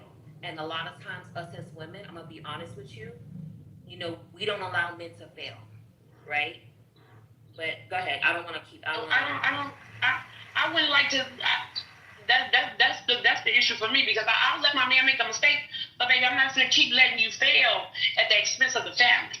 You get what I'm saying? It's kind of hard out that, and you keep making that mistake, and it's at the expense of the family. Like, we keep taking a hit as a family. I can't let a motherfucker keep making the same mistake and not listening. Yeah. So another question. The thing that's crazy to me is the man in his leadership position at the head of the relationship of the family, he would delegate some responsibilities and some things to you. So he finds that you are trustworthy to lead in those things that he delegated to you to do at that moment. So wouldn't that be kind of letting you lead in those situations too? Wouldn't that be leadership that he's giving to you? Not necessarily, because a good leader delegates, right? Just like a company, right? Or anyone that leads anything, leading a team, leading a company, leading in life, period. A good leader knows how to delegate. So to me, a good leader knows that they can't take on everything by themselves or they would be overwhelmed and burnt out. So I'm supposed to help support you. You know what I'm saying? Just like if you see me burning myself out, I should speak up and delegate some things to you as my husband. I need help, right? It's the same difference with him. He's speaking up to me because I may be better in that area, right? And this is something that we've come to agreement. And once again, it's when you have those conversations and you set that tone from the very beginning, when you make that commitment, because we're not talking about boyfriend and girlfriend here. We're talking about husband and wife here, right? And to me, that's another level. Because if you're just my boyfriend and you're just my man, that's slightly different, right? So versus now you're my husband, that means I trust you, right? If I decided to marry you, I decided to trust your leadership, even when you're not perfect, right? And I think that's where we lose sight of that, and we tend to say, oh well, he trusts you here, he trusts you there, yes. But at the end of the day, regardless of what he delegates to me and what he doesn't delegate to me, and no matter what area I may be kind of sub-leading in, he makes the final call, which means when we win, he takes that win with us. And when he fails, he has to take the brunt of that responsibility because he made that final decision. And that's something I don't want to have to deal with. Because guess what? If I was leading in an area that I thought I was right about and I fail, I don't want to deal with that. I would rather let him deal with it and we figure it out together. You know what I'm saying? And I think that's where the thing is. I'm not trying to struggle for power here. There's no struggle here. Like, at the end of the day, baby, go ahead, you got it. My job here, my role here that I signed up for is to help support you and to help, encourage you. And the same thing with you with me. Help support me and encourage me. But at the end of the day, I do think that, once again, to me, it comes down to, I know, like I said, everybody don't subscribe to prayer. I'm praying for my man every day that he makes wise decisions for not just himself, but for me and for our family, right? And for our future. And I'm going to support him that he's not going to continue to make mistakes over and over and over. I hope I picked a man that's smart enough with good enough character to where he's going to be able to learn from his mistakes and not make the same mistakes over and over and over. Because if not, like, then I really have a bad judge of character where I'm picking a man that's making the same mistakes, it's not growing from or learning from his behavior or errors. That's crazy to me. That was a great take. And it's always a different experience when you hear a wife speak. So salute to that sister. Good luck on your marriage, and shout out to what y'all got going on. Like for real, the level of discernment. The last room that I did, I said that a lot of people aren't aligned with God, and it's one of their issues. They don't have God in their relationships. It's a lot of people that's never prayed with their partner. They might have said they grace over food, but they've never sat down and prayed together. So I'm definitely I'm rocking with that. So salute to that sister. Anybody else want to speak? It's the biggest problem. It's the biggest problem, especially within the black community. We don't know God. We don't go after God the way we should, and that's the reason why everything happened. And that's the reason why we lose and be in the same cycles over and over again. Is because God is not at the forefront. And the reason why they're picking these not so great men is because they don't have a very wide variety. It's not much of an option. Hey, but let me Niggas say ain't this. niggas not being men. Niggas want to be niggas. I had to learn a nigga and a man, a husband. Peep this game. True. Hey, you got all of, like a school of fishes, like different worlds. True. Yeah, what? I never let. I mean, cause if I see you in a white, go home. Go that way. You hear me? That's a big fish. Hey, I think some dudes need to let women lead them.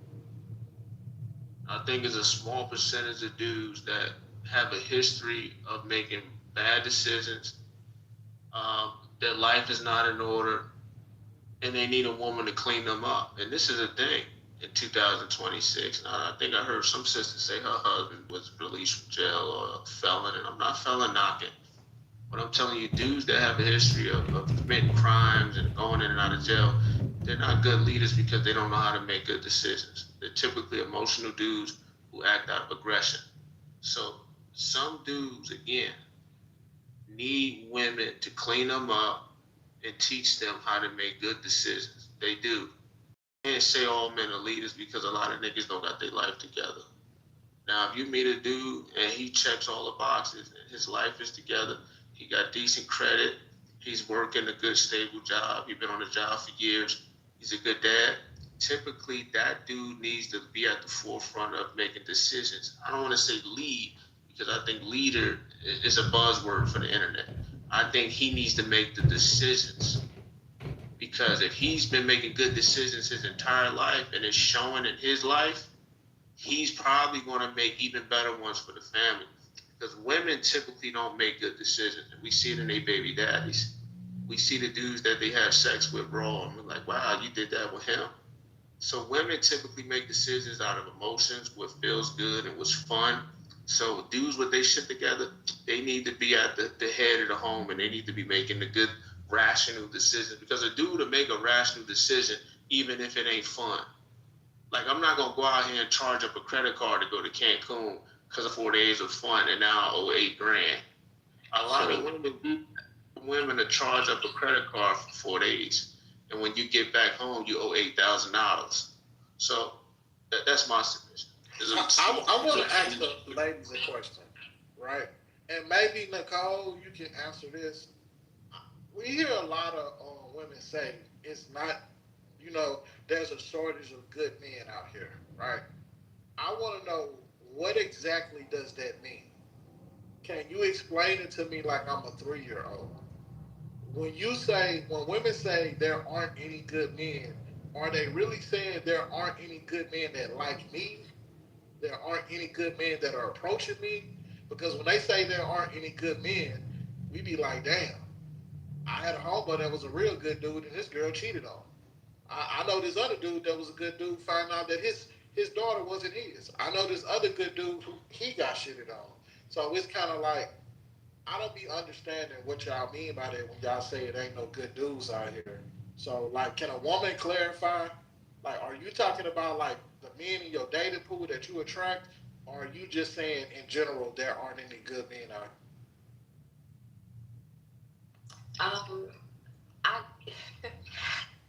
I So I was the one who said that. I don't know if somebody else said it before me, but I mentioned I wanna hear from the women. I'll give you the mic first. You can be the first man speak, but I want to hear from the ladies. So Okay. Let me answer that really quickly for you. So, I mean, I don't subscribe to that, but I can understand the point of view from being a woman, right? Why a woman would say that, right?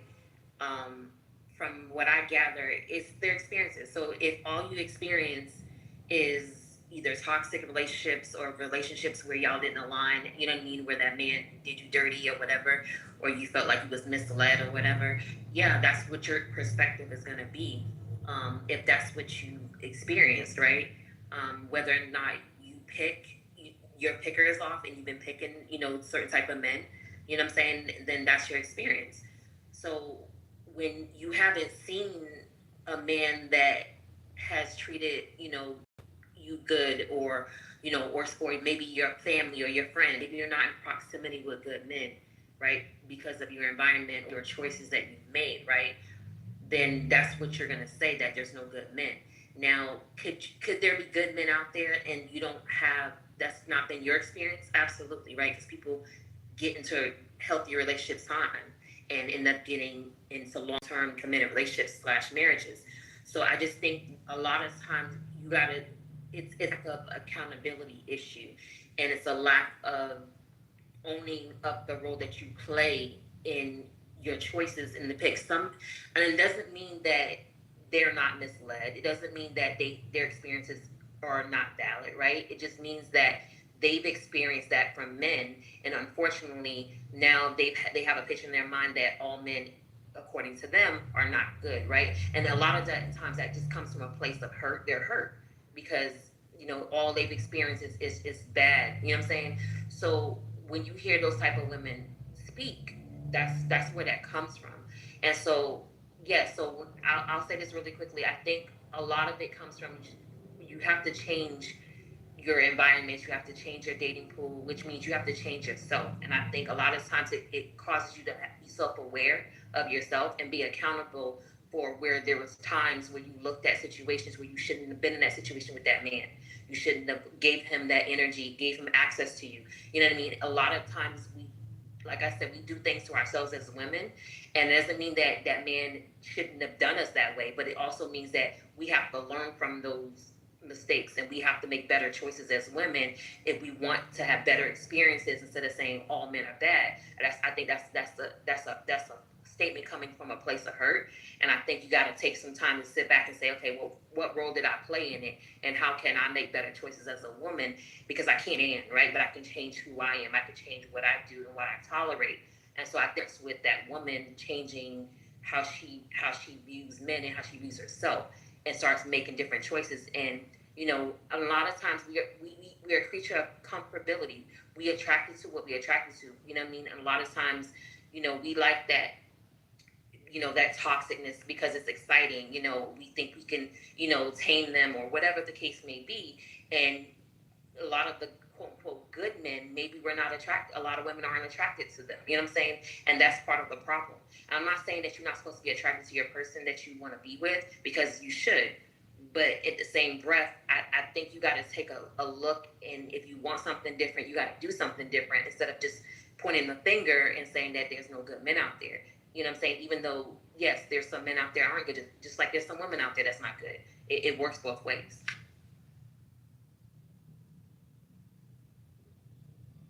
Could a good man be subjective, depending on the lifestyle of the woman? So this good man, being a good man, ain't the same thing as being a man who's excelling at being a man, right? So she shouldn't. The woman is saying they not gonna follow no man if he's not excelling at being a man. What does it mean? At being, it's not about just being a good man. Are you a man of integrity? Are you responsible? Are you a man of your word? If you say something, is it that, or are you gonna fall through because of whatever reason? Do you know how to show emotional intelligence? You know what I'm saying? Like, can you hold yourself accountable when you make a mistake, or are you gonna be pointing the fingers all the time? So So is he doing all of those things so that I could trust him to be a leader, so I could trust him to lead his family, even if he mess up, he's still gonna be. It's gonna be okay because I know he has his intentions where they need to be. But then we turn around and we say, well, you know, he's not a finished product. So you got your. We knock her down if she make a bad choice, but we're not doing that. We're not excelling at being who we're supposed to be yet. And she's not out to follow what we want to do if we're not there yet. You know what I'm saying? But then when she lower her standards, we say, oh well, you dealing with a nigga who's a felon, got no education. You know what I'm saying? So what you mean by that? What do you mean by men are not excelling with who they supposed to be? Because I'm trying to look at the data on most black men, and I know most black men are in the middle class and gainfully employed. So when you say excelling, do you mean parenting, financially? What do you mean by excelling? I ain't even want to go down that rabbit hole, but since you asked the question, for the past 50, 60 years, it's been the black woman who's doing everything that she needs to do to. She been taking care of the household by herself. That's just. I'm not gonna argue. Say what you want to say. But for the past 50 to 60 years, you feel me? I got you. I disagree with you, brother. I disagree with you, and I don't want to. I just not a gender war for me, but I disagree with what you're saying. Majority of attractive good men, leave them, because good men are not gonna let you run amok on their program. The good men are the ones who are called controlling and crazy. Those are the good men. When you hear women call their baby daddies controlling or their ex-husbands crazy, look at them niggas' lives. I bet you it's structured. Those are the good men. You can't tell me a woman who's attractive at 8 can't cross a good man in your life. They don't put good men in their lives, especially attractive young women. They've been in a room with these guys, but they see how strategic and structured he lives, and he's not going for anything. So those men are not typically the ones that they go for. The good men are the men that they can do whatever they want to do with. If you a loser, but you pay her bills and you let her have fun and do what she wants, you're a good man in her book. A good man is whoever she wanted to be. As long as your boundaries are put down and you can let her do what she wants and live her soft girl life and pay all the bills on auto pay, you're a good man. Anybody can be a good man. A nigga with no income could be a good man if you fun enough and you allow her to do what she want. Those are the key things right there. Let a woman do what she want and be fun. You're a good man. So the nigga that's gonna teach, the nigga that. Oh, go ahead, Pocket. Yeah, no, I'm sorry. I just wanted to clarify for the room, for the audience, because I kind of went there with my female mind, and I want to make sure that I'm following you correctly. Because I did get a little triggered. I'm not gonna lie, when you said, when a woman calls a man crazy, or an asshole, or whatever, that's one of the good men because he wanted structure for her, right? So can you give me an example? Do you mean a man who was telling his woman not to dress certain provocatively? Because I do hear that they'll say that man is controlling. When he's just saying, hey, we're going out, maybe not dress like that. Are those the examples you're talking about, or do you give me a few examples of what you mean by when a woman would call a man controlling or crazy and when not to believe? Well, that's an example of a man who cares about in his woman and how she carries on his clothing. A man who may not be okay with certain activities. He doesn't want his woman out there. Is he going out for you guys? Yeah, it's going crazy. He's in the Matrix? Right? Okay, I thought I was tripping. Yeah, you're in the Matrix. But that's a classic example of the clothing, but I think mainly men who are of high value, they care about their image. They don't want their image. He does. Hold on, right. Wait, I think he was disagreeing with the fact of what I said, but I'd like to hear a few more other examples. I said the clothing would be an example of it, but also men don't want their women engaging in high risk behavior. So that can be anything I don't want a bar fly. Like me, I wouldn't get with a woman who likes to live for the weekends, or a woman who likes to do excessive amounts of foot of it. Stuff like that. Some women would consider that controlling. Like if I don't want my woman to Damn, you fighting. You're fighting. Every month. You're fighting the Matrix, love. You're fighting the Matrix. So I feel like from what I'm hearing, yes, I can see how women think that is controlling. Honestly, I'm not one to really dress up like that. I don't really got shit to show anyways. So for me, it's not really a reason to dress like that. But I do see that a lot of women do dress very provocatively when they're out with their husbands. And I'm like, shit, do you, boo, as long as you have agreed on that. But I know that they're, from what I saw with my father, my brother-in-law, it's you can be sexy and conservative. You don't have to be dressed in a certain type of way to be sexy. I think a lot of women who cover up and make it sexy is honestly, amazing. But if the husband's okay with it, I mean, that's between them. Honestly, if the husband's all right with, hey, yeah, you could dress that way, 100%. I feel like that should be broken down in the dating stages. Like if y'all are getting married and you're shocked that he's like asking you to dress a certain way when you guys go out, y'all should have never got married. Honestly, that should have been discussed way before marriage even came into the play. Like, hey, if we get married, this is how I want to present ourselves out there. To be honest, this is how I want to be seen. This is how I want to be presented when we are out in public or in the world. I feel like that should be discussed. And to Ant's comment in the chat, it is the father that should have been there to teach these girls that, to teach these young women that. I'm very blessed to have had my father in my life. He's very strict on me. Don't get me wrong. People would have seen it as like a prison. But honestly, I don't see the need or want to be dressed in a certain way. Honestly, I really don't want to be showing my ass, man. No one deserves to see that. But if women want to, man, I mean, expression it is what it is. But if your goal is to not be objectified by men, if you can, I'm sorry, Shy, you're coming off mic. That's loud. If your goal is to be objectified by, is to not be objectified by men, and you dress a certain way, you're not acting logical in that point. If your goal is to express yourself, and you don't give a fuck if men objectify you or not, and you know it's going to happen, then you're being logical. But if you literally, if the goal is to not be treated a certain way by men or seen a certain way by men, and you know this is what that does, and you dress that way, you can't really complain, honestly. The fact okay, so let me say this. Hang on a second. The fact of the matter is, whatever the father didn't do for our woman, it's now our responsibility to grab that baton and finish what he didn't finish. Wait, what? That's yeah. I hear what you're saying. That's a good man, brother. That's a good man. Yeah, I think I agree as well that honestly, the father, he is passing the baton to you the second you guys get married. He is literally passing. Because I will say this till the day I die.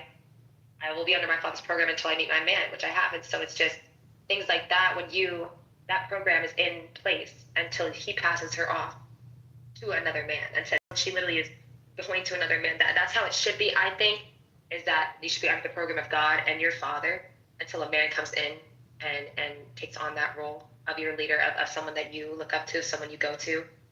So I don't, to me, I don't get that part slide. I really think, the husband is supposed to, yes, take on that role as well as leading her in the right direction, or at least guiding her in a way, because that's what you guys want to do, right?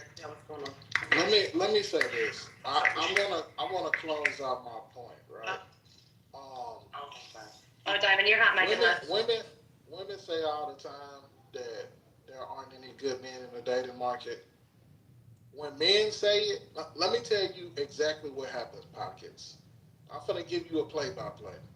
A man will say there aren't any good women in the dating market. You know what women are gonna do? They're gonna go to his PTR. They're gonna look at his PTR. They're gonna see he ugly as hell, and then they're gonna say, "Oh, we out here. We just ain't looking for your ugly ass." That's exactly what's gonna happen. But when, and am I lying?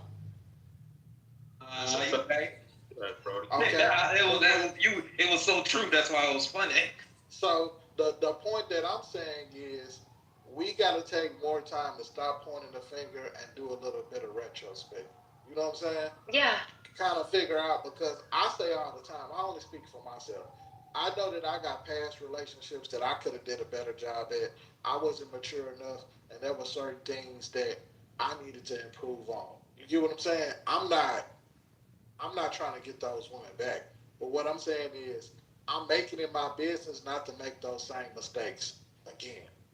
So if you out here and you still getting the same results and you doing the same stuff over and over, like like come on now, y'all gotta stop.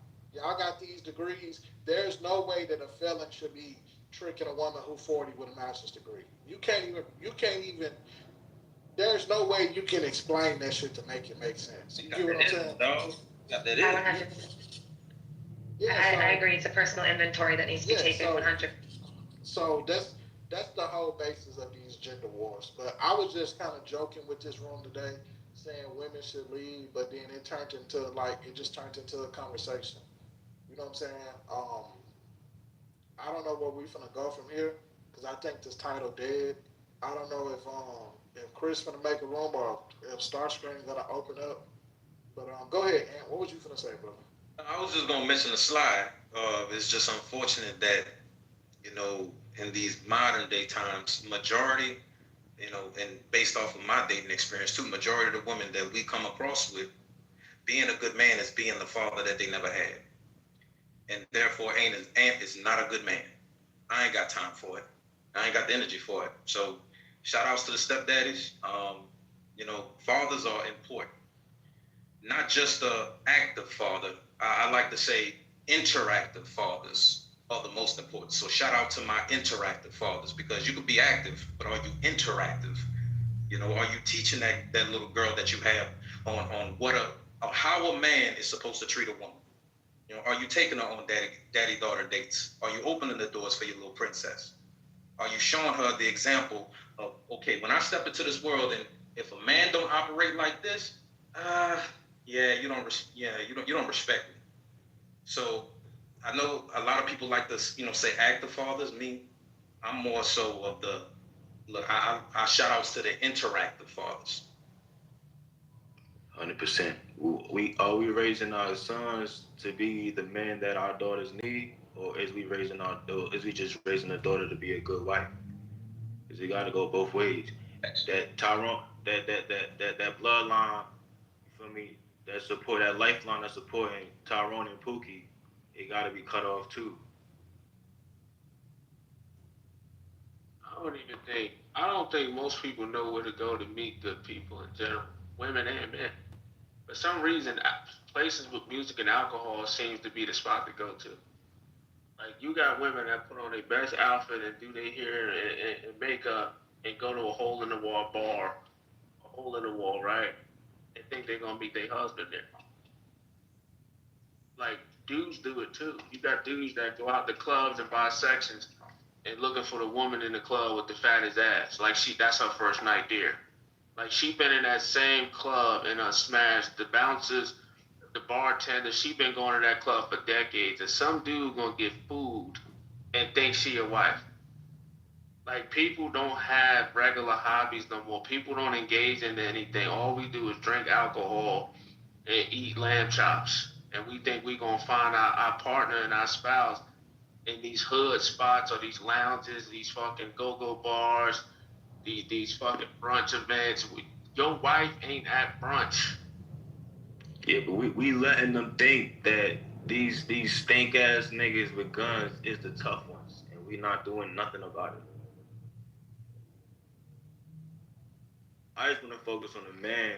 I don't really care what these women be doing, to be honest, because they don't be nothing important most of the time. No offense, ladies. Niggas in prison are good None taken. Okay, so bro, this is why I disagree with you. At the end of the day, people have the right to grow, to evolve. I'm not the same. I've been on this app 6 years. I'm not the same person that I was. I'm the same person, but I've gotten older. You get what I'm saying? I was in my early 30s. I'm about to be 40 now. You get what I'm saying? I'm not gonna say that a woman can't find her husband in the club. Hell, he might own the club. You get what I'm saying? You don't know. He might be driving Uber, and that's his side hustle. Hell, he might be, you know what I'm saying, and going to school to be a doctor. We don't know. The same people be somewhere everywhere these days. We can't say we just gonna leave out room to grow, because some of us, even as men, some of us used to be pieces of shit. Some of us used to just be out here dicking down women, lying to women to get access to sex. We ain't finna pretend like some of us, that's not our story. You get what I'm saying? Some of us used to be broke. Some of us used to be homosexuals. You get what I'm saying? So we gotta leave room for growth, and we gotta also understand just because you don't want to date a woman with kids, it's single mothers get married every day. There ain't nothing keeping a woman from getting married except for what's between her ears. That's it. She play the game right, she can get married. That go for anybody. That's a fact. So I don't never see what I don't like about the red pill manosphere stuff, and I know you're not trying to do that up in here. You just giving your opinion. They don't leave no light at the end of the tunnel. They basically say, well, it ain't nothing that nobody can do with you. You worthless, and I don't like that shit. I just think that shit is complete bullshit. You know what I'm saying? So that's all I'm saying. So what you think about making it not cool, or you feel me, like to hit on a woman? You said what? Like what you think about, like changing up certain shit that just get untouched, that we don't deal with. Like a lot of niggas got something to say about 50 airing out that nigga Diddy. But like that could be seen multiple ways. I don't know. I just feel like we don't attack the person that we say she shouldn't be attracted to. Cause I admit I used to be that nigga too. I used to be a womanizer. Listen, bro. Ain't the White Howard gay? Yeah. I don't know. Okay, the White Howard gay, and he got a battalion of side chicks, and his wife going live every other day crying. Listen, bro. Oh no. I'm not worried about none of them famous niggas. Fuck what them niggas got going on. We need to focus on the task at hand. You need to have tunnel vision and be focused on you. Learning how to use some of this AI. The next room I make, we finna go through some of these AI apps and we gonna start fucking with that shit. We gonna, you know what? At least one day of this week, we gonna do something productive. I don't care if it's 5 people up in here. We can take a break from arguing with each other. We can do some productive shit. And so that's what I think the focus needs to be. But when it comes to these celebrities and what they got going on, man, fuck them niggas. Them niggas don't give a fuck about us. That's all I got to say. Hey, look, I'm with you, content on that. Look, hey, I just want to tell everybody, look, Them niggas get a pass to do whatever the fuck they want. They can have 60 kids. It don't matter. Man, look, y'all download Claude AI. You know what I'm saying? That should help me make a Telegram bot in 3 minutes. Help me just automate some onboard stuff in my business. A Telegram bot. I ain't even got to talk to new hires. I just programmed the bot using Claude and N8N, and they just talk to them and guide them through step by step on getting onboarded as a new hire in my business. So content is 100% right. Because I'm gonna be honest with you, a lot of the time that y'all spend on this app, if only this app had like a user stat, or actually you could just go on your settings and see how much time you actually spent on this app. It's probably enough hours for you to earn a master's degree or something. I'm just saying. So I'm with content on that one. It's time to get productive. That's why I just made the IG. We finna start posting. We a blog. I'm getting posts together right now. We got the YouTube finna start popping. We already did chopped up some of these clips. We got a video coming of Swan going against Momia. That's gonna be dropping in a few days. We putting all these clips together because there's money in this content shit. And I'm finna monetize this shit. Well, we're finna monetize this shit. I got a whole team behind me. Or team together, my bad. I ain't trying to make it seem like I'm in the forefront because we equal partners. And I'm rocking with the people that I've been locked in with Swan and Chris, and I want to salute them and shout out to them because I'm a lot to deal with sometimes. Sometimes I don't make deadlines. Sometimes I got a lot of shit going on. But I appreciate them being patient with me. You know what I'm saying? But yeah, we trying to do something productive, bro. And what I do is program these different AIs. If I'm trying to build me a cloud bot and teach it how to work the other AI applications. So while we in our sleep, we just constantly making content. People don't know. Have y'all been on scrolling online and seeing them AIs of them cats like kung fu fighting and stuff? Y'all ever seen the kung fu fighting cat that pull out the gun and shoot the gun? I got you. The man who made that clip, it's like 12 seconds. He already made $100,000 off of that. That clip only been out in like 14 days. Like, it's money in this content shit, bro. You don't have to show your face no more. All you gotta do is work AI. And what you can do is you can teach the AI how to make the content for you. So literally, you just set the company up, you build the platforms out, and it's like 1 month of work, and the work just work itself. You get what I'm saying? And so I would love for me and you to partner up on making an app. I know Star been talking about making an app for a while, but I want to get with you whenever you get a chance. Maybe we need to do a business room and throw some ideas out there, because I got an idea for a dating app. Okay. Because I'm thinking, like, what if you mix Tinder with Clubhouse, where you could really somebody and see their views on how they view relationships before you really get to know them. But you know what I'm saying? I got somebody who's gonna put some shit together. A lot of women don't care about the AI though content. They going to medical school. AI can't penetrate the medical field like that. They going to school to be RNs and CNAs. Are you crazy? They already got AI robot doing surgeries.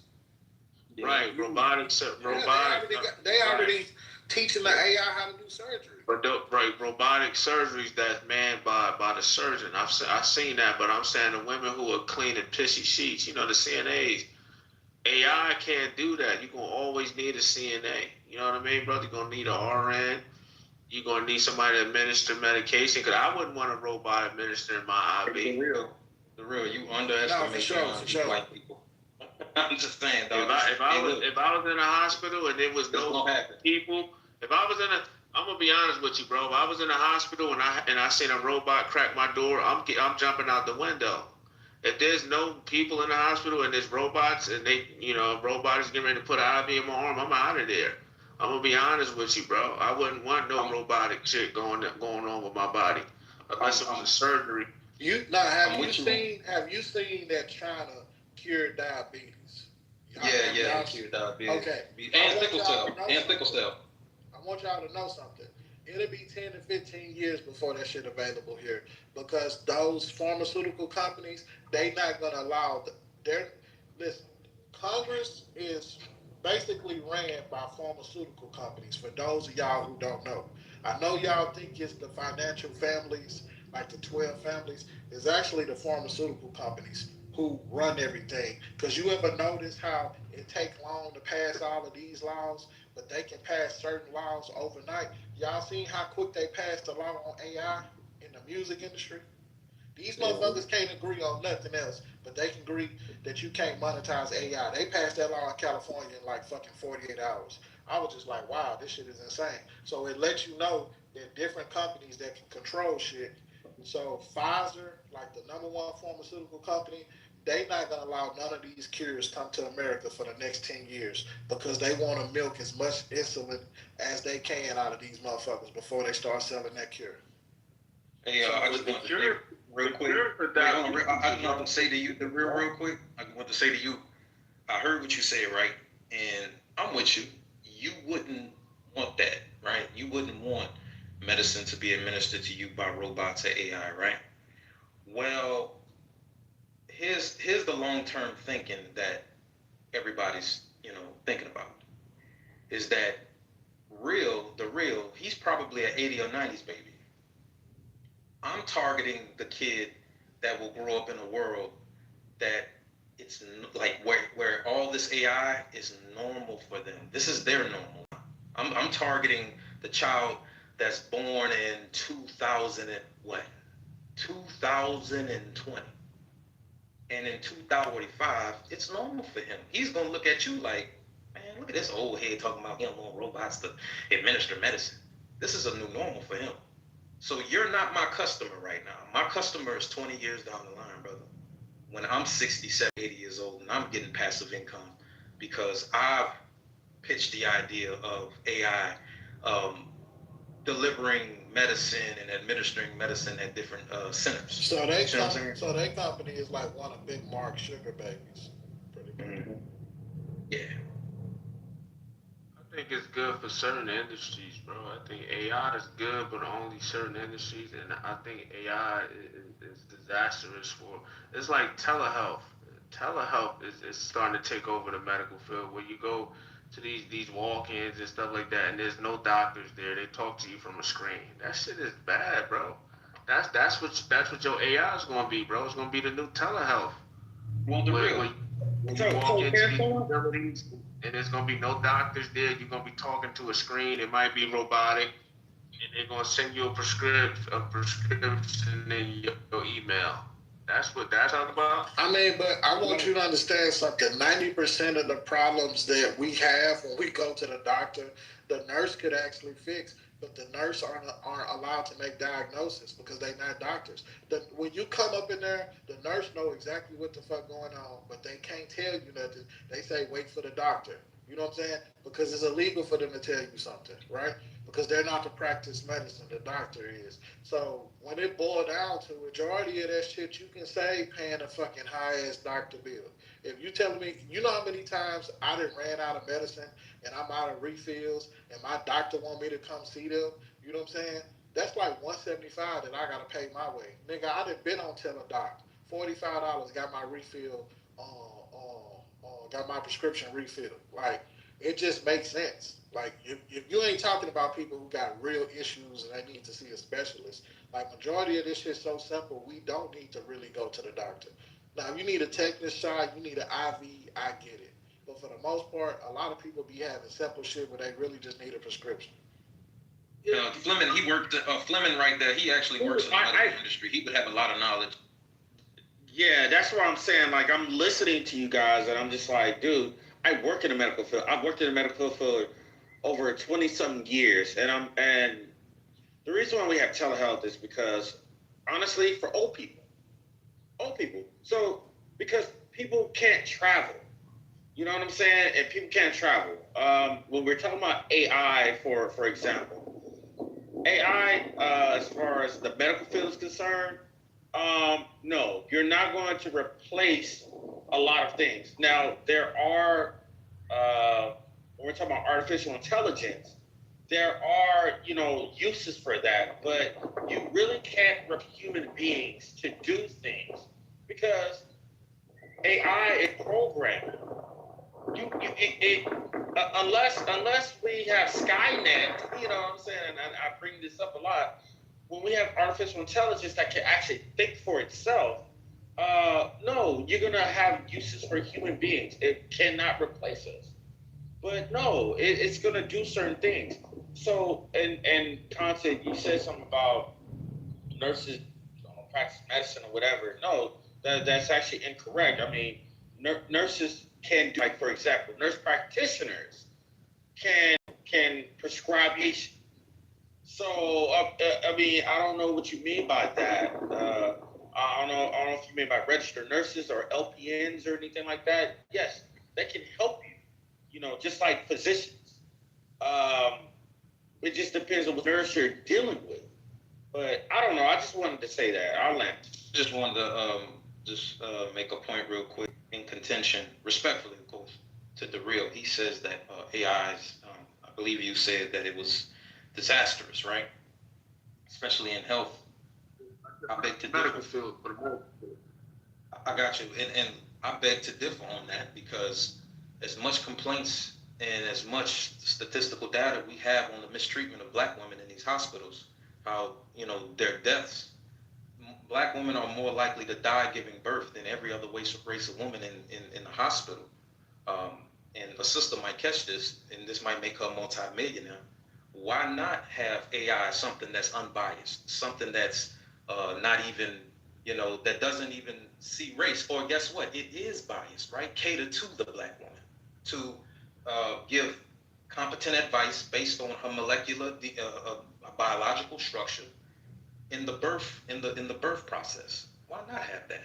And that will alleviate right there the deaths and the mistreatment and the unfair treatment that black women have been seeing in these hospitals giving birth. Why not? We have like there should be a specific program where even, hey, look, this AI program, with the help of some of your village, of course, can help you administer at-home birth. So you have you a artificial intelligent doula.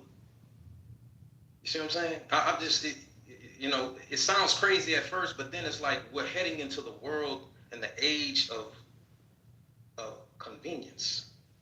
So that's, in my opinion, that's one of the issues that artificial intelligence would solve in our community. We would see more black women living after giving birth to these children. Because white doctors ain't got a hand in it. So, look, a sister in this room will catch that, download Claude, N8N, Kimmy AI, and I'll be honest with you. Yeah, I think it's on the App Store now. If y'all want to download Claude, I think it's on the App Store. No, Claude is on the App Store. They got Claude Open AI. You talking about Claude, ain't you?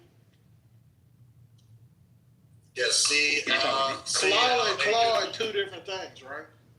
No, yeah, it's two different things, but they've come. Claude has combined with Kimmy AI, so they're doing a partnership. Kimmy AI is really good too. I use both Kimmy and Claude. CLAUDE, right? Yeah, that's Claude. Yeah. Can we by Anthropic? Can we? The country's Anthropic. You think we can use Claude AI to like spice up Big Mark dating profile so we can get him some action?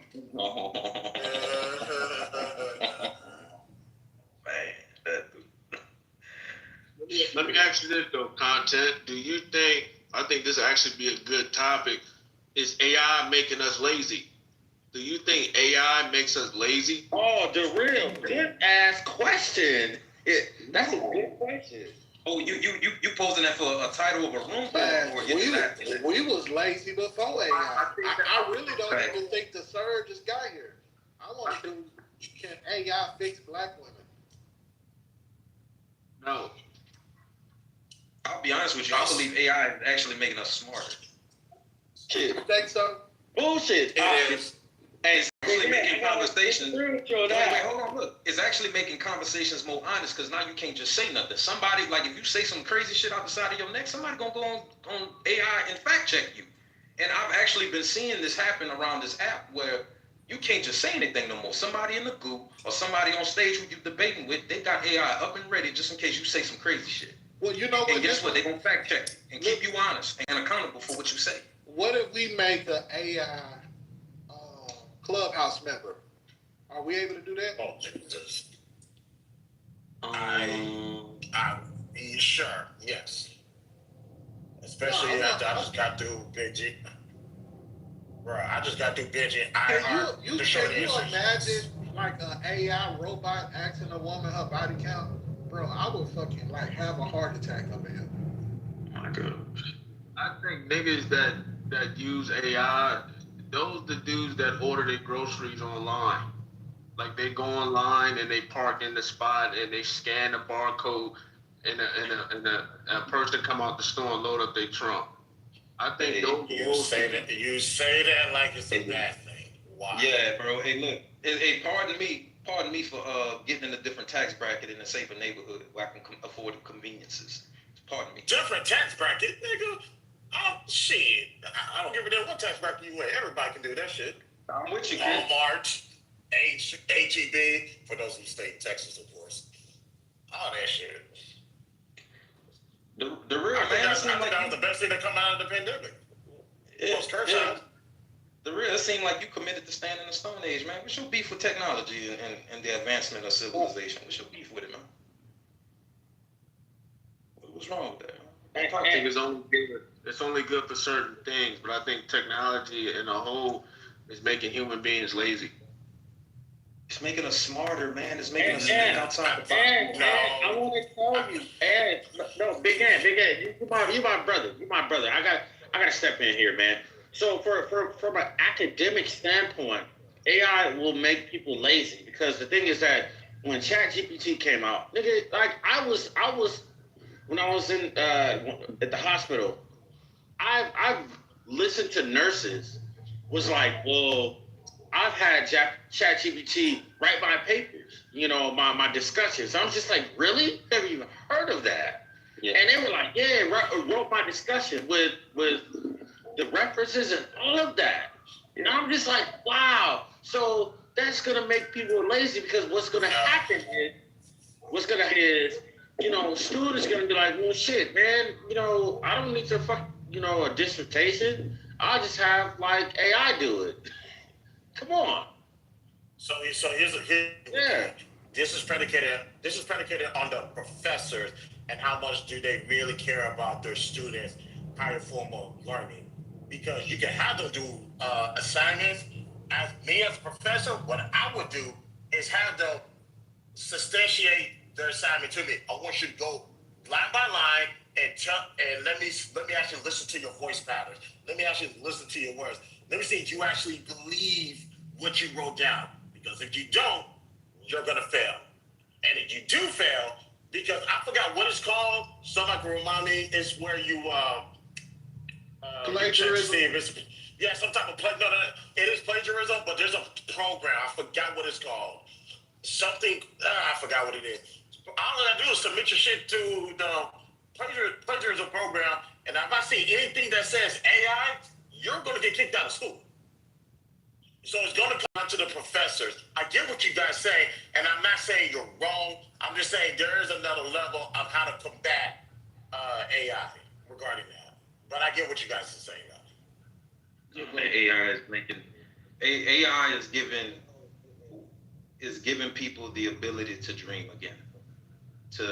AI is giving, bro, people go through life, bro. Like when we were children, we've always, since we were kids, right? We had all these big dreams and aspirations. This is what I want to do when I grow up. I want to be this. I want to be that. I'm home this house. But somewhere along our life, we've stopped dreaming. We stopped being that kid that nothing was impossible for us.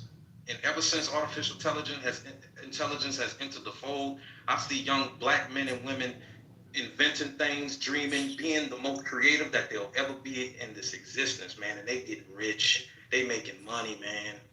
So while you say artificial intelligence making people lazy, well, okay, cool. But I can also see that artificial intelligence is giving people another shot at the prime time, no. So I'm a glass half full type person instead of glass half empty. But I see what y'all saying though. But and regarding to what Ant just said, I use AI for my content created. Now, keep in mind, my creativity is predicated on me. If I don't got the creativity, there's no form of AI that's going to get me to the finish line. It's predicated on me and me alone. So once I'm able to have an idea, I use AI as an assistant tool, as an attachment to my creativity. So that way, it's always there. That's going to help me go to the next, get to the next level.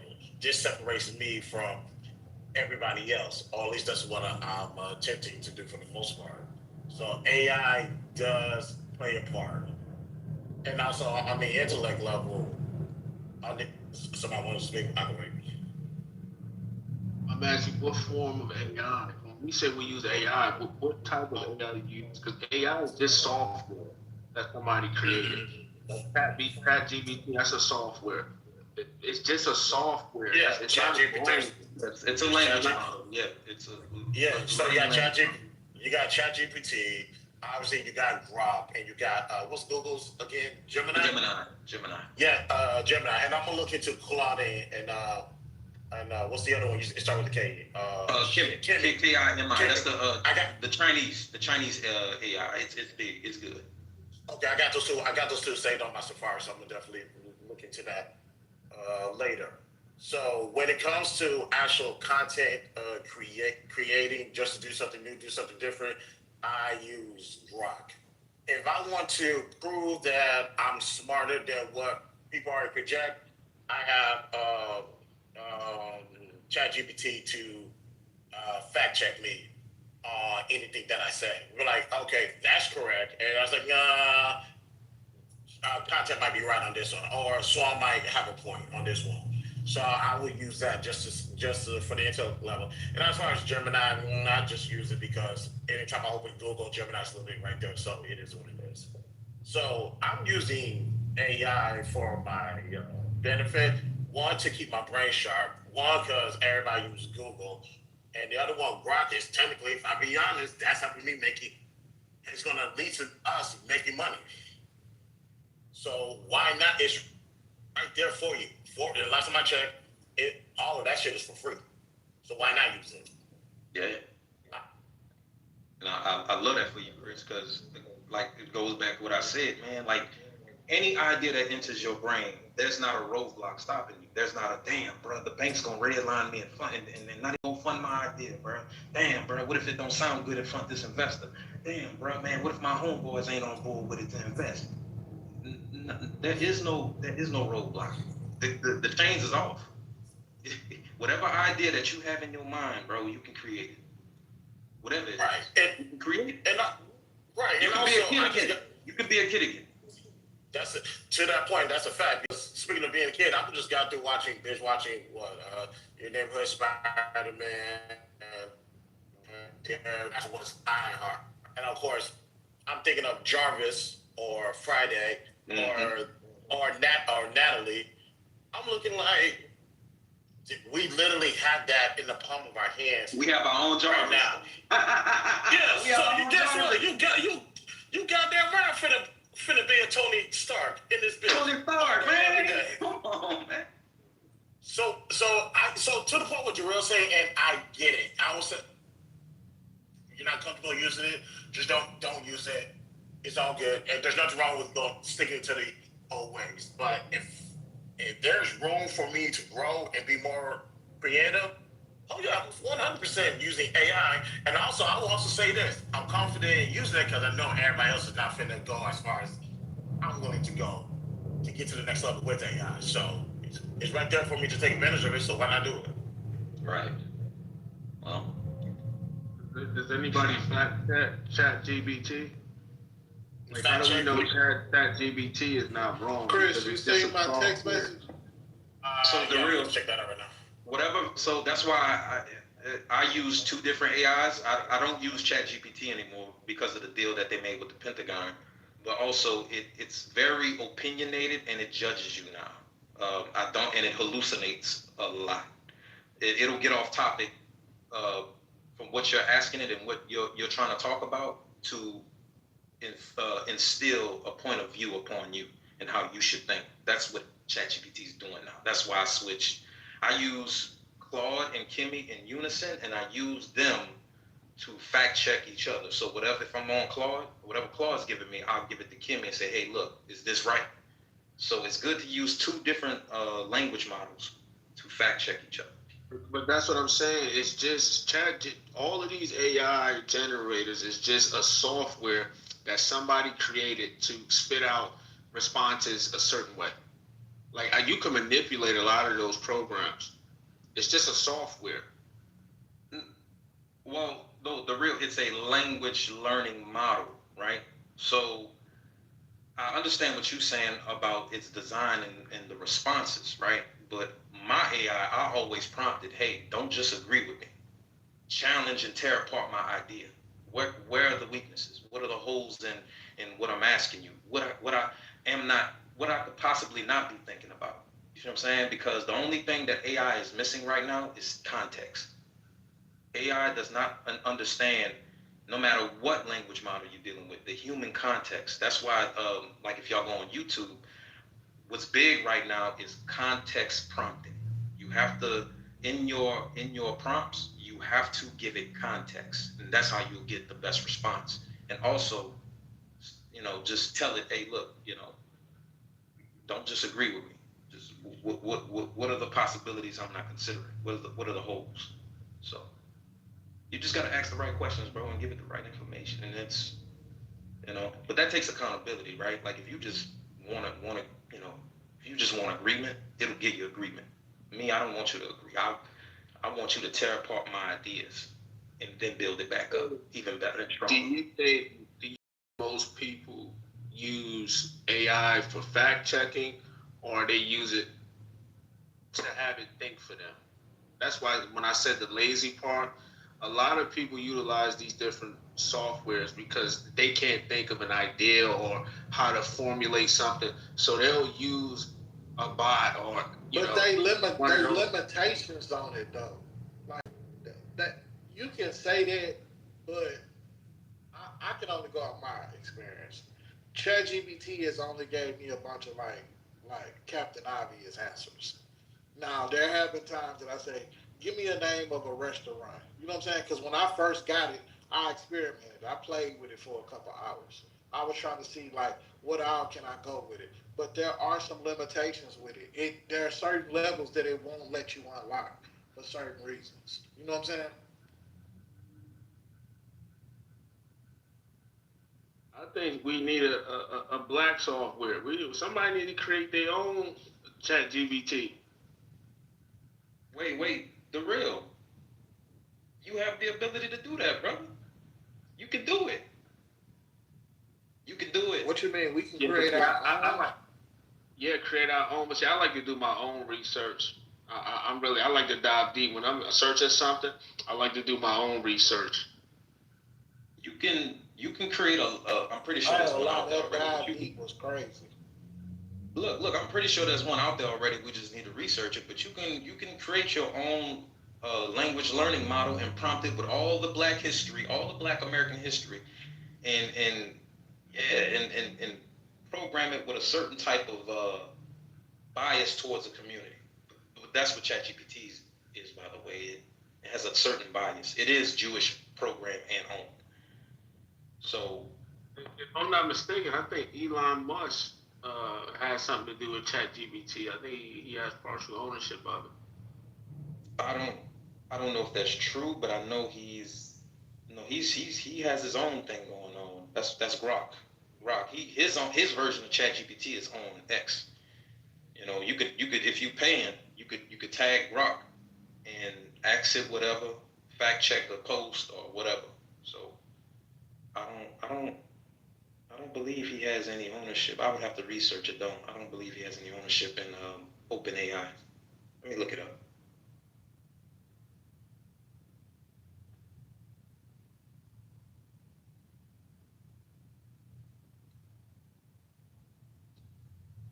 What we talking about? Oh, it says no. Elon Musk does not own OpenAI. While he was a co-founder in 2015, he left the board in 2018 due to disagreements over the company's direction and failed attempts to take control. So he tried to take control, but he left because they weren't about to let it happen. As of February 2025, a $97 billion acquisition bid by a Musk-led investor group was rejected. So he tried to buy OpenAI ChatGPT for $97 billion, and they rejected it. Hey, bro, I wish I could reject $97 billion. Shit.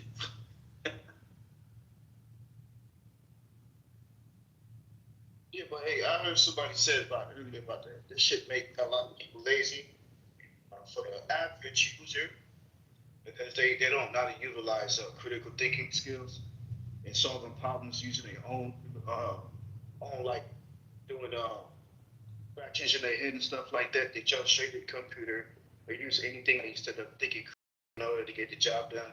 And I believe that is a problem a lot of people's having. We give you an example. Somebody on Clubhouse said they met a woman and there was text messaging her. Now there was text messaging her trying to make it sound good, so they used like Apple iPhones. They use that I guess it's like make the words look nice or make it look presentable and shit like that. Be pleasant. They type their shit reworded for them to make it seem like they you know what I'm saying, like they know what they are typing. But then they lack the critical thinking skills of themselves, put the words together and stuff like that. Even in real life, you would stumble over your words compared to not represent how you send that text message when you're dealing with a woman in real life. You don't have that skills like that. You don't have to play, use a little bit of semantics with the words a little bit, make it sound more appealing. People don't know how to do that, and I think that becomes a problem. But that's just the average user, not the one that's deep into the tech. They use it properly, but for the average users, yes, it makes them lazy. I do want to say this much. If you do try to hand in papers using AI without genuinely putting a little bit of thought into it, people can run what you just issued them back through AI to recognize that it was created by AI. That's a fact. Not to help people be losers. I also want to say this. I would if you guys speak on this, man. The AI companion is becoming a thing. I was one of the first people on this application to bring it to the light. Nobody just wanted to speak about it or nobody understood it. But the AI girlfriend is a thing. The AI boyfriend is a thing. You guys can go look it up and see. Like, there's some people that are about to get married to their AI companion. There are some people that it's a real thing going on. What, Aya? What?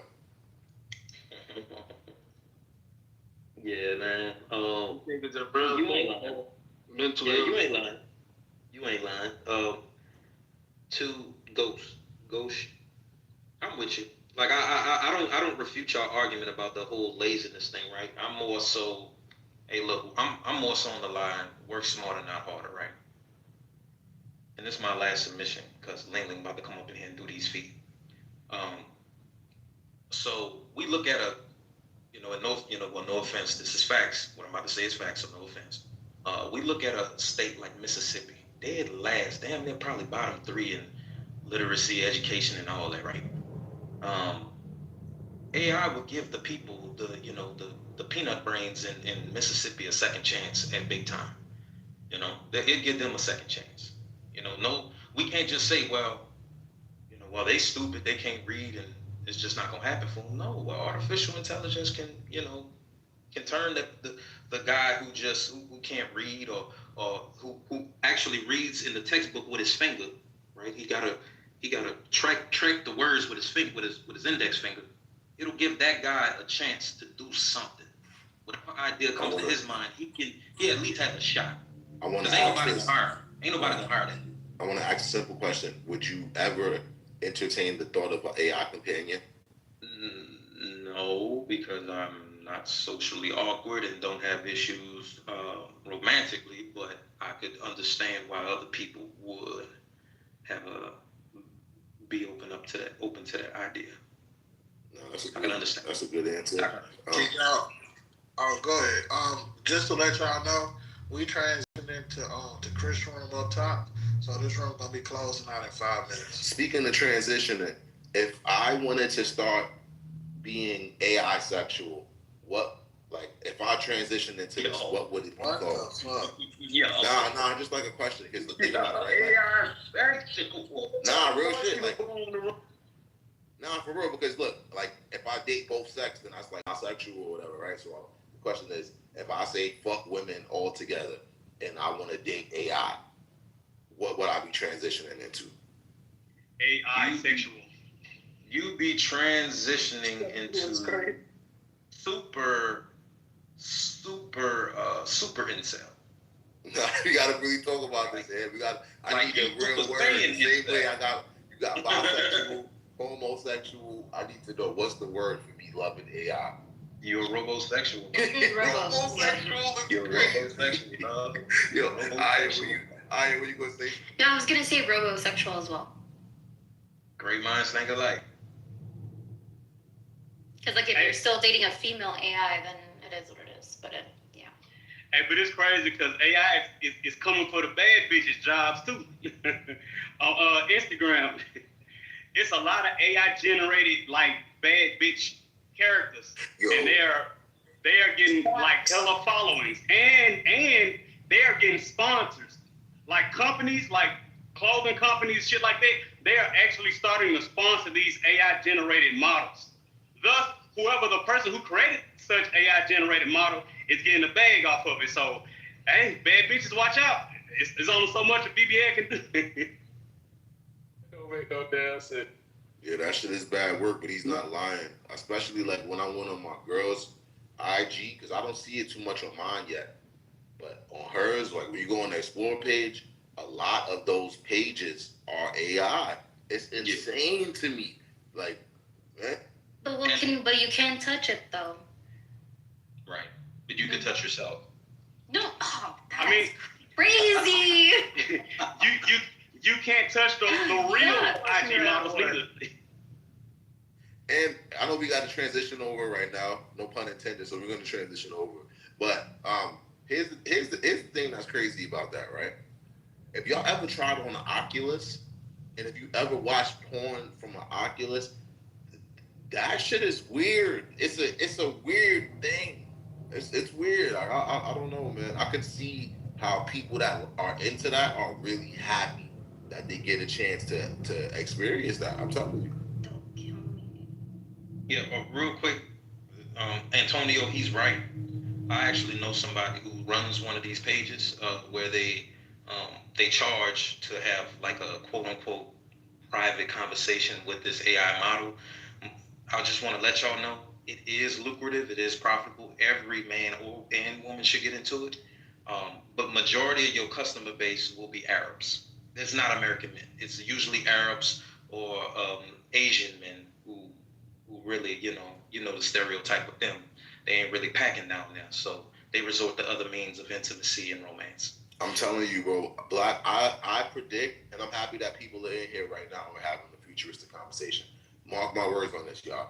I predict black men are always kind of late to the party, or when they come to the party, they don't ever want to admit that they at the party. Like the BDSM culture. Black men are there, they just never admit it. I believe by 2030, once somebody that y'all like make it cool, there's going to be a lot of people that's going to be converted into AI companions. But we done here. Let's go ahead and transition.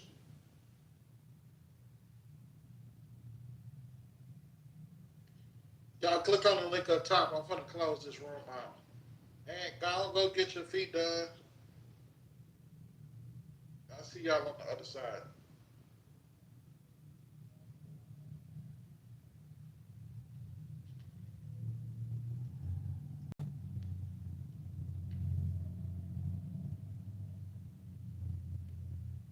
Y'all click on the link at the top. Hey, content, what you was saying, I thought I heard you. No, I was saying click on the link at the top. I'm finna close this room out. All right, I'm clicking. YouTube? Nah, we going to another room. This room been open like 12 hours. I be trying to save the replays.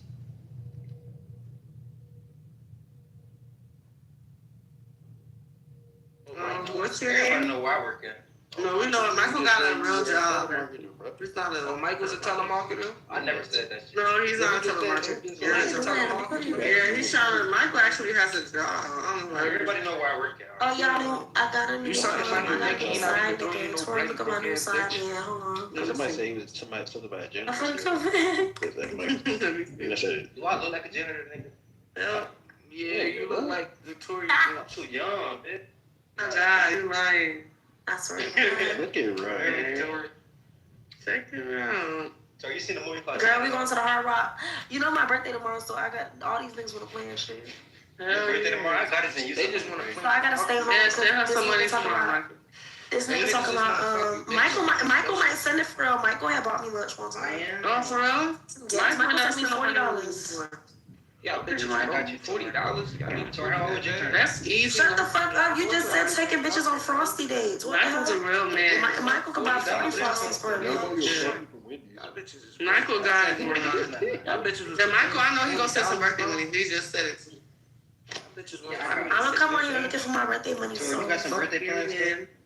Everybody get your coins ready. I just I'm getting a new car. I'm in the same birthday. You got birthday I'm going shopping, and tomorrow I gotta stay home all day because my main dude said he's sending shit, and I gotta wait for my packages. So you sending that down? All right, Dan. Congrats. To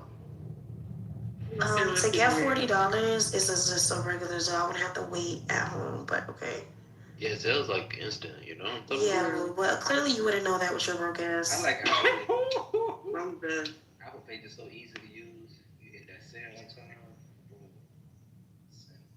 I don't know what he got me. Like, I hate when people try to send me, just tell me what you got me. I mean, it's not flowers, so who the fuck says, wait for your packages?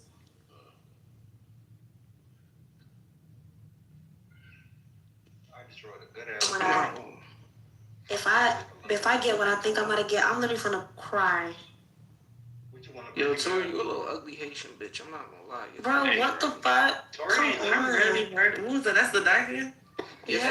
Why is this voice so high pitched? I don't think Tori Your ugly. face look funny as shit, man. That must be to the That's dyke. a dyke. That's dyke, yeah. That's a dime. That's a. Young boy blessed. Chill It's not out. a girl. Yo, get off my dick, bro. He's a loser. Tori with Nah, young boy, chill out, bro. You gotta get off my dick, bro. That shit never did nothing. They don't know. They trying to see A if man you calling a woman man or ugly is so sassy. Hey, bless. They trying to see if you a man or woman. They say I don't they give a you look fuck. like. I don't give a fuck, bro. I don't give a fuck what they try to You do. can't talk shit about no bitch in here. We got I no don't men give in a the front. fuck. You ugly ass bitch. Tori not ugly. Okay. Fucking poop. Who's this? Who's this? It's this dirty ass nigga with this no anger. He's mad because he asked Nikki out on a date and she said no. Sorry, bitch. You too shy for a $10 smoothie. But why would niggas want to buy them smoothie, bro? Nobody want to put on clothes and get smoothie with your broke ass. You gotta come to older girls different. They talking about let's go get some Smoothies don't impress these older girls. Yeah, that's some little kid shit. That's like They're middle going on school shit. 30. That, why she got this ball like that? You supposed to like, damn, what's better than smoothie? The beach. It would have been cute if it was in high school. Yeah, in middle school, honestly. That's a little childish. You better Maybe like ninth grade. Yeah, you better have some ice cream. Nigga pushing very now. It's too late. Nigga, let's go get some ice He's cream. that old trying to go on dates is crazy. That's some shit you do when you done been on a few days. I You don't know think you wanna pick her up. that's a date. The first impression, he left this broke ass. Tacos movie sound good though. That's not a romantic type of sound. Tori! Hey, boo-boo. What's on, Tori? You better have Netflix and chill. Oh, Raya. You look on the right? Mm-hmm, she right her birthday Little tomorrow. Ryan? Okay. Get some candles. Damn, like, It's you like Big Raya? Yeah. Big Mama Raya. Okay, I fuck with that.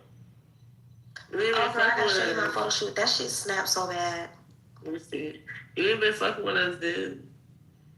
That's Cause not yeah, true. this time He in his big room. he said I gotta wait. What it is it? I'm not gonna keep playing with this man. I be busy.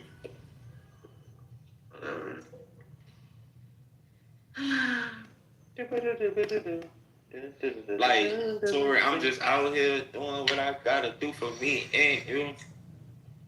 Mm-hmm. What you been busy doing? So, shit a lot, bro. Selling dick. It's a lot. Selling dick. Yeah. Damn, why you niggas Making on a me ugly change. as fuck?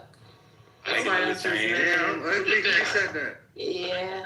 That's why innocence is spiraling. Yep, you too ugly. Wait, what you said? Talking to Why me? you did that now? I said that's how innocence Ugly as man. fuck. Michael ugly too? Y'all mama should have swallowed y'all. Damn. What? Michael ugly? You know Why what? was She mad 'cause she swallowing said Gucci. Fuck. Yeah, y'all. Wait, I'm ugly? Hey, when we can't. Yeah, stop saying, are you ugly? Yes, nigga. I'm crying. You sure? Have your Instagram. You just called me ugly. Why would I add you? Oh. Where she goes? Fuck that bitch. Oh, shit. Oh, She just called me ugly, so that's the only reason I said that. Let me baby boo. I just want to say add me on Instagram, bro. Girls be so confusing sometimes. I need to send these to my mom. These bitches be so weird and confused, you can't please them. You niggas be so broken, some losers. Hell yeah, right. I'm smoking. But it's like broke. I feel like broke niggas and ugly girls. They like Who removes him out the room? they made for each Who got other. removed right now? I'm not giving him my rights. Alright, Nobody removed nobody. I don't think nobody removed. I'm Yeah, looking his at the messages thing. is gone. He just said he got removed. Stop being He left. Cause you can It's see on if the somebody next removed time. somebody. It's gonna tell me when I'm in the room. Yeah. But y'all heard me? Most broke niggas got ugly girls. Who removed who? Who's saying they got removed? Can one of the somebody come? I think can you meet me at the new room so you can hold it open because I'm about to make the room. Yeah. All these rooms. Hurry up, Hold on. hurry up. Nick, I'm gonna come back when I get to work though, because I gotta take a shower. Get your stinking ass in the shower. Watch that little shrimp. Shrimp. Hey, yo. What's the shrimp? It's down here. Tori. Like garlic shrimp? What you doing? Bro, he snapped so bad on my pictures, bro. Chilling. I'm chilling. Let me see the pictures. I'm about to send it to you. No, who got their phone in the Nah, I just don't like burger. I don't know what's gonna like. Meet me at the new room. Click on the house for the new room. Hurry up, here we come. Alright, ending this. Bye. Nick, I'm gonna be back later, okay, sis?